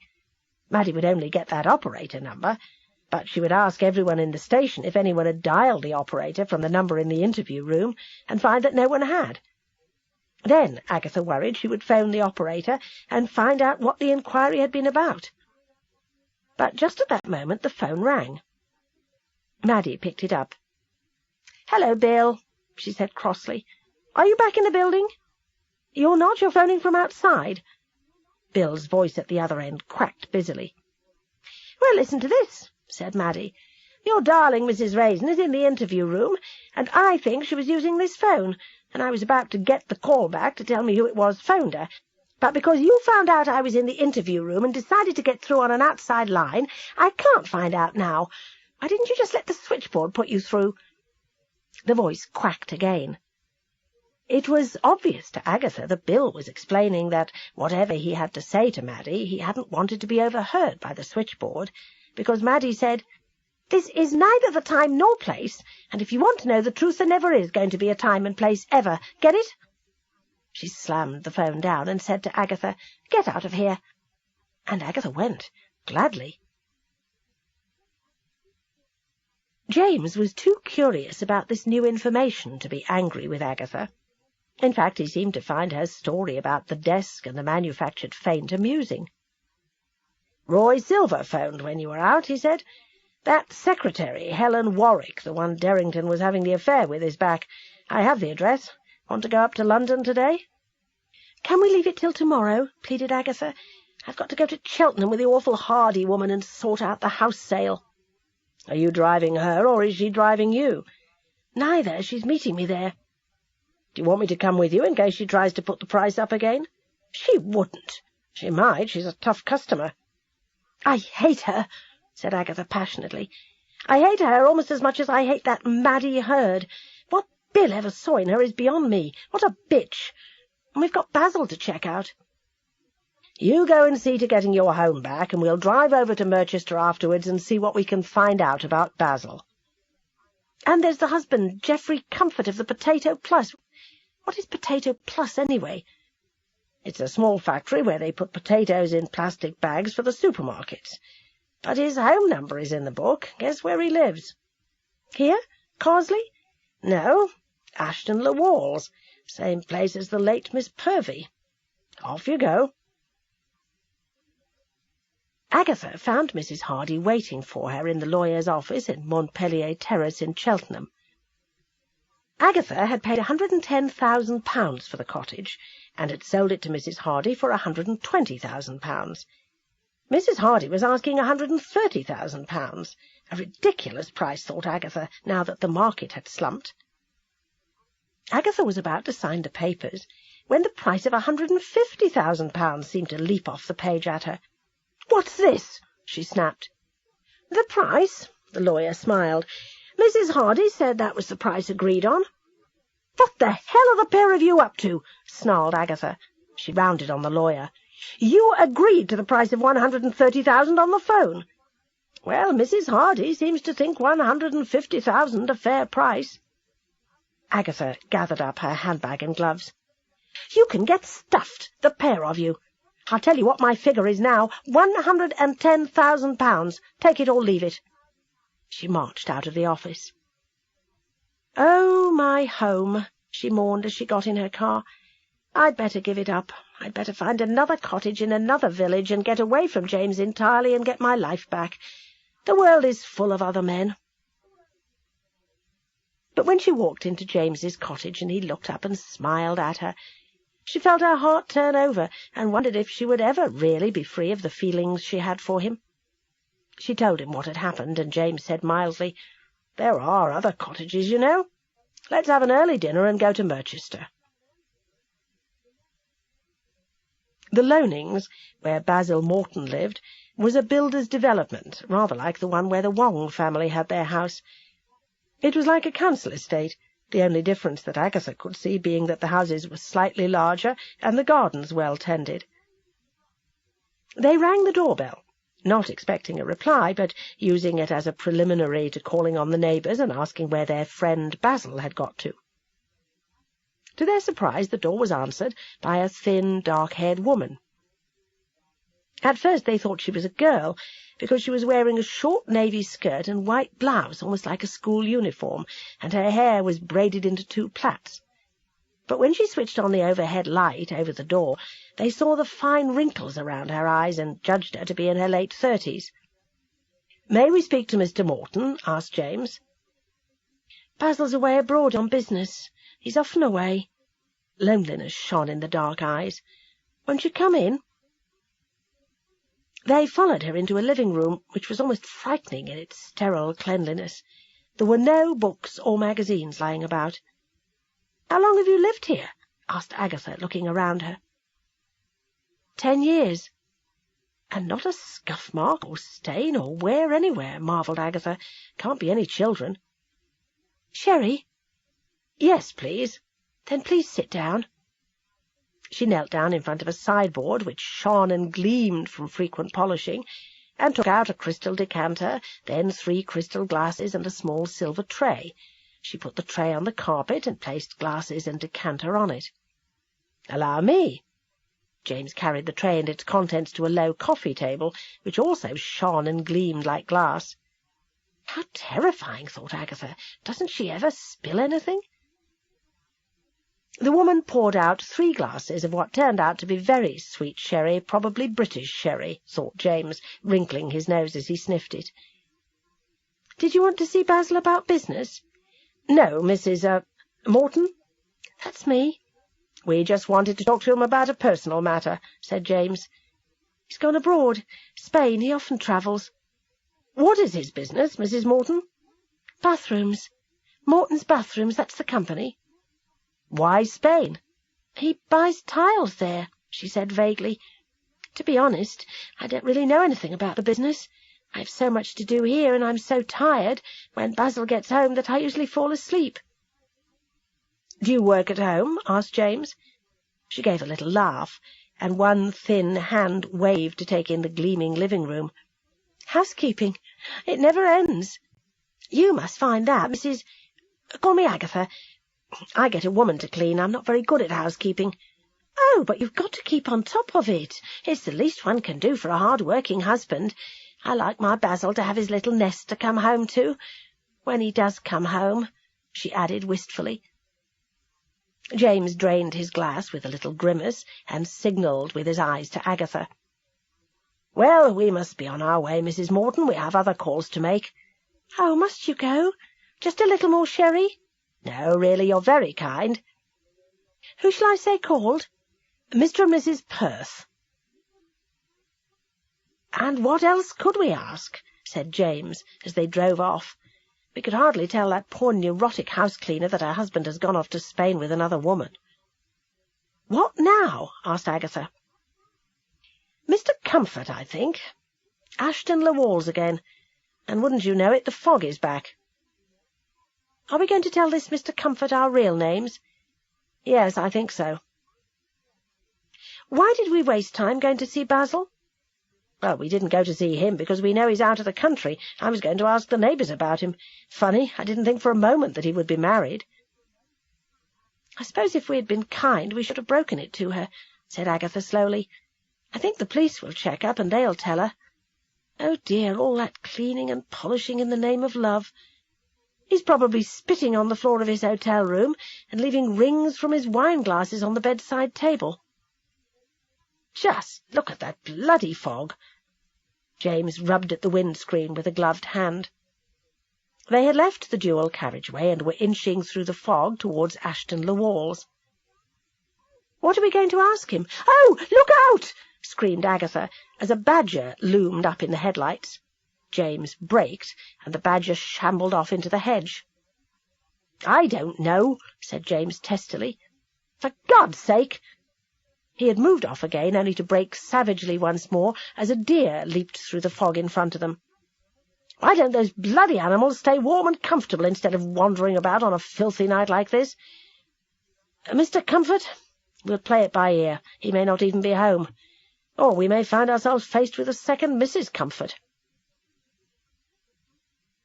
Geoffrey Comfort lived in a large manor house on the outskirts of the village. "You'd never think there was all that amount of money in putting potatoes in plastic bags," marvelled Agatha. "I'm beginning to think I've spent my life in the wrong trade." "Place looks deserted," muttered James, peering through the fog.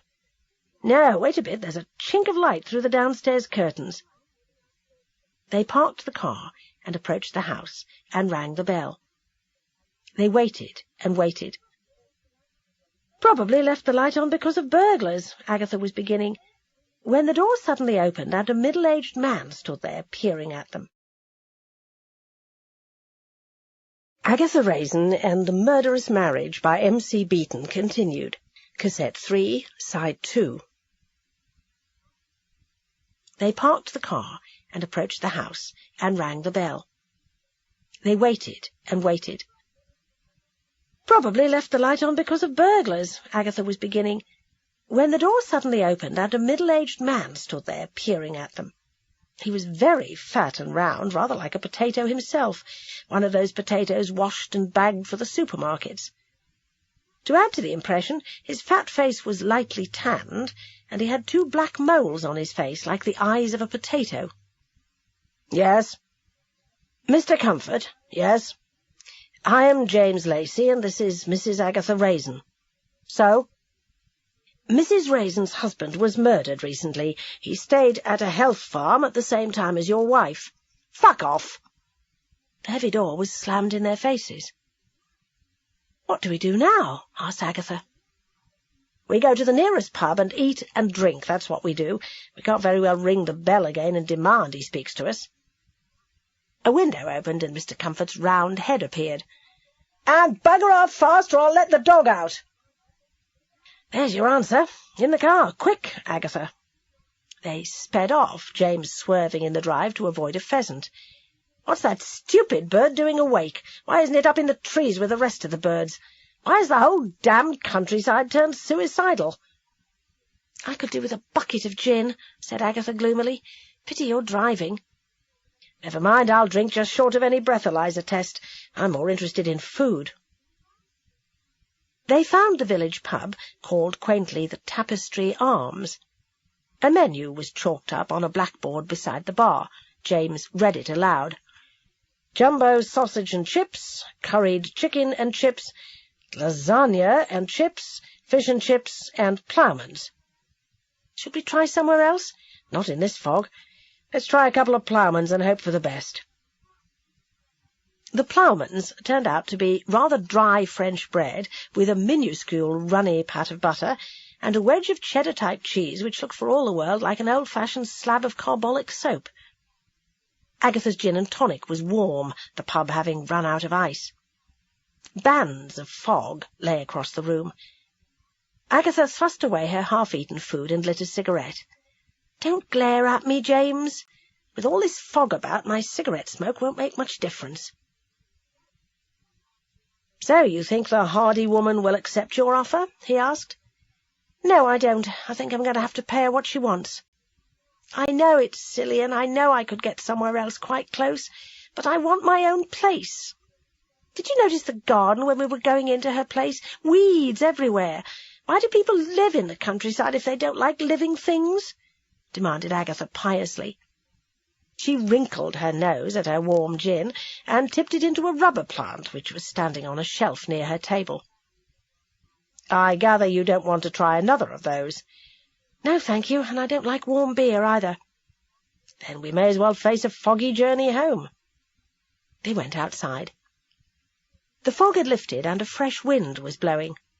A little moon raced through the clouds above their heads. A shower of beechnuts fell on Agatha's head. "More nuts." "They're poisonous," said James. "Poisonous to sheep and cattle. Don't seem to affect the squirrels." When they reached home, James said wearily, "I feel we're going round and not getting anywhere. The police have all the resources to check histories, alibis, and bank accounts. Do you think it's really worth going to London tomorrow to see this secretary?" "Of course." Agatha was now frightened that if they stopped their investigations, James would take off for foreign parts again. "You'll feel better about it all in the morning."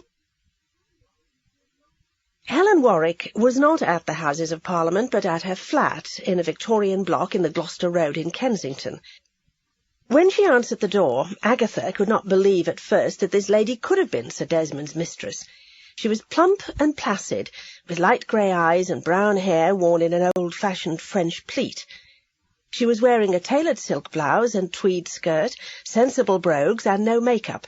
James judged her to be in her 40s. James explained correctly this time who they were and why they had come. "You'd better come in," she said. The flat was large, rather dark, but very comfortable, with a fire burning brightly in the living-room. There was a large bowl of autumn leaves and chrysanthemums on a polished table by the window. The sofa and chairs had feather cushions. A good Victorian English landscape hung over the fireplace. It looked as if Miss Warwick had money and had probably always been well off. "I was shocked when I learned of Desmond's death," said Helen. "We were great friends. He was always so kind and courteous. I'm sorry his wife had to find out in such a dreadful way. What's all this about blackmail?" So they told her all about Jimmy Raisin and Mrs. Gore Appleton. "I remember them," said Helen. "No, they didn't try to blackmail me. I'm the sort that would have gone straight to the police, and they probably knew that. I didn't like them one bit. How they found out my real identity, I do not know." "They probably looked in your handbag," said Agatha. "And saw the different name on my credit cards? I suppose so. Horrible people. In fact, now that I come to think of it, I can almost pinpoint the day they found out." "Tell us about them," said Agatha eagerly. "Everyone else we've asked seems vague, even someone who slept with Jimmy. Let me see. Would you both like coffee?" "No, thank you," said James, anxious to hear what she had to say, and frightened that if she went into the kitchen she might change her mind about talking to them. "Desmond and I joked about Health Farms at first. We weren't really interested in our health. We thought it might be an amusing place to get together. His wife might have found a visit to a hotel suspicious, but Desmond had told her he was worried about his blood pressure. Jimmy Raisin was a wreck. We arrived on the same day. He was still stinking of booze, but after only a couple of days he looked like a changed man. He was always oiling around us, my-ladying me to death and claiming to know all sorts of celebrities. He was the sort of man who calls celebs by their first name. He kept talking about his good friend Tony, who had won an Oscar, and it turned out to be Anthony Hopkins. I don't suppose he even knew him. Mrs. Gore Appleton was not much better. She was, what is it the Americans say, in my face. She had an abrasive manner overlaid with syrup. You know, she paid me effusive compliments, while all the time her sharp eyes watched me to see if I was swallowing any of it. Desmond finally told them we wanted some time to ourselves. The day after that would be about 5 days after we arrived, they began to throw us very knowing looks, and then pass our table and give contemptuous laughs. I thought it was because Desmond had snubbed them, but they must have found out I wasn't Lady Derrington. What else can I tell you? I thought Jimmy Raisin was a wide boy, what they used to call a spiv. There was something seedy about him. I gathered from the newspapers that you had not seen him in a very long time, Mrs. Raisin. The Gore Appleton woman was blonde and muscular, tried to be very pucker, but there was something all wrong about her. I tell you what, let me get us all some coffee, and I'll think some more." Agatha and James waited until she returned with a tray. There was not only coffee, but homemade toasted tea-cakes. "Did you really make these yourself?" James took another appreciative bite. "These are excellent, and the coffee is divine." He stretched out his long legs. "It's very comfortable here." Helen gave him a slow smile. "Come when you're in town and have a free hour to spare." Agatha stiffened. This wretched woman suddenly seemed like more competition than any blonde sylph. She was suddenly anxious to get James away. But Helen was talking again. "You say he slept with some woman?" She laughed. "I love that euphemism, slept with. One does anything but." She gave a warm, creamy laugh, and Agatha's bear-like eyes fastened on her with barely concealed hate. "That would be a Mrs. Comfort, am I right?" "How did you know?" said James. "Oh, he was making up to her, and the Gore Appleton woman was egging him on. I heard him say, 'I'll get her tonight,' and Mrs. Gore Appleton laughed and said, 'Have fun.' And the next morning, well, body language and all that. You know what I mean, don't you, James? Oh, absolutely. I'll kill this bitch, thought Agatha. And that poor spinster lady, she was murdered, said Helen with an artistic shudder. More coffee, James? Her tailored silk blouse had a deep V, and she leaned forward, deliberately, Agatha thought, to reach for the coffee-pot, at such an angle that James could see two excellent breasts encased in a frilly brassiere. James had another full cup of coffee, and was helping himself to another tea-cake. Agatha groaned inwardly. Helen suddenly looked at her. "I remember now. You and Mr. Lacey here were to be married, but Jimmy turned up at your wedding." She laughed again. "That must have been quite a scene. You'll be able to marry now." "Yes," said Agatha. "We haven't made any plans," said James. There was an awkward silence. "We should go," said Agatha harshly. "Could you just wait until I finish my coffee, dear?" Agatha, who had half risen, sat down again. Lacey, Helen was saying, "are you any relative of Major General Robert Lacey?" "My father. He died some time ago." "Oh, then you must know—" And what followed was the sort of conversation Agatha dreaded, James and Helen animatedly talking about people she did not know. At last, when Agatha felt she could not stand another moment without screaming, James got to his feet with obvious reluctance. They took their leave, Agatha first, muttering a grumpy thanks, James after her, stopping to kiss Helen on the cheek and promising to see her again, giving her his card and taking one of hers. Agatha fumed the whole way back to Carsley. She complained bitterly about harpies who sponged off men instead of going out to work. James tried to point out that, as a secretary to a member of Parliament, Helen did go out to work, but that only seemed to make Agatha worse. He left her at the cottage, saying he had to see someone, whereupon Agatha tortured herself with mad jealousy, imagining him driving back to London to spend the night with Helen. She finally went to bed and tried to read, listening all the while for the sound of his key in the door.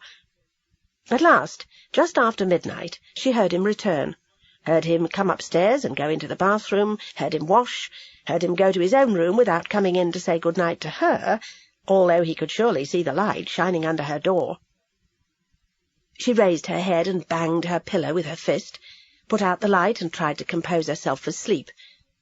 But sleep would not come as she tossed and turned, tormenting herself with pictures of a world out there full of women all too ready to snatch James away from her. And then she stiffened. She heard a furtive noise from somewhere downstairs, and then the clack of the letterbox, then a sound like water being poured. She pulled on her dressing-gown and ran down the stairs. She opened the door to the hall as a gloved hand threw a lighted match through the letterbox. In that instant, Agatha leaped back into the living-room and screamed, "James!" just as a sheet of flame reached out for her. He came hurtling down the stairs. "We're on fire!" shouted Agatha. She made to open the door again, but he pulled her back. "Go up to the bathroom and pour buckets of water on the floor. It's over the hall. We've got to stop the fire getting to the thatch." James ran to the kitchen as Agatha scampered up the stairs. Swearing, he filled a bucket of water and, running back with it, hurled the contents at the living-room door, which was already beginning to blister and crackle. Upstairs, Agatha, sobbing with fright, poured water on the bathroom floor. There were shouts and yells from outside. Agatha clearly heard the voice of the landlord, John Fletcher, calling, "Keep throwing that earth! We don't wait for the fire brigade! Oh, Mrs. Hardy, more earth! Let's be having it! Thought there was a petrol fire, I can smell it!" Then, just as James shouted up, "It's all right now, Agatha," she heard the sirens of police cars and the fire engine in the distance. She went slowly down the stairs and sat on the bottom steps with her head in her hands. The living-room door now stood open to reveal the black and smouldering wreck of the little hall, piled high with a mound of earth. "Who would do a thing like this?" demanded James. "Someone meant to roast us alive." "Probably Helen Warwick," said Agatha, and burst into tears.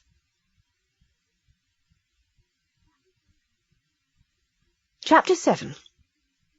Suddenly the house seemed to be full of people. Fred Griggs, the policeman, Mrs. Bloxby, with a sweater and trousers pulled on over her pyjamas, John Fletcher, the publican, Mrs. Hardy, and various other villagers.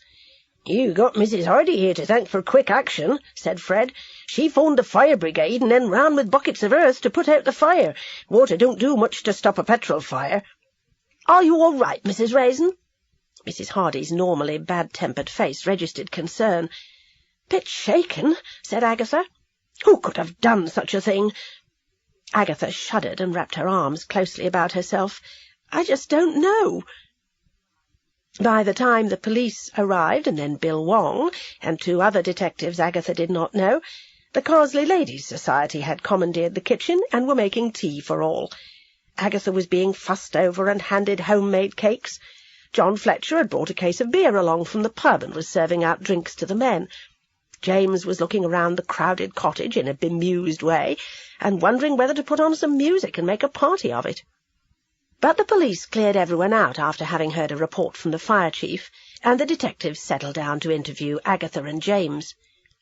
"You've been putting that stick of yours in muddy waters and stirring things up," Bill accused Agatha. "Who did you go to see today?" He glanced at the clock. "Or rather, yesterday." James flashed Agatha a warning look, but Agatha said, "Helen Warwick." "What? That secretary who was having an affair with Sir Desmond Derrington? I told you, pair, not to interfere." James said wearily, "I know you did. But until this murder, or murders, is cleared up, Agatha and I will feel we will always be suspects. I'll talk to you about that later. Now, who else did you see?" "No one else yesterday." "The day before?" James hesitated, then he shrugged and said, "Mrs. Comfort had gone off to Spain with her lover, a Basil Morton, who lives in Merchester. We went to see what we could find out about him. He's married, and his wife hadn't a clue what he was up to, so we left. Then we went to see Mrs. Comfort's ex-husband in Ashton-le-Walls. He threatened to set the dog on us. End of story." "And how did you find out about Mr. Comfort? His address? Come to think of it, how did you get the addresses of those other people who were at the health farm?" Agatha said, "Roy Silver employed a detective to find out about Jimmy. She dug up the addresses for us." "Name?" "Can't remember," mumbled Agatha. "We'll ask Silver." Agatha looked helplessly at James. "There's no need to lie, Agatha," said James. "We had a short stay at the health farm, Bill, and while we were there I had a chance to look at the records. Do you think the rest of the questioning could be left until we've had some sleep? We're both rather shaky." "All right, but I expect you both at police headquarters as soon as you can manage it." As Bill Wong drove off with the others, his first thought was, "I've a lot to tell Maddie," followed hard by another thought, "I'm damned if I will." It was strange they couldn't find the Gore Appleton woman. And yet there was something nagging at the back of his mind. Something someone had said, something very obvious, he hadn't thought of doing. The village carpenter effected temporary repairs, putting up chipboard and a makeshift door the next day, while James phoned the insurance company. Mrs. Hardy phoned Agatha and asked if she would step next door for a chat. "I'll see what she wants, James," said Agatha, "and then we'd better get off to Merchester." Agatha went reluctantly next door. She had taken such a dislike to Mrs. Hardy, and yet the woman had done everything she could to help put out the fire. Not only that, she had saved their lives, thought Agatha. That was a wild exaggeration when they could both have escaped out of the back door. But it was a changed Mrs. Hardy who answered the door to her. "Come in, you poor thing," she said. "What a nightmare!" "Thank you for all your efforts on our behalf." Agatha followed her into the kitchen. "Coffee?" "Yes, please." Mrs. Hardy poured 2 cups of coffee. They both sat down at the kitchen table. "I'll come straight to the point." Mrs. Hardy twisted her coffee cup nervously in her ringed hands. "I decided to settle in the country for peace and quiet. I was finding it all too quiet. But what happened to you last night was frightening, not my idea of excitement. There's a maniac on the loose, and I want out of here. I am prepared to take your offer of £110,000. Agatha had a sudden impulse to say she would make it 130, the sum she had originally offered, but bit it back in time. "When do you want to settle at the lawyer's?" "Today, if possible," said Mrs. Hardy. "Let me see, we're just about to go into Merchester to make our statements. We could go on from there to Cheltenham. What about 4 o'clock? I'll fix it. Tell me, said Agatha curiously, what is it about Carsley that you don't like, apart from murder and mayhem? She gave a little sigh. I've been very lonely since my husband died. I thought a small village would be a friendly place. But it is, protested Agatha. Everyone's prepared to be friendly if you just give them a chance. But it means going to church and talking to the yokels in the pub and joining some dreadful ladies' society. I find them delightful. Well, I don't. I like cities. I'll rent in London. I'll put my stuff in storage and take a service flat for a few weeks and look around. But that remark of Mrs. Hardy's about not being able to make friends had gone straight to Agatha's heart, as she remembered her own lonely days before coming to Carsley. She said, "Why don't you stay? We could be friends." "That's very kind of you." Mrs. Hardy gave a wry smile. "Don't you want your cottage back?" "Well, I do, but then you shall have it. I'll see you at the lawyer's this afternoon." "And that was that," said Agatha to James a few minutes later. "So I'll soon be home again. She said, as I was leaving, that provided all the papers were signed, I can move in a fortnight." James felt slightly irritated. A moment before it had seemed that all he wanted out of life was to have his cottage to himself, without Agatha Raisin dribbling cigarette ash over everything. He decided that she ought to look less delighted at the prospect of leaving his home. "Well, if you're ready," he said, "let's get to police headquarters." Leaves fluttered down in front of them as they drove off. Autumn leaves, dancing and whirling, blown down by a great gusty wind from a sky full of tumbling, black, ragged clouds. The whole countryside was in motion. Showers of nuts pattered on the roof of the car. A woman, getting out of a car at the quarry garage, clutched at her skirts to hold them down. An old newspaper spiralled up, and then performed a tumbling, hectic dance through the furrows of a brown ploughed field. And somewhere, thought Agatha, crawling around out there is a murderer. "It must be something to do with that Helen Warwick," she said. "Don't be ridiculous," snapped James. "Do you mean she travelled down from London to pour petrol through our letterbox? Why?" "Because I swear she knows something." "Oh, really? Then I'd better go back and see her." "Yes, you'd like that, wouldn't you?" "Very much. I found her a charming woman." "Men are so blind. She was sly and devious and mercenary." "In your jealous opinion, Agatha." "I'm not jealous of that plump frump. We could have been killed last night." "Not with a back door to the garden. What if we'd both been asleep?" There was no answer to that. They completed the drive to Merchester in silence. There were many questions to answer at police headquarters. Detective Inspector Wilkes was in charge of the questioning this time, flanked by Bill Wong. Agatha found herself beginning to sweat. She was terrified either she or James would let something slip, and Wilkes would know about their burglaring.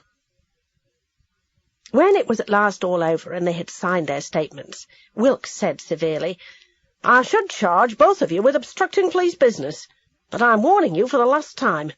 We may seem to you very slow, but we are thorough." They left feeling chastened. From an upstairs window, Maddie Hurd watched them go. She bit her thumbnail and stared down at them. She had not been invited to join in the interrogation. She had not been asked to do anything further on the case at all. She had been given a series of burglaries to investigate instead. She blamed Bill Wong for turning her superiors against her. Although Bill had not opened his mouth, her jilting of him had a lot to do with it. Bill Wong was very popular, Maddie was not. Women, even in the police force, were expected to be womanly. Women in the police force were not expected to jilt fellow officers.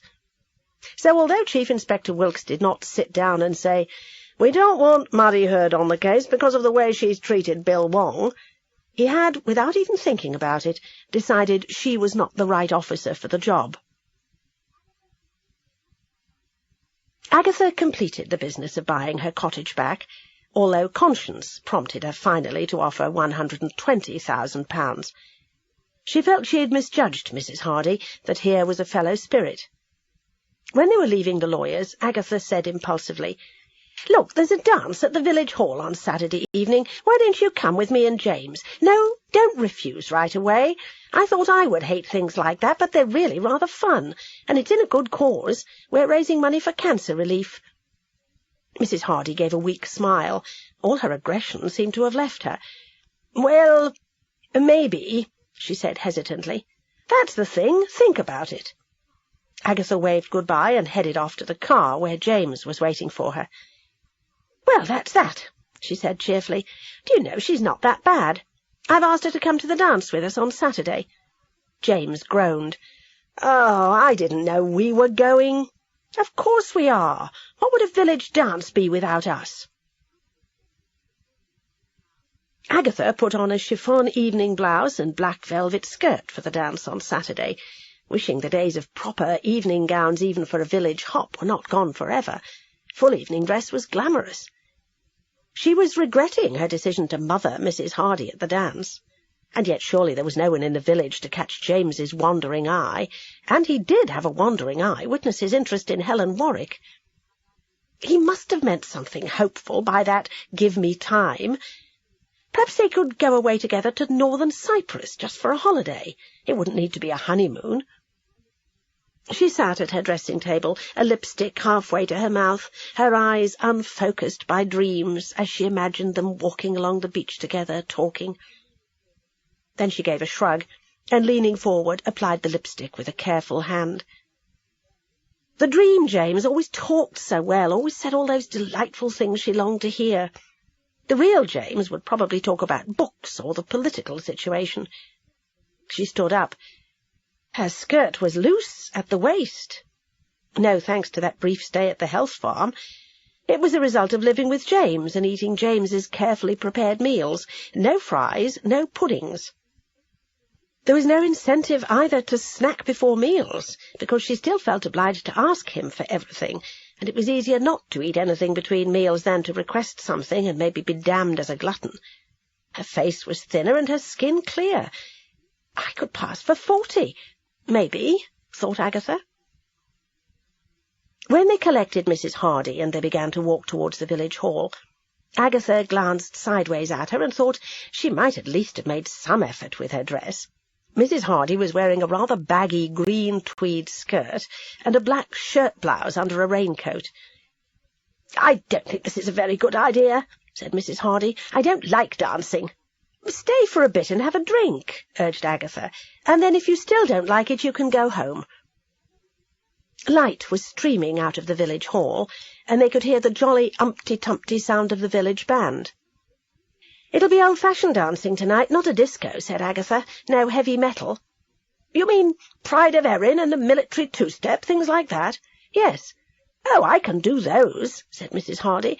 "I didn't know anyone did those sort of dances these days. I thought they just took ecstasy pills and threw themselves about like dervishes."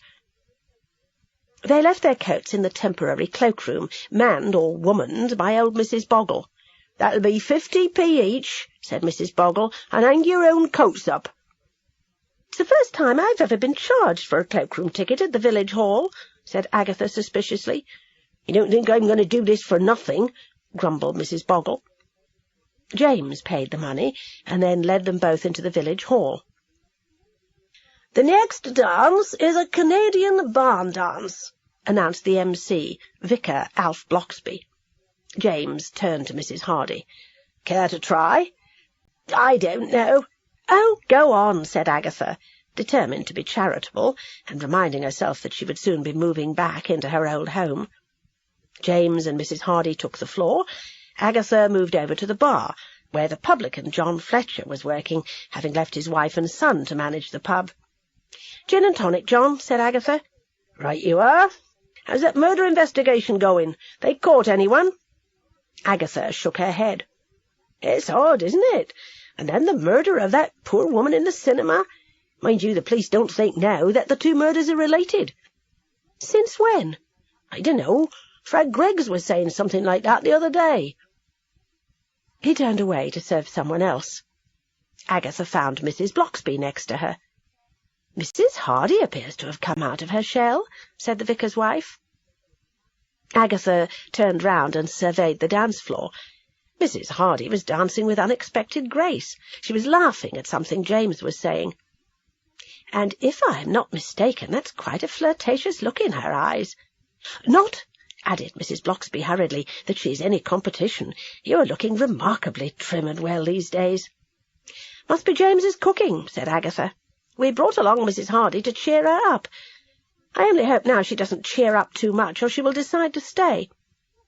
But you have your cottage back. Yes, everything's signed and agreed on. In that case, she can do nothing about it. I hope James is not going to get carried away by my Good Samaritan act, said Agatha. If he asks her for the next dance, I'll murder her. Oh, dear, how easily one says things like that. I don't think we're ever going to find out who murdered Jimmy. Let's sit over there in the corner, away from the noise of the band, and you can tell me about it, said Mrs. Blocksby. Agatha hesitated. The dance had finished, but James was asking Miss Sims for the next dance. "OK," she said. They carried their drinks over to a couple of chairs in a corner of the hall. "I think a lot of it you already know," began Agatha. "Jimmy, and possibly this Mrs. Gore Appleton, who ran a dicey charity, stayed at a health farm, found out what they could, and blackmailed some of the other guests. I believe one of them murdered him." She went on to describe all their investigations. Mrs. Blocksby listened carefully, and then she said, "I would think the most likely suspect would be Mrs. Gore Appleton herself." "But they were in it together." "Exactly. But Jimmy went back on the booze and down to the gutter. But he surfaced for long enough to get cleaned up for your wedding. So, say before that he had some stage where he was relatively sober and needed money. Why should he not seek out his old protector? And think of this. Let's say she wants nothing more to do with him. Her miraculous cured alcoholic isn't cured, so she tries to send him packing. But Jimmy has a taste for blackmail, and as he was close to her at one time, he must have known about the fraudulent charity. He knows the police are looking for her. So he says something like, 'Pay up or I'll tell them where you are.' Wait a bit. It could be just before he came down here. He says he's going to be in Carsley, she follows him, and waits for the right moment. And what better moment is there than when he is hopelessly drunk and has just had a row with his wife?" Agatha looked at her open-mouthed and then said, "That's all so very simple, it could well be what happened. But surely the police can find this woman, with all their resources and all. She could have changed her name. That might be an idea. I wonder if they've checked the records office to see if a Mrs. Gore Appleton changed her name to anything else. Damn, they're bound to have done that. She was and still is a criminal, Agatha. She could easily get false papers. Apart from her, have you come across anyone during your investigations who might be a murderer or murderess?" "It could be any of them. Those men's footprints near the body could be a blind. I have a gut feeling it's some woman. That secretary, Helen Warwick, I don't trust her at all. It would take some strength to strangle a man. Mrs. Comfort said something odd about Mrs. Gore Appleton. She said she looked like a man. So she could be a he, pretending to be a woman. I suppose anything's possible." "There you are," said James. "Dance, Agatha." "Sit down a moment," said Agatha. "Mrs. Blocksby's got some ideas." By the time Mrs. Blocksby had finished outlining them, her husband was announcing a lady's choice, and to Agatha's dismay Mrs. Hardy came up and tapped James on the shoulder and marched him off, rather like a military policeman arresting a deserter. "I wish that woman would go back in her shell," muttered Agatha. She was beginning to have that old feeling of being a wallflower. Then she remembered it was a lady's choice, and asked one of the farmers for a dance. Mrs. Blocksby watched her and reflected that Agatha was looking almost pretty. Her eyes were too small, and her figure, however slimmed down, always appeared a bit stocky, but she had excellent legs, and her brown hair shone with health. Agatha began to forget about murder and enjoyed the evening.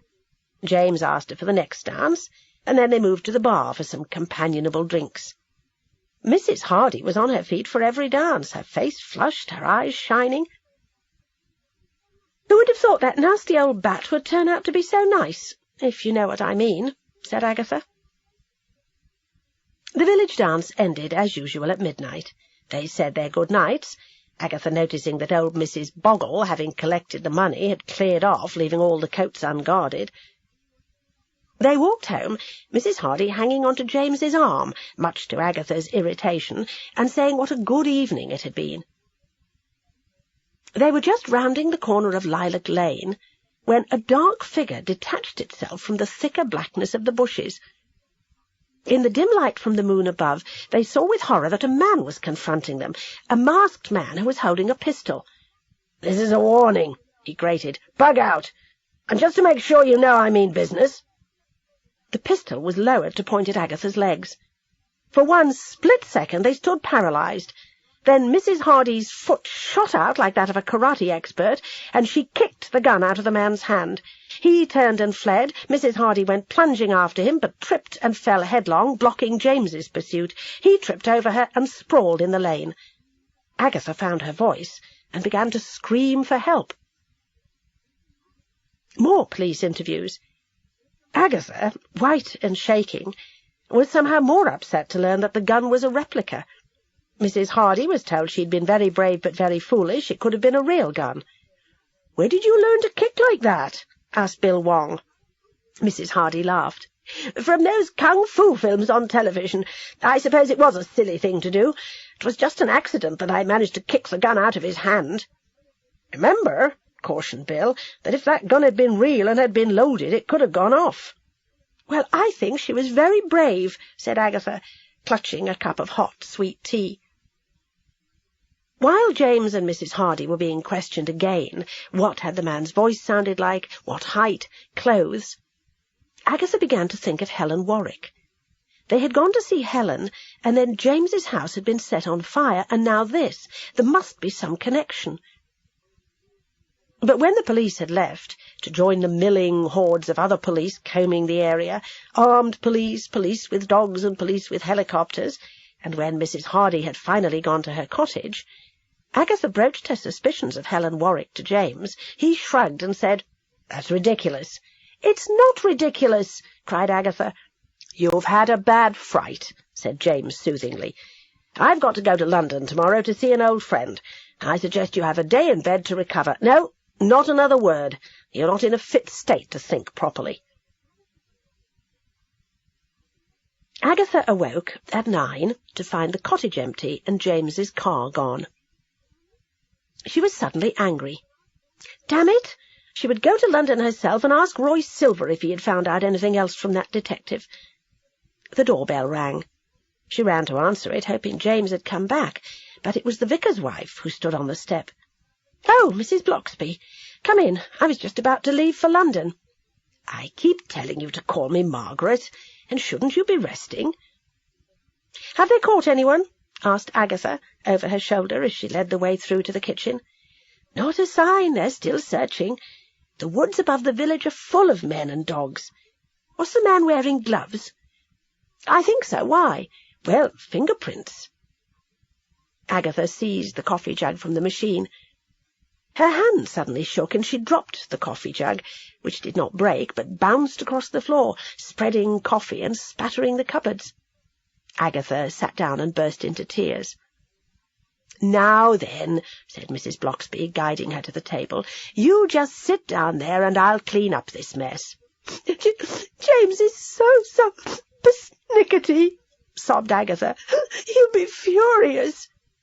"By the time I've finished," said the vicar's wife, taking off her coat, "he won't know anything has happened." She opened the cupboard under the sink and took out cleaning materials and a floor-cloth. While Agatha sniffed dismally into a handkerchief, Mrs. Bloxby worked calmly and efficiently. Then she put on the kettle, saying, "I think tea would be better for you. Your nerves are bad enough. I am surprised James has left. Why?" "He said he had to see an old friend." Agatha, who had temporarily got a grip on herself, found she was beginning to cry again. "I don't think he's gone to see any old friend. I think he's gone to see that murderess, Helen Warwick." "I'll make us a cup of tea, and you can tell me about it." When they were both seated at the table, Agatha described the visit to Helen Warwick, and how after that visit someone had tried to burn them to death, and then last night the masked man had been about to shoot her in the legs, if Mrs. Hardy had not kicked the gun out of his hand. I heard about that last night. Very brave of Mrs. Hardy. But it all goes to show, Agatha, that your Christian act in taking her to the village dance had its reward. It always reinforces my belief in the fundamental goodness of people, in the way that a little bit of kindness engenders such a reward. Agatha managed a watery smile. Doesn't seem to work with the Boggles. Oh, them. Well, there is always an exception. But surely James's interest in Helen Warwick is simply to do with the case. James has quite dreadful taste in women, said Agatha gloomily. Remember Mary Fortune? Mary Fortune, a divorcee who had been murdered, had enjoyed a brief affair with James before her death. You were away then, pointed out Mrs. Bloxby. Have there been any reporters asking questions? About the attempted shooting? No, I think the police want the press out of their hair, and that they have somehow managed to keep it quiet for the moment. The villagers are tired of the press as well, so none of them is going to phone up a newspaper. I'll go to London and see if Roy Silver has found out anything. I've something in mind. I may stay the night. I'd best leave a note for James. Hadn't you better stick around? The police will surely be back to see you. They can talk to the Hardy woman. I want a change of scene anyway. I do feel you should take care, Agatha. Someone appears to be more afraid of your investigations than they are of the police. I'm beginning to think that someone is mad. Look, it was a man who held us up last night. Mrs. Comfort said something about Mrs. Gore Appleton looking like a man. Perhaps there never was a Mrs. Gore Appleton. Perhaps there was a Mr. Gore Appleton. Perhaps some man pretended to be a woman as part of that charity scam. I still think you should stay here and rest, Agatha. No, I'm going. I'll feel better once I'm out of the village. But Agatha forgot to leave a note for James. But once she reached London, Agatha found herself driving towards Kensington to the Gloucester Road.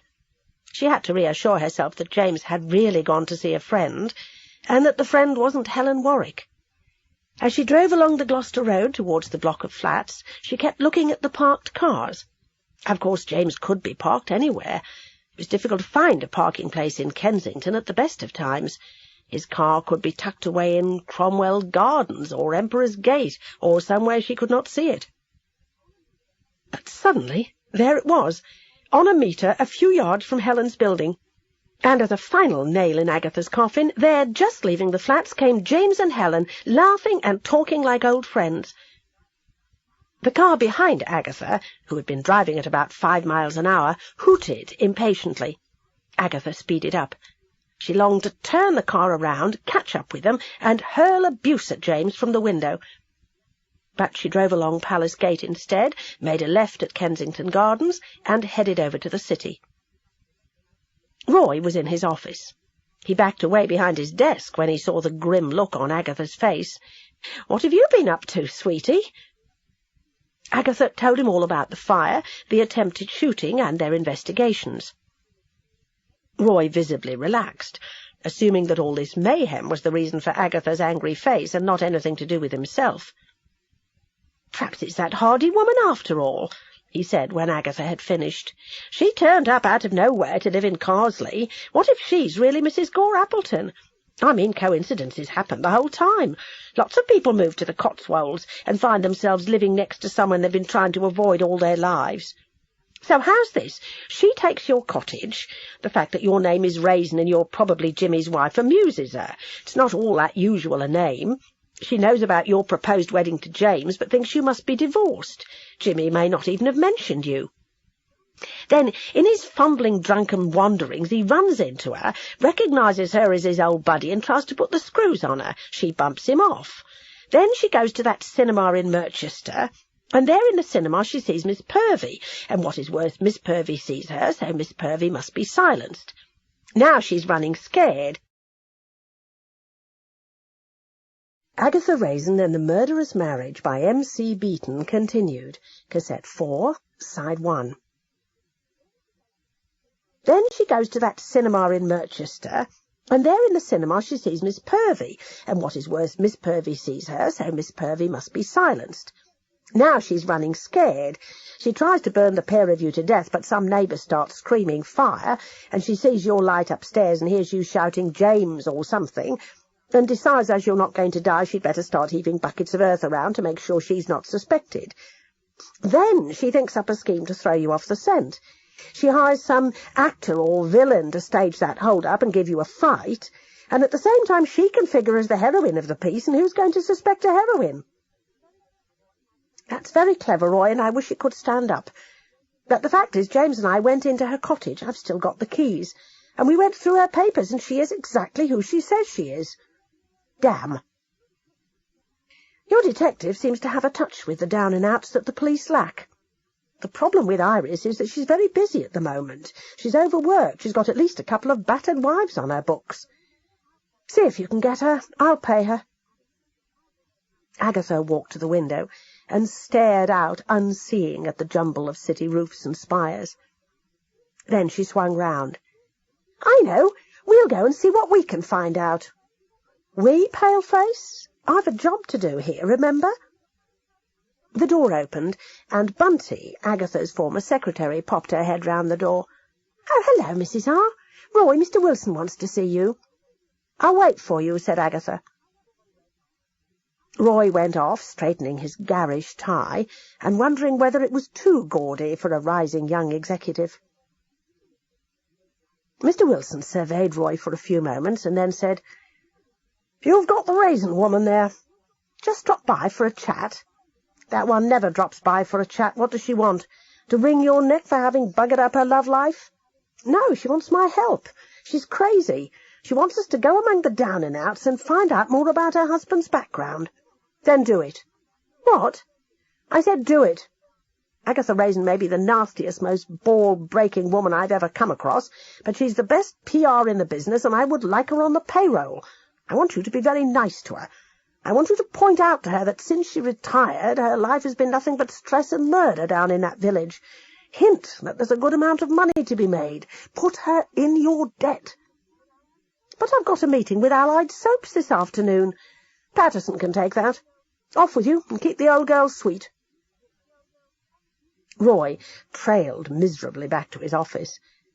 Allied Soaps was an important account, and Patterson would dearly like to get his hands on it. Life just wasn't fair.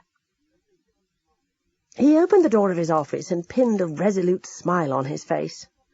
Guess what? I've got a slow day, so we can go. Agatha looked at him suspiciously. What did Wilson want with you? Not trying to get me back on the payroll? No, no. Roy knew that if he told Agatha that was the only reason he was going to help her, it would alienate her for all time. Well, we'd better get some old clothes and look the part. Do we have to dress up? Don't worry, I'll go and find the right stuff. See you back here in about an hour. Some time later, two shabby individuals stood outside Pedman's in Cheapside and tried to flag down a cab.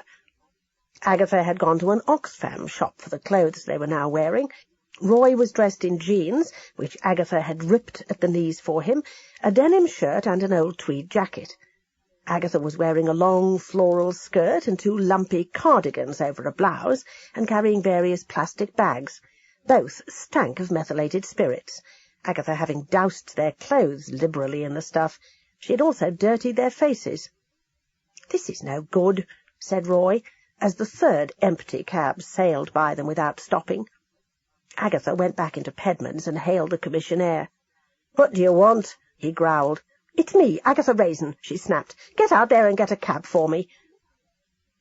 The commissionaire, who loathed Agatha, stared down at her, a smile breaking across his face. So the old bag had fallen on hard times. Let her get her own bloody cab. "Shove off," he said. "We don't want the likes of you in here." Agatha opened her mouth to blast him, but a quiet voice behind the commissionaire said, "Jock, get Mrs. Raisin a cab and hop to it." Mr. Wilson stood there. "Going off to a fancy dress party, Mrs. Raisin?" "That's it," said Agatha. Jock ran out into the street and flagged down a cab, and with his face averted held the door open for Agatha and Roy. Agatha pressed something into his hand. He touched his hat, the cab rolled off. Jock opened his hand. A penny. He hurled it into the gutter and stumped back inside. "You haven't brought your handbag?" asked Roy. "No, I left it with your secretary. It's in her desk. You left your wallet, I hope?" "Yes, but who's paying for this cab?" "You are." "But I left all my money behind." "So did I. I mean, I've got about £1 in change, but that won't pay for this cab to Waterloo." "What are we going to do?" wailed Roy. "Of all the stupid—" "Let's just hope it's not one of those cabs where they lock the doors." The cab slowed and stopped at traffic lights. "Now!" said Agatha.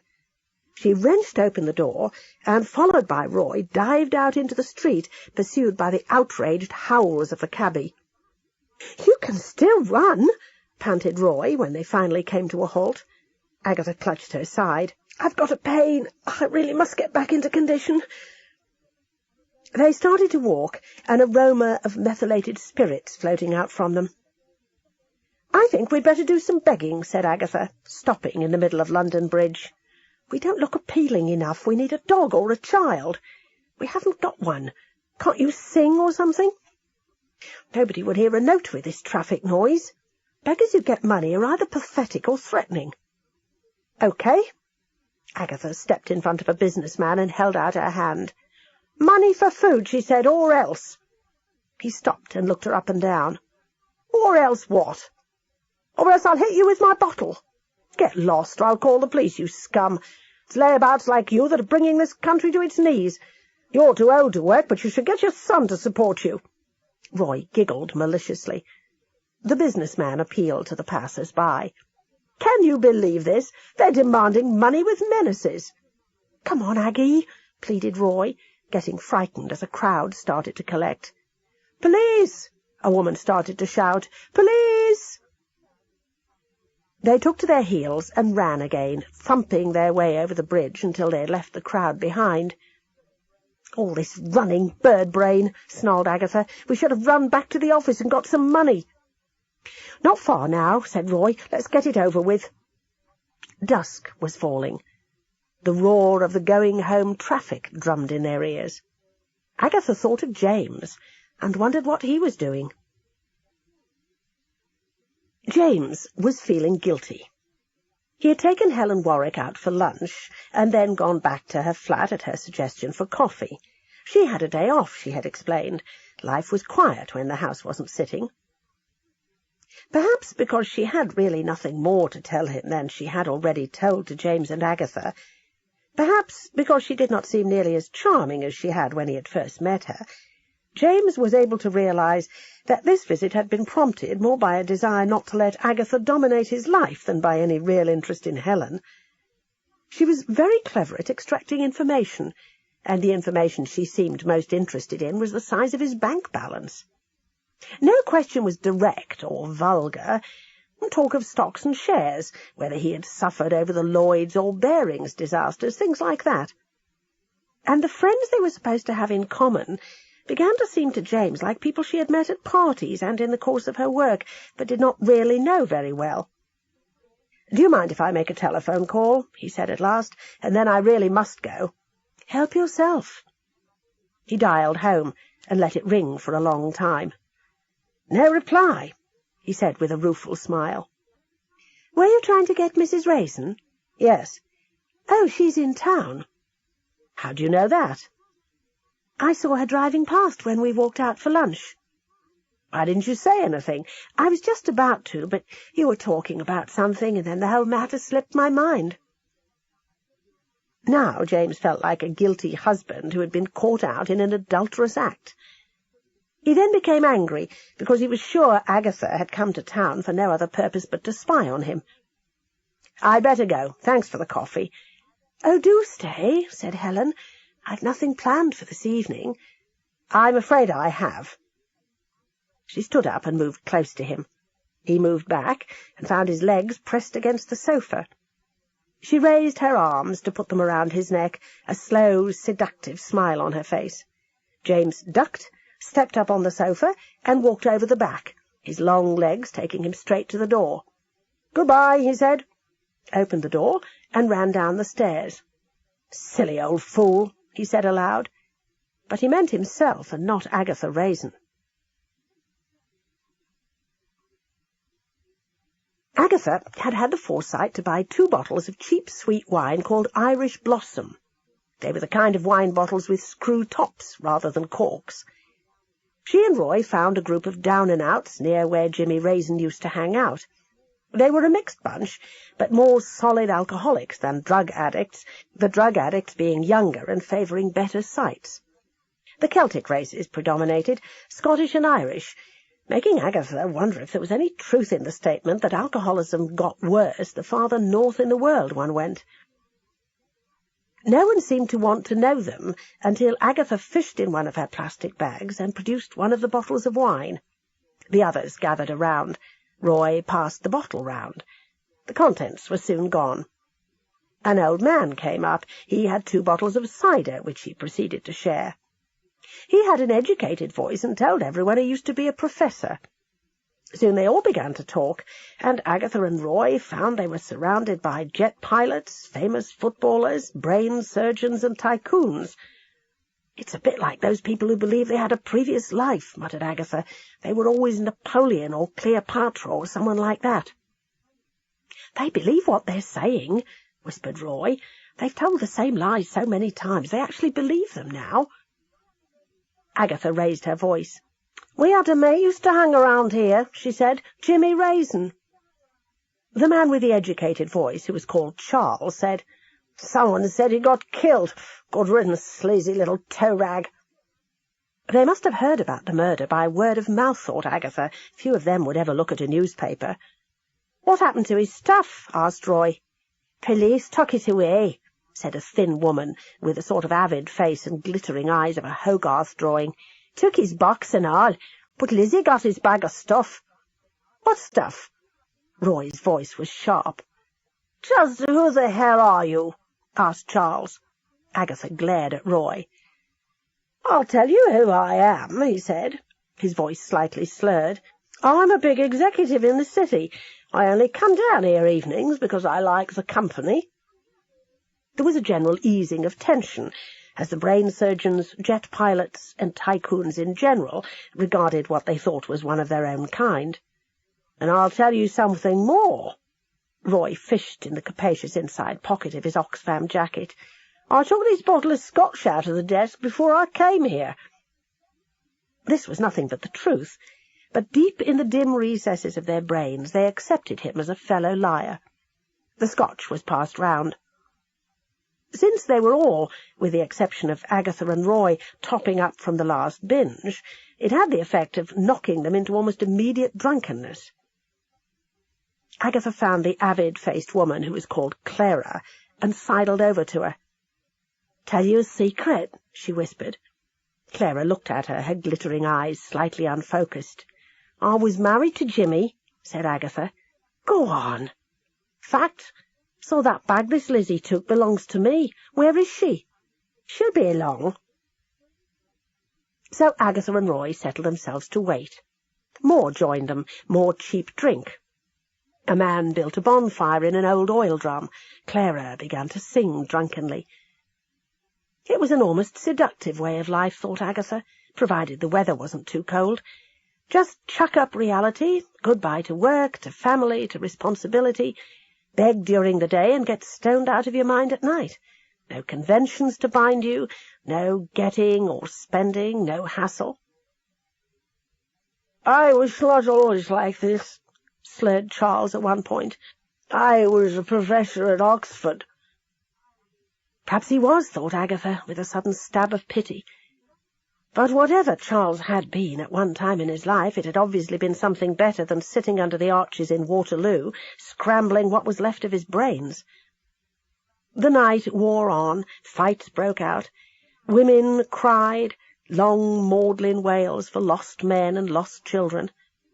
It's not a seductive way of life, thought Agatha. It's a foretaste of hell. There was a brief scramble of activity when the Silver Lady came round, a van with sandwiches and hot coffee, some of them trying to trade their sandwiches and coffee for another swig of drink. Gradually, like animals, they crept off into their packing cases. Still this Lizzie had not come. Dawn was rising over grimy London. A blackbird, perched up on a rooftop, sent down a chorus of glorious sound, highlighting the degradation and misery and wasted lives of those in the packing-cases beneath. Agatha got stiffly to her feet. "I've had it, Roy. Give your detective lady the job of finding Lizzie, and double her pay to do it. I'm going home." "Haven't we even got enough between us for the tube?" asked Roy. Agatha scraped in her pockets and finally found £1. "That's for me to take the tube," she said firmly. "You'll have to stick with me, sweetie, if you want to get into the office to get your bag and car keys. I have the keys to the office." "Let me have them." "No." "Do you mean you're going to make me walk back all that way?" "Yes." Not speaking to each other, stiff and sore and exhausted from their long night, and with queasy stomachs from the awful mixture they had drunk, they headed in the direction of Waterloo Station. A well-dressed man in evening dress approached them. He stood in front of them, stopping their progress, his face a mixture of pity and disgust. He fished in his pocket, took out his wallet, and extracted a £10 note. "For God's sake," he said to Roy, "get your mother a decent breakfast and don't spend this on booze." "Oh, thank you! Thank you!" Roy seized the note. "Taxi!" he yelled, and, miracle of miracles, a taxi came to a stop. Roy shoved Agatha inside, shouted, "Cheapside!" and the cab drove off. The man in evening dress gazed after them in a fury. "That's the last time I waste money on people like that," he thought. James had suffered a sleepless night as well. At first he had thought Agatha was staying away to get revenge, but then he began to think something might have happened to her. At last he settled down in an armchair in front of the cottage window, jumping to his feet every time he heard the sound of a car. But there was only first the milkman and then Mrs. Hardy going off early somewhere. His eyes grew heavier and heavier. Why hadn't she even phoned? He fell asleep at last, and in his dream he was marrying Helen Warwick. He only knew he did not want to marry Helen, but that somehow she had blackmailed him into it.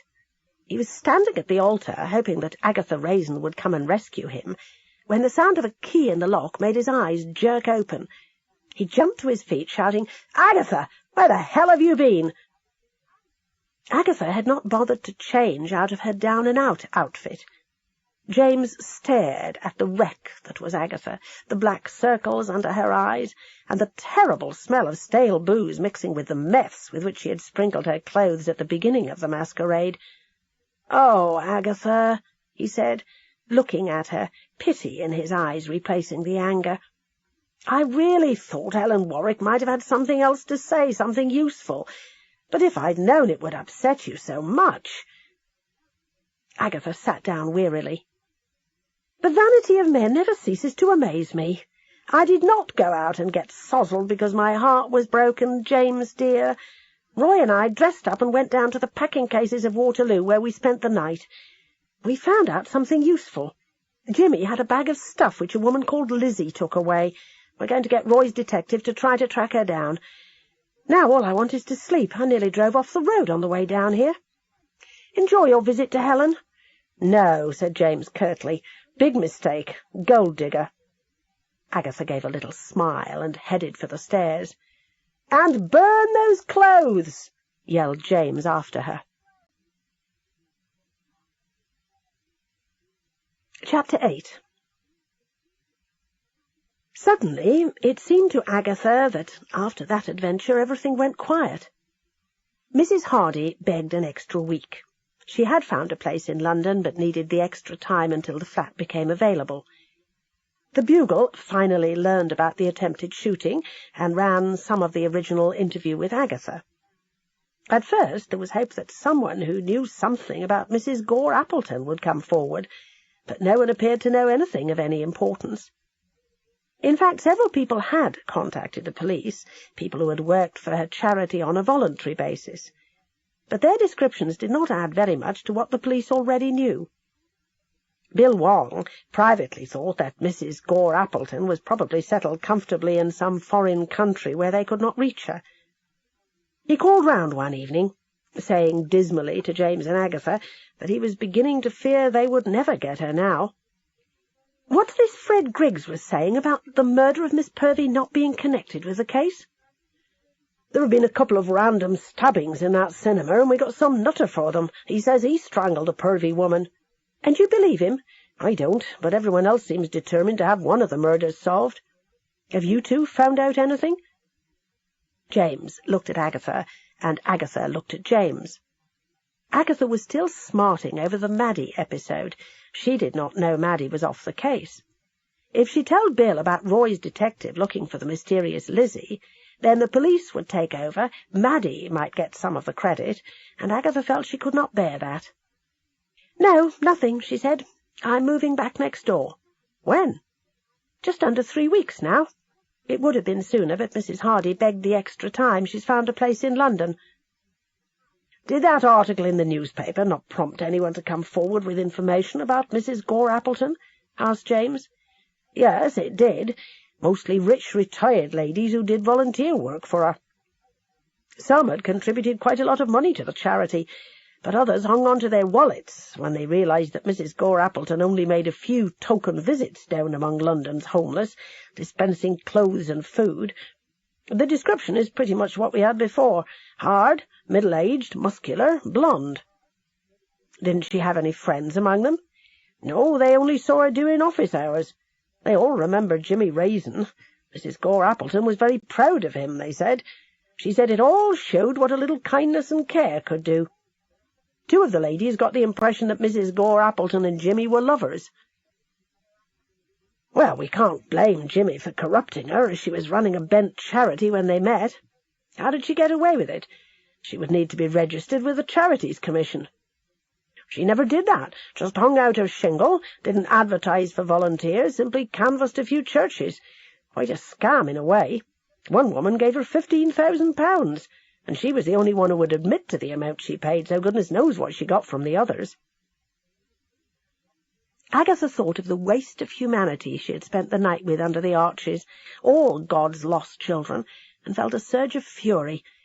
Mrs. Gore Appleton had, in her own sweet way, been robbing the poor. "I can't bear the idea that she should get away with it.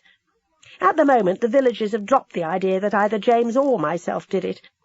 But I met the horrible Mrs. Boggle in the village shop the other day, and she sneered at me darkly about some folks can get away with murder. If the case isn't solved, then who knows? Everyone might start to think that way again." "I'll let you know anything I can," said Bill. "How are things?" asked Agatha. "I mean with you." "Maddie? Oh, that's finished. My mother is quite pleased, and so is Dad. I thought they would be disappointed, because they both hoped to see me married." Agatha privately thought Mr. and Mrs. Wong would do anything in their power to drive off any female interested in their precious son, but did not say so, which went to show she had changed slightly for the better. The old Agatha had been totally blind and deaf to anyone else's feelings. But she saw the pain at the back of Bill's eyes and felt a surge of hatred for Maddie. "So what happens now with you two?" asked Bill. There was an awkward silence, and then Agatha said brightly, "We'll soon be back to normal, me in my small cottage and James in his. We can wave to each other over the fence." "Oh, well, I'm sure you'll sort something out," said Bill. "I'm glad to see you've given up investigating murders, Agatha. Not that you weren't a help in the past, but mostly because of your blundering about and making things happen." Agatha looked at him outraged. "You can go off people, you know." "Sorry, just my joke. But you've nearly got yourself killed in the past. Don't do it again." His face beamed. "I'd hate to lose you." Agatha smiled suddenly.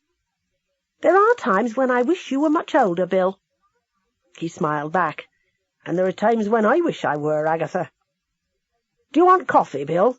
asked James sharply. "What? Oh, no, I've got to be going." Agatha followed him to the door. "Don't stay away too long. When I'm back in my own place, come for dinner." "That's a date, and nothing microwaved either." He kissed her on the cheek and went off whistling. "Oh, God," said Agatha, coming back into the living-room, where James was moodily kicking at the rug in front of the fireplace. "I've just remembered we're hosting the Ladies' Society from Ancombe. I'd better get along to the village hall." "I know what, I'll see if Mrs. Hardy wants to come." "Do what you want," muttered James. Agatha stared at him. "What's got into you?" "I haven't been writing," he said. He went and sat down in front of the word processor and switched it on. Agatha shrugged and went upstairs. Love sometimes came in waves like flu, but she was temporarily free of the plague and hoped to make it permanent. She came back downstairs, whistling the same tune she had heard Bill whistling when he left. James was glowering at the screen of the word processor. "I'm off," said Agatha brightly. No reply. "It was nice of Bill to call." She gave a little laugh. "I sometimes wonder why he bothers with me." "He comes," said James acidly, "to get a tan from the light that shines from the hole in your arse." Agatha stared at James, her mouth dropping. James turned bright red. "You're jealous," said Agatha slowly. "Don't be ridiculous. The thought of you and a man as young as Bill Wong is disgusting." "But definitely intriguing," said Agatha. "See you later."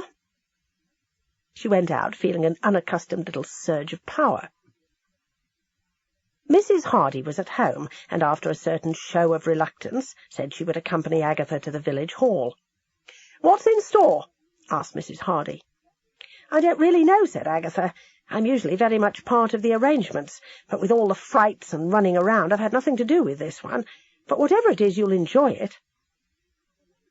Agatha's heart sank when they entered the hall, and she learned from Mrs. Blocksby that the Carsley Ladies' Society were giving a concert.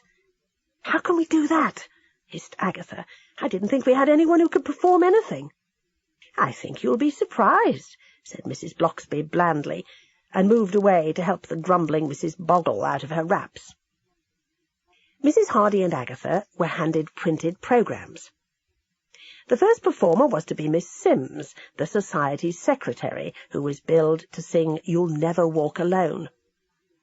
But the opening number was a line-up of the village ladies performing a Charleston dressed in 20s outfits. Agatha blinked. Where on earth had the portly Mrs. Mason come by that beaded dress? Mrs. Mason, she remembered, had threatened to leave the village after her niece had been found guilty of murder, but she had finally elected to stay, and no one ever mentioned the murder. The ladies did quite well, apart from occasionally bumping into one another on the small stage. Then Miss Sims walked forward and adjusted the microphone. She was still wearing the skimpy flapper dress she had worn for the opening number. She opened her mouth. Her voice was thin and reedy, screeching on the high notes and disappearing altogether in the low notes. Agatha had never realized before what a very long song it was. At last it was mercifully over. Fred Griggs then took up a position on the stage in front of a table full of rings and scarves. Fred fancied himself as a conjurer. He got so many things wrong that the kindly village audience decided he was doing it deliberately and laughed their appreciation. The only person not joining in the laughter was Fred, who grew more and more anguished. At last a large box like a wardrobe was wheeled on the stage, and Fred nervously asked for a volunteer for the vanishing lady trick. Mrs. Hardy walked straight up the aisle and climbed on the stage. Fred whispered to her, and she went into the box, and he shut the door. "Ladies and gentlemen," said Fred, "I will now make this lady vanish." He waved his stick, and 2 school children turned the box round and round. Then Fred, with a flourish, opened the door. Mrs. Hardy had vanished. Warm applause. Fred beamed with relief and signalled to the school children, who revolved the box again. "Viola!" cried Fred. He meant voila, thinking French some magical language. He opened the door. His face fell, and he slammed it shut again and muttered something to the school children. The box was revolved again. Again Fred cried, "Viola!" and opened the door. No Mrs. Hardy. It must be part of the act, thought the audience, as Fred, with his face red and sweating, began to search inside the box. "You couldn't even find my cat!" shouted Mrs. Boggle. "No wonder you can't find that woman. Can't even find your brains on a good day, Fred." Fred glared down at her. Then he bowed. School children ran forward to clear his props from the stage, and a villager called Albert Grange came and began to play the spoons. Agatha slipped out of her seat and went quickly out of the village hall. She hurried towards Lilac Lane. She was beginning to wonder if something awful had happened to Mrs. Hardy. And then, as she turned the corner into Lilac Lane, she saw the stocky figure of Mrs. Hardy in front of her. "Mrs. Hardy!" called Agatha. She swung round. "Whatever happened?" asked Agatha, coming up to her. "It was such a boring, awful affair," said Mrs. Hardy with a grin, "that I just walked out of the back of the box and out of the back of the hall." "But poor Fred," protested Agatha. "Why bother? He'd got everything else so mucked up that I reckoned another failure wouldn't matter." Agatha looked at her doubtfully. "Seems a bit cruel to me." "I can't make you out," said Mrs. Hardy. "I know you used to run a successful business, and yet here you rot, wasting your time and energy going to a dreadful affair like that. How can you bear it? I've never met such a dreary bunch of yokels in my life before." "They're not dreary. They're very kind and warm-hearted." "What? People like that smelly old Boggle woman, those pathetic village women cavorting around in the Charleston? Get a life." Agatha's eyes narrowed. "I was beginning to think you were all right, but you're not. I'm glad you're leaving Carsley. You don't belong here." "No one whose brains haven't turned into mush belongs here. There are brilliant people living in the Cotswolds, writers. Middle-aged menopausal women churning out Argus sagas about naughty doings in the vicarage, ancient creaking geriatrics making arrangements out of dried flowers and painting bad watercolours, and all pretending to be upper class. Mrs. Bloxby is a good example of all that is fine about village life. The vicar's wife, a sad creature who lives through other people because she has no life of her own. Oh, don't let's quarrel. You like it, I don't. I'll see you later." Agatha went slowly back to the village hall. A woman she only knew slightly was at the microphone singing Feelings. Mr. and Mrs. Boggle had fallen asleep. Agatha sat down and looked about her. Mrs. Hardy's words seeped like poison into her brain. How pathetic and shabby the village hall looked. Rain had begun to fall, blurring the high windows. Surely there was more to life than this. Perhaps her loneliness had caused her to look at the whole thing through a pair of distorting rose-tinted glasses. And what of her nun-relationship with James? A woman of any maturity, of any guts and courage, would have given him up as a bad job. And what would married life with him have been like, anyway? He was handsome and clever, but so self-contained, so cold, that even if they were married, life would be pretty much the same. And what about sex? Didn't he miss it? Didn't he ever think of the nights they'd spent together? It seemed to Agatha that he preferred to return to a life of celibacy, a celibacy broken by a few affairs. She had never really given London a chance. Yes, she had been friendless there, but that was because of the way she had gone on. She had changed. She'd invested the money from the sale of her business very well. She would not need to work if she returned to London. The concert mercifully drew to a close, with the cast singing That's Entertainment. Then there was a general movement, as chairs were drawn back and tables were set out for the lunch in honour of the Ancombe ladies. Agatha shivered. The hall was cold. Lunch turned out to be the inevitable quiche and salad. There was not even any homemade wine to wash it down, as there usually was at these functions, only rather dusty tea. Conversation was desultory. Agatha looked around. What have I done, she wondered. How could I ever have thought I would fit in here? I don't really belong. I wasn't born in a village. I was born in a Birmingham slum, where trees and flowers were things you ripped out of the earth as soon as they dared to show a leaf. There was a lot to be said, after all, for anonymous London. Perhaps Bill Wong would come up and visit her from time to time. Well, maybe Mrs. Bloxby, too. As for James... Well, she, Agatha Raisin, was worth better than James Lacey. She wanted a man with red blood in his veins, a man capable of intimacy, warmth, and affection. Dark thoughts? The woman who had been sitting at one of the long tables next to Agatha had left. Mrs. Bloxby had slid into her place. "I don't really belong here," said Agatha, waving a hand about the room.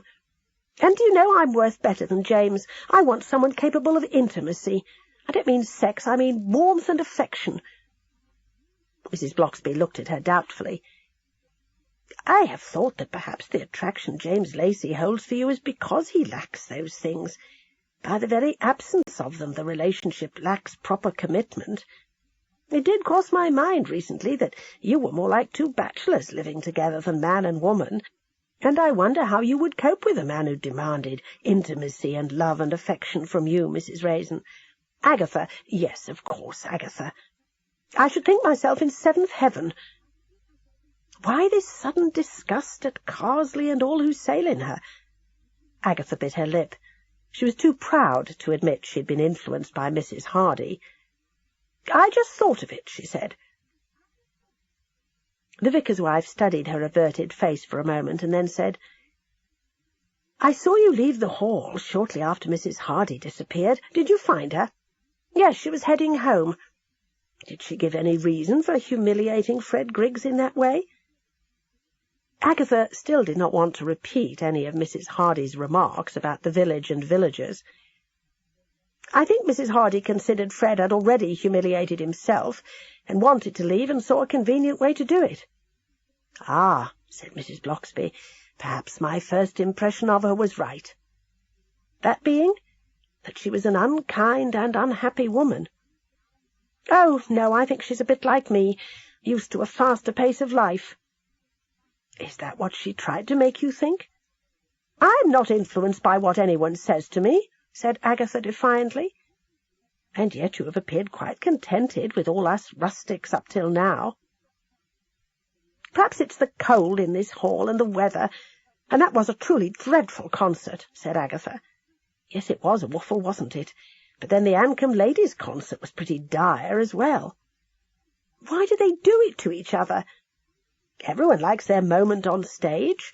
There's a bit of the failed actor in all of us. At these village affairs everyone gets a chance to perform, no matter how bad they are. People applaud and are kind, because all of them want their time in the limelight as well." The old steam radiators against the wall gave a preliminary rattle. "There you are," said Mrs. Blocksby. "The heating has come on. And look, the Ancombe ladies have brought a case of apple brandy, so we can all have a drink during the speeches. The atmosphere will soon lighten." The combination of heat and apple brandy did appear to work wonders. Agatha began to relax. Instead of standing outside looking in, she began to feel part of it again. The chairwoman of the Ancombe Ladies' Society made a speech, and told several jokes which were received with gales of laughter. "Stuff, London and Mrs. Hardy," thought Agatha. "I'm happy here."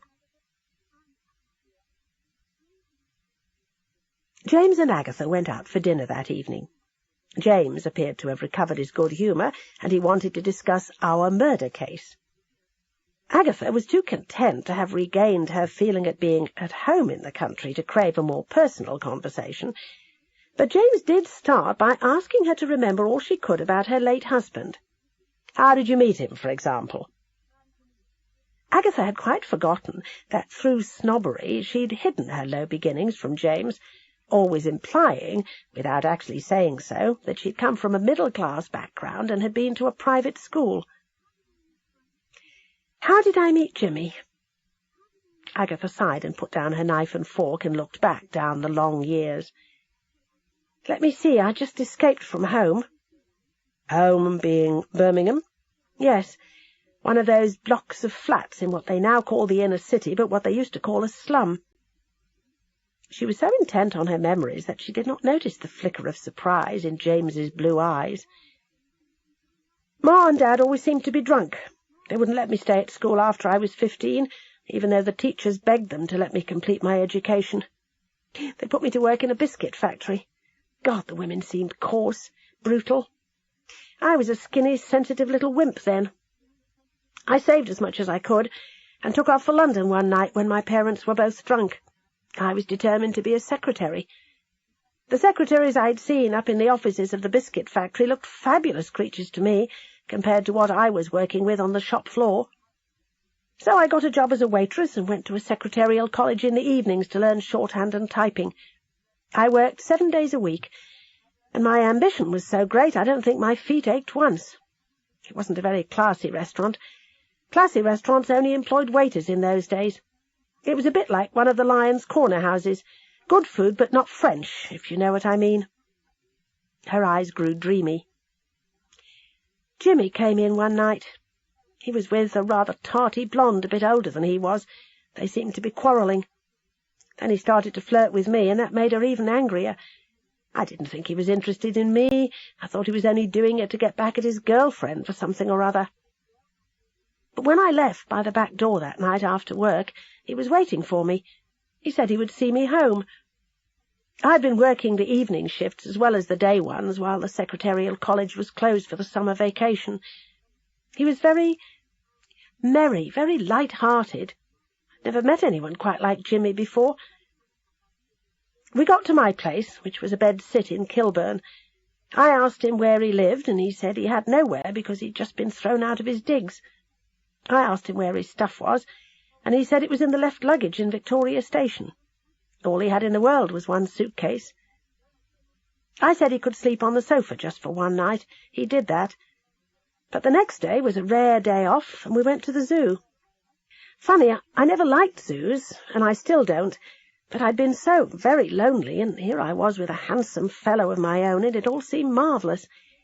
Somehow it was agreed, I don't remember how, that he would move in with me. Of course he wanted to sleep with me, but the pill hadn't really got going in those days, and I was terrified of getting pregnant. He just laughed and said we'd get married, and so we did. We went to Blackpool on our honeymoon. Agatha suddenly looked at James and realised that she had finally betrayed all the truth of her background. Then she gave a little shrug and went on. He got a job loading newspapers down in Fleet Street. I was still working as a waitress and going to the college. It took me a month of marriage to realise I'd jumped right out of the frying pan into the fire. That is, I'd jumped from a drunken home life into marriage to a drunken husband. To this day I don't know why he ever married me. I mean, he was very attractive to women. He began to hit me. I hit back because I was still thin but pretty wiry, and then I wasn't drunk and he was. He lost his job and drifted from one to another after that, but mostly was out of work. I stuck it for 2 years. But I'd landed a job in a public relations firm as a secretary, and I wanted money for good clothes, and I wouldn't keep him in drink any more. I came back one evening, and he was lying on the bed snoring with his mouth open. On the mat the post was lying unopened, and in the post was a package of literature from Alcoholics Anonymous that I'd sent for. Pinned it on his chest, packed my things, and left. He knew where I worked, and I fully expected him to come after me looking for money, but he never came. Gradually the years went by, and I was really sure he was dead. I thought no one could drink that much and go on living. Ambition took over completely. So, what did I know of Jimmy? He had great charm. Hard for you to believe now. When I first met him, he had a way of making me feel like the only woman in the world that mattered. And he was the only man in my life who ever made me feel pretty. He never said anything clever, and his jokes were always feeble. But before it all went sour, he made me feel good, made me feel exhilarated, as if the world was a funny place where nothing much mattered. Agatha heaved a little sigh. Will the real Jimmy Raisin stand up? I don't know. At first, after each drinking bout, he would be genuinely contrite. Oh, I know, he always talked about making money, and he was always sure he would make it. I suppose he lived on dreams. And I gather, said James harshly, that he was a budding con artist when you met him. Too lazy to work. He got a taste through you of the benefits of being kept by a woman. You had got wise to him, so he probably sobered up just long enough to get some other female involved. Agatha Raisin and the Murderous Marriage by M.C. Beaton concluded. Cassette 4, Side 2. And I gather, said James harshly, that he was a budding con artist when you met him. Too lazy to work. He got a taste through you of the benefits of being kept by a woman. You had got wise to him, so he probably sobered up just long enough to get some other female involved. What you have described, Agatha, is a greedy, selfish man, a natural blackmailer. "I suppose I've told you nothing you didn't know already," said Agatha in a small voice. "Not really, except I did not know that you had such a hard life." "Did I? Ambition is a great drug, you know. I just forged ahead the whole time. Never really looked back at yesterday. Anyway, to get back to this murder, or murders. It must be one of the people that Jimmy met at the health farm. I've come back to that idea. I wish that Comfort woman hadn't escaped us. I think she was lying to us." "There was certainly something about our visit that sent her running off to Spain," said James. "Then there's her ex. He was very truculent." "But he wasn't even at the health farm," protested Agatha. "How would he know what Jimmy and Miss Purvey looked like?" "It could be the something that Gloria wasn't telling us. Perhaps Jimmy didn't write to Mr. Comfort. Perhaps he called on him." "Fine. So what about Miss Purvey?" "If Miss Purvey's murder was not connected to Jimmy's, it might make the field wider." "I think our only hope is that Roy's detective might find something in the bag that the mysterious Lizzie took." Agatha sneezed. "Are you getting a cold?" asked James. "I don't know. I might have a bit of a chill. That church hall was freezing today during the concert." "Home and bed, then. We'll think some more about it tomorrow." As they were driving down into Carsley, a car passed them going the other way. James braked suddenly. "I think that was Helen Warwick. She must have been to see us." "To see you, you mean?" said Agatha. "I'd better catch up with her." James swung the wheel around. "What for?" demanded Agatha, as they began to race back up the way Helen Warwick had taken. "You said she had nothing more to tell us." "But she must have had, for why did she come all this way to see us?" "To murder us in our beds," said Agatha gloomily. All the way down the hill and towards Moreton-in-Marsh, James looked ahead for Helen's car. She had been driving a BMW. He saw one ahead at the first roundabout in Moreton. They managed to catch up with it on the Oxford road, only to find that the driver was an elderly man, not Helen Warwick. They drove on a few more miles before James said reluctantly, "That's that. We've missed her." "I'm not sorry," said Agatha. "She only came down here to chase after you." "Probably right," agreed James. And Agatha scowled at him in the darkness. By the time they got home, she was coughing and wheezing, and her head felt as if it were on fire. At James's urging, she took 2 aspirins and went to bed and plunged down into a hell of noisy dreams, of raging fires, of gunshots, and of running and running along the embankment in London with Roy at her heels, both of them fleeing from someone they did not know. The next day, Agatha felt too ill to care about anything at all.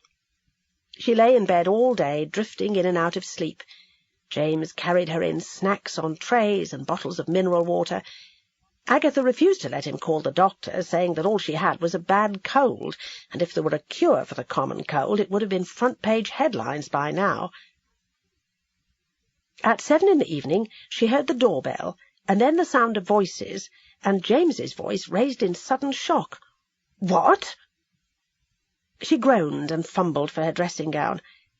Cold or no cold, red nose or no red nose, she simply had to find out what was going on. She made her way down the stairs and into the living-room. At first she thought the scene before her eyes was part of a fever-induced hallucination. There was Wilkes, flanked by Bill Wong and 2 constables. She blinked and realized they really were there, and said, "Why are they here, James?" James's face was set and grim. "Helen Warwick has been murdered." Agatha sat down suddenly. "Oh, no! When?" "Today. Strangled with one of her scarves." "And she tried to see us last night, Agatha. She was here in Carsley last night, and now she's dead." Wilkes said, "Unfortunately, no one at the flats where she lives saw anything. We guess the murder took place somewhere in the middle of the afternoon. We're taking statements from everyone who knew her." "As you can see," said James, pointing at Agatha, "Mrs. Raisin was in no fit state to go anywhere, and I was acting nursemaid. I was down at the local store twice to get groceries. They will vouch for me." "You went to see her," said Bill Wong suddenly. It was a statement, not a question.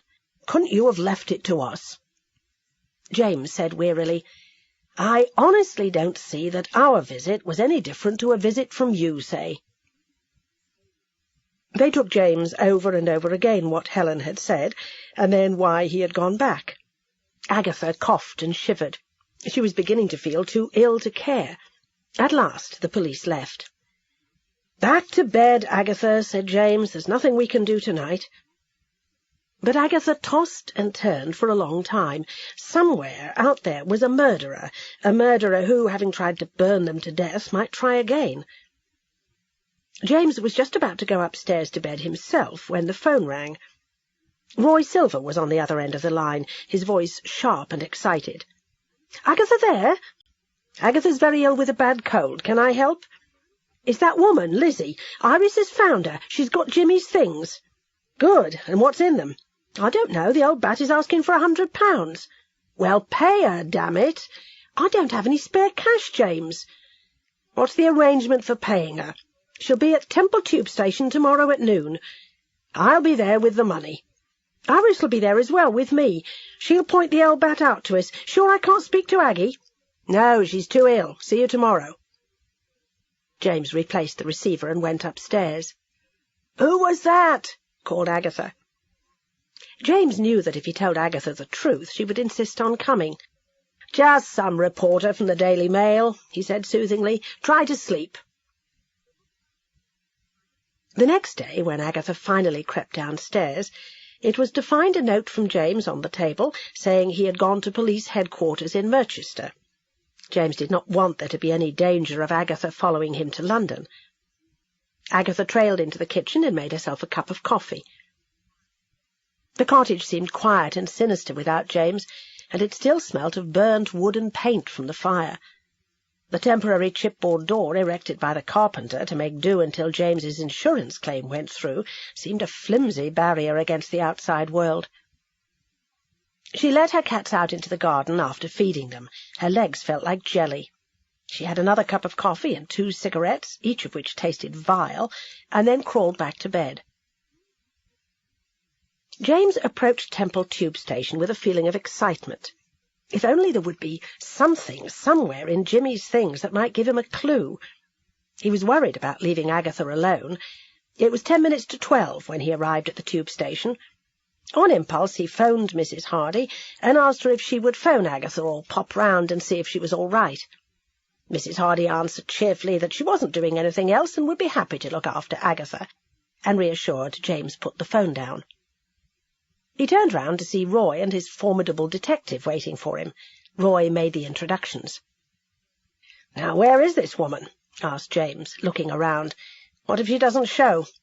"She'll show," said Iris. "Just think of all the booze £100 will buy her." "Aggie should be here," said Roy. "How is she?" "Pretty poorly," said James. "Look, I didn't tell her about this, or she would have come racing up to London, and she's not fit." "There she is," said Iris. A small woman in layers of shabby clothes was shuffling into the tube station. Her eyes were sunk into her head, and she had no teeth. She was bent and aged-looking, and her hands, clutching 2 plastic bags, were twisted and crippled with arthritis. "Hello, Lizzie," said Iris briskly. "Give us the bag." "Money first," said Lizzie. "I want £1,000. Before James or Roy could say anything, Iris said, "Well, that's that, Lizzie. We'll take our £100 and go. I doubt if there's anything in there worth even a £5." And James saw from the look in Lizzie's eyes that she'd already gone through the late Jimmy Raisin's effects, and agreed with Iris. "Here, wait a minute." A claw-like hand clutched at Iris's sleeve. "You got the money?" Iris nodded to James, who took out his wallet and extracted 5 £20 notes. Lizzie's eyes gleamed. "Bag, Lizzie," prompted Iris. "The money," said Lizzie. "Oh, no. Is this the right bag?" Iris took it from her. "I'll just have a quick look in here first. It could be nothing but old newspapers." Iris looked inside and fumbled around. All Jimmy's worldly goods seemed to consist of a few photographs, a corkscrew, some letters, and a battered wallet. "All right," said Iris. James handed over the money. "I hope you're going to buy yourself some food with this." Lizzie looked at him as if he were mad. seized the money and stowed it somewhere under her layers of clothes, and then shambled off. "Let's go somewhere and look at what we've got," said James. "We'll go to my office," said Iris, "but you're going to be disappointed. Seems to be nothing but scraps of paper and a few photographs." They took a taxi to Iris's office in Paddington, and once there tipped the contents out on the desk. There were love letters from various women, damp and crumpled and stained. Jimmy had probably kept them to gloat over. There was a photograph of a thin girl with small eyes and heavy dark brown hair. That was in the wallet, and the only thing it contained. James said, "By God, it's our Agatha as a girl. You can hardly recognise her." There were various other photographs of women, and then one of Jimmy on a beach. A middle-aged blonde woman in a swimsuit was rubbing oil on his back. She was thin and muscular. Her face was turned away from the camera. "Damn, I wish we could see her face," muttered James. "I bet that's Mrs. Gore Appleton." "Let me see those other photos again." Iris bent her head and went through them. "There," she said triumphantly. "That's the same woman." James found himself looking at a hard-faced blonde with a thin, aggressive face. And then, as he stared down at that face, he found himself becoming sure he had seen it before. Agatha had changed amazingly from the days of her youth. People changed. Women changed in middle age, often put on weight. And suddenly he knew who it was. Let the blonde hair grow out and put on a few stone, and you had Mrs. Hardy. Yes, the mouth was the same, and the same hard eyes. "Oh, my God," he said, "and I've told her to look after Agatha." "Who?" screeched Roy. "Mrs. Hardy. That's Mrs. Hardy, our next-door neighbour."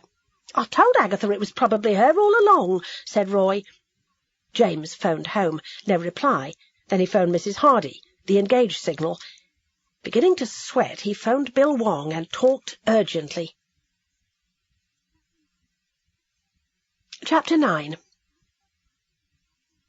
Agatha finally decided that if she had a bath and dressed, she might feel better. She soaked for a long time in the bath, and then, returning to her room, dressed in a warm sweater and slacks, looking forward to the day when she could return to her cottage and blast the central heating as much as she wanted. James had his central heating system on a timer, so that the radiators pushed out 2 hours heat in the morning and 2 in the evening, which Agatha thought mean. The phone rang. It was Mrs. Hardy. James had said Agatha was ill. Did she want food made or anything? Agatha was suddenly anxious to get out of the house, even for a short while. "I'd like a cup of coffee," she said. "Be along in a minute." She let the cats in from the garden, fed them, and, putting her cigarettes in her handbag, went out and headed for next door. It was only when she was inside and ensconced in the kitchen that Agatha regretted having come. All Mrs. Hardy's remarks about the village and the villagers came back into her mind. Also, Agatha began to suspect that Mrs. Hardy not only found her an object of pity, but slightly amusing. There was a mocking glint in Mrs. Hardy's eye when she looked at Agatha, although her voice was kind as she gave her a cup of coffee and said, "Here, that's some of the good Brazilian stuff from Drury's. You look truly awful. Are you sure you should be out of bed?" "Yes, I actually feel better than I look," said Agatha. She cast a proprietorial look about the kitchen. Soon the whole cottage would be hers again. "What's Mr. Lacey doing in London?" asked Mrs. Hardy. "Oh, he's not in London. He's at police headquarters in Merchester. He left me a note." "That's odd. He phoned me and told me to look after you. I did the 1471 dialling thing as soon as he'd hung up. It was a London number." "Maybe he decided to go on from there," said Agatha. The phone in the living-room rang out. "Excuse me." Mrs. Hardy went to answer it. Agatha heard her say, "No, I haven't seen her today." The phone was replaced. It promptly rang again. Agatha realized with surprise that Mrs. Hardy must have answered it, for in the quiet of the cottage she could hear a little tinny voice yapping from the other end. And yet Mrs. Hardy said nothing in reply. When Mrs. Hardy came into the kitchen, Agatha said, "There's someone on the line. I can hear the voice from here." "Oh, it's one of those nuisance calls. Heavy breathing and all." Mrs. Hardy went back and slammed down the receiver, and then took the phone off the hook. "I've just remembered," said Mrs. Hardy. "I have to go out. But stay there and finish your coffee while I go upstairs and get some things." Agatha nodded and sipped her coffee. Finally, feeling bored, she got up and looked in the kitchen cupboards in a nosy sort of way. Then she slid open the drawers. In one were some photographs. She flipped through them idly and then stared in amazement. She was looking down at the face of her husband, sitting next to a hard-faced blonde woman, somewhere in France at an outdoor café. And then as she looked closer, she remembered something about this Mrs. Gore Appleton having taken Jimmy to the south of France. The face looked familiar. Those eyes with the mocking look, that hard mouth. She slowly closed the drawer and stood hanging onto the kitchen counter. What fools they had all been! It was so dreadfully simple. Mrs. Hardy was Mrs. Gore Appleton. It must have been she who recognised Miss Purvey in the cinema that day, even though she had said she was going to London. The mercenary Helen Warwick must somehow have decided to call on James, and had spotted Mrs. Gore Appleton and recognised her. They must have spoken. Mrs. Gore Appleton was so changed in appearance that Helen might have said something like, "Aren't you that woman I met at the health farm?" Something like that. And did Mrs. Gore Appleton try to bribe her, say she would call on her in London, what was the address, that sort of thing? And Helen might have gone along with it, hoping to make some money. The sound of Mrs. Gore Appleton coming down the stairs made Agatha's blood freeze. Had Agatha not been so disoriented by the fever which was rising again, she would have done the sensible thing and left immediately and called the police. But a sort of dizzy outrage took hold of her, and she said, "Mrs. Gore Appleton, I presume." She jerked a thumb over her shoulder. "I saw the photo of you and Jimmy in that drawer." "You truly are a village person, poking your nose into things." Mrs. Gore Appleton was standing, her bulk blocking the doorway. Agatha could have asked her why she had murdered 3 people, but instead she heard herself saying stupidly, "Why Carsley, and why this cottage?" "I wanted out of London," said Mrs. Gore Appleton. "I'd tried living in Spain, but it didn't suit. I'd asked a house agent to look for a place in the Cotswolds. I was sent several brochures and decided to come down and have a look around. I heard your name mentioned as one of the sellers. I didn't know you'd been married to Jimmy. He never mentioned your name or that he had been married, but the name amused me, and so I bought this." "And Jimmy came back and recognised you and tried to put the screws on?" "Exactly. I'd changed my name to Gore Appleton with some false papers. When I wound up the charity, I just reverted to my old name." "Why didn't you kill me?" asked Agatha, her eyes darting this way and that, looking for a weapon. "Well, do you know, I did try by setting fire to Lacey's cottage, but in case some villagers saw me at the scene, I had to look as if I was trying to put it out. Then I took rather a liking to you, and I saw a further way to remove any suspicion from myself, and so hired someone to play the part of the gunman. That kick of mine was very well rehearsed." "Who was that on the phone just now?" demanded Agatha. "The police?" "No, it was the interfering vicar's wife demanding to know where you were for some suspicious reason." Agatha braced her shoulders. Mrs. Gore Appleton had no weapon. "I'm going to walk past you and phone the police," she said. Mrs. Gore Appleton stood aside. "I'm not going to stop you. I'm tired of running. At least they don't have the death penalty any more." She stood aside. Agatha marched past her and into the living room. She put the receiver back on the hook and lifted it again, and began to dial Merchester Police Headquarters. Mrs. Gore Appleton, who had crept up behind her, brought a brass poker down hard on Agatha's head. With a groan, Agatha slumped to the floor. "Silly woman!" Mrs. Gore Appleton gave her a kick and replaced the receiver. She went out into the back garden and into the potting shed at the end and found a spade. She tore out some of Agatha's finest shrubs and tossed them on the lawn, and then began to dig a grave, thankful that the soil was loose and easily dug. Then she returned to the living room and felt the unconscious Agatha's pulse. She was still alive, but burying would soon solve that problem, thought Mrs. Gore Appleton. She seized Agatha by the ankles and dragged her through the kitchen and out into the garden, Agatha's wounded head leaving a trail of blood across the paving stones just outside the door. Then, across the lawn, she was dragged and tipped face down into the grave. "R.I.P., Agatha dear," she said, and threw the first shovelful of earth into the grave. She was so intent on her job, with her back to the house, that she was not aware of anyone arriving until Fred Griggs seized her and threw her to the ground, while Bill Wong jumped into the grave and frantically began shovelling the earth from Agatha with his bare hands. Agatha regained consciousness in hospital to find Bill Wong sitting beside the bed. "You're all right," said Bill, "but take it easy. I'll get a statement from you later." Agatha looked around in a dazed way. She was in a private room. There were flowers everywhere. Then her eyes widened. "It was Mrs. Gore Appleton all along. What happened?"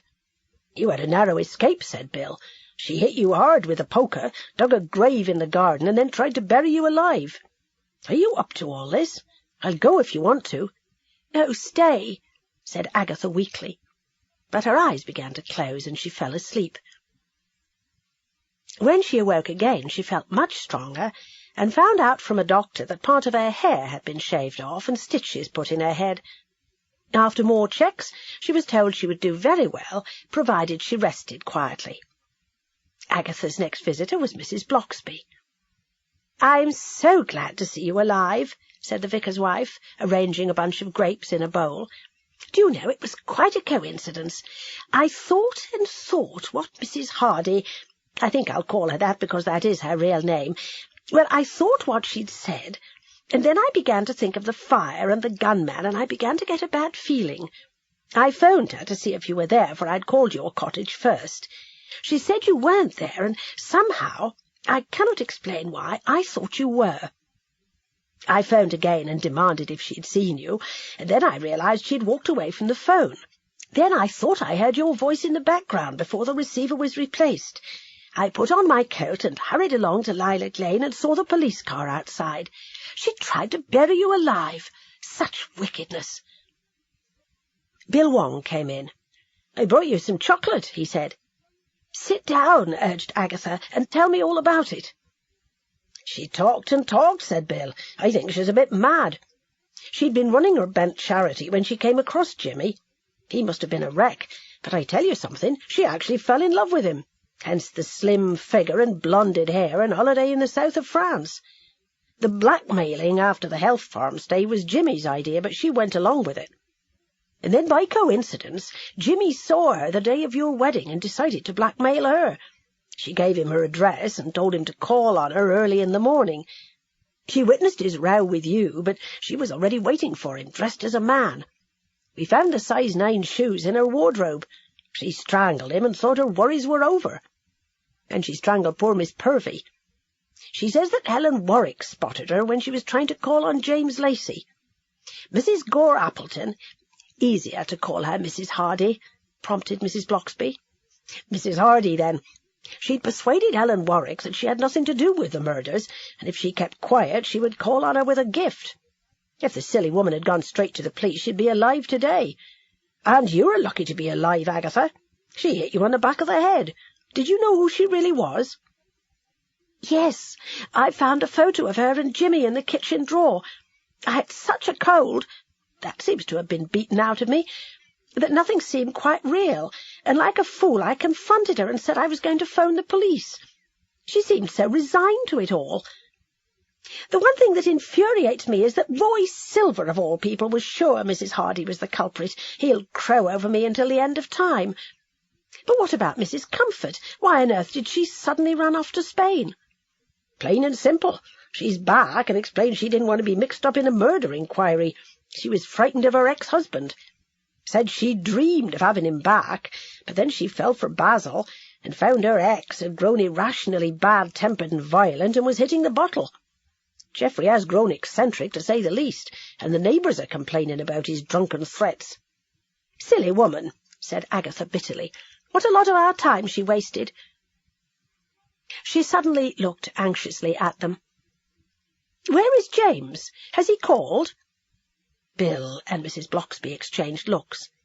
"Where is he?" demanded Agatha. "We'd best tell her the truth," said Mrs. Bloxby. "She didn't murder him. Oh, God, is he all right?"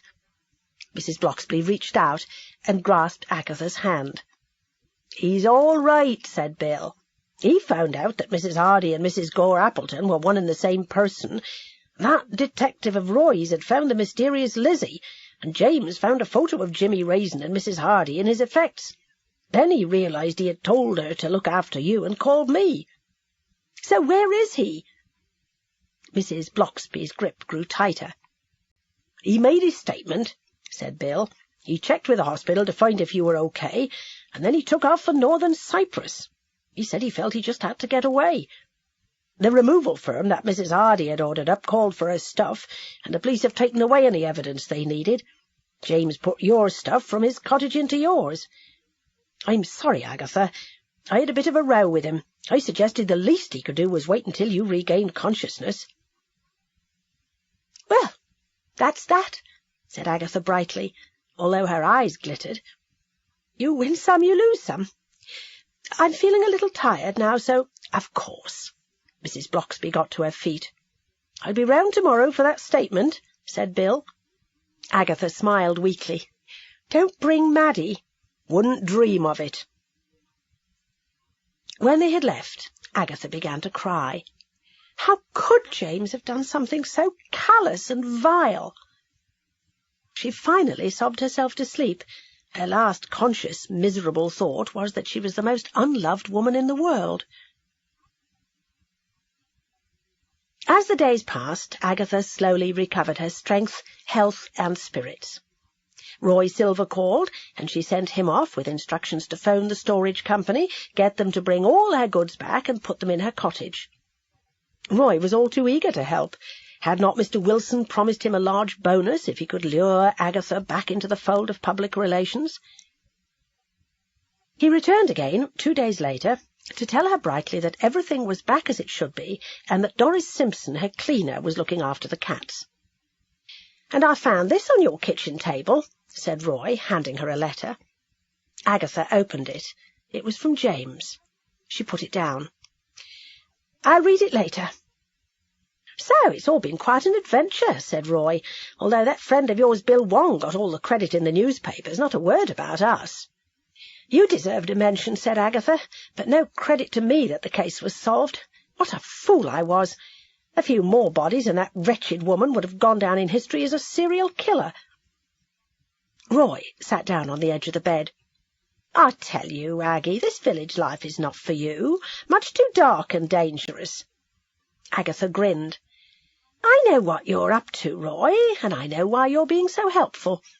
I'm grateful to you for arranging all my bits and pieces, but I do not think I really want to go back to work again." "I think you owe me something," said Roy. "Who got the detective in the first place?" "You did, and for a very nasty reason." "I did it out of friendship," said Roy huffily. "You'd have been lying dead in your own garden pushing up the daisies if it hadn't been for little old me. Come on, Aggie. Now that total shit Lacey has cleared off the scene, you'll need something to take your mind off all this. What about just another 6 months?" Agatha had previously worked for 6 months at Pedman's. Agatha frowned. It just might work. Every time she thought about James, she got a dull ache in her stomach. Hearts did not break, but it sometimes felt that guts could be torn apart. "All right," she said, "but only a 6-month stretch. Aggie, you're a wonder. I'll just go off and phone Wilson." When he had gone, Agatha opened the letter again. "Dear Agatha," she read, "I know you're going to think me every kind of a rat running off to Cyprus like this, but I did stay long enough to see that you were recovering. The fact is, I desperately need some time to myself, and I'm afraid if I stay around to see you again I might not leave, and I really do not honestly think I'm ready for marriage yet. Please forgive me. I think I love you as much as it is possible for me to love anyone. Do remember that. Yours, James." Agatha put the letter down and stared into space. Hope flared up again in her damaged soul. She read that one bit over and over again. "I think I love you as much as it is possible for me to love anyone." She rang the bell beside the bed. "Am I getting out of here tomorrow?" "Yes, Mrs. Raisin," said the nurse. Well, be an angel and get me the necessary signing-off forms, because I'm leaving today. If you think that's wise— Oh, very, very wise. Very well. As she left, Roy Silver came in. Wilson's delighted, Agatha. Start in a month's time? Sure, said Agatha. And he looked at her suspiciously. Don't glare at me, Roy. I'm here until tomorrow anyway. Aren't you expected back in London?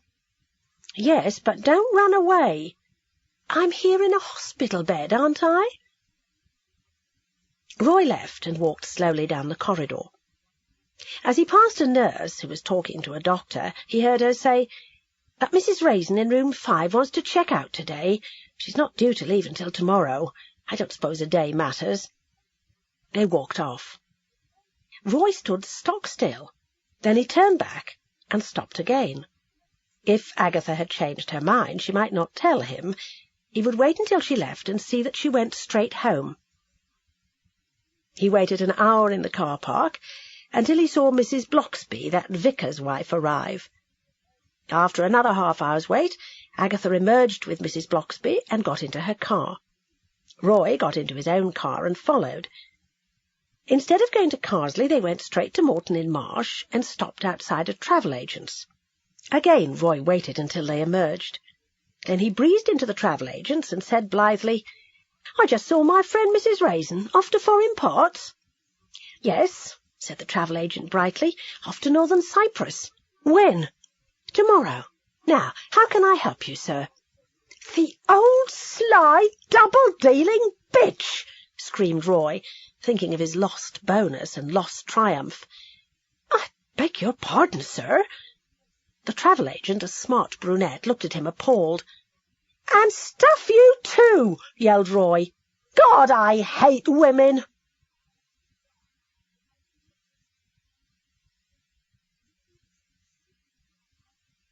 This concludes the reading of Agatha Raisin and the Murderous Marriage by M.C. Beaton. This book was read by Donato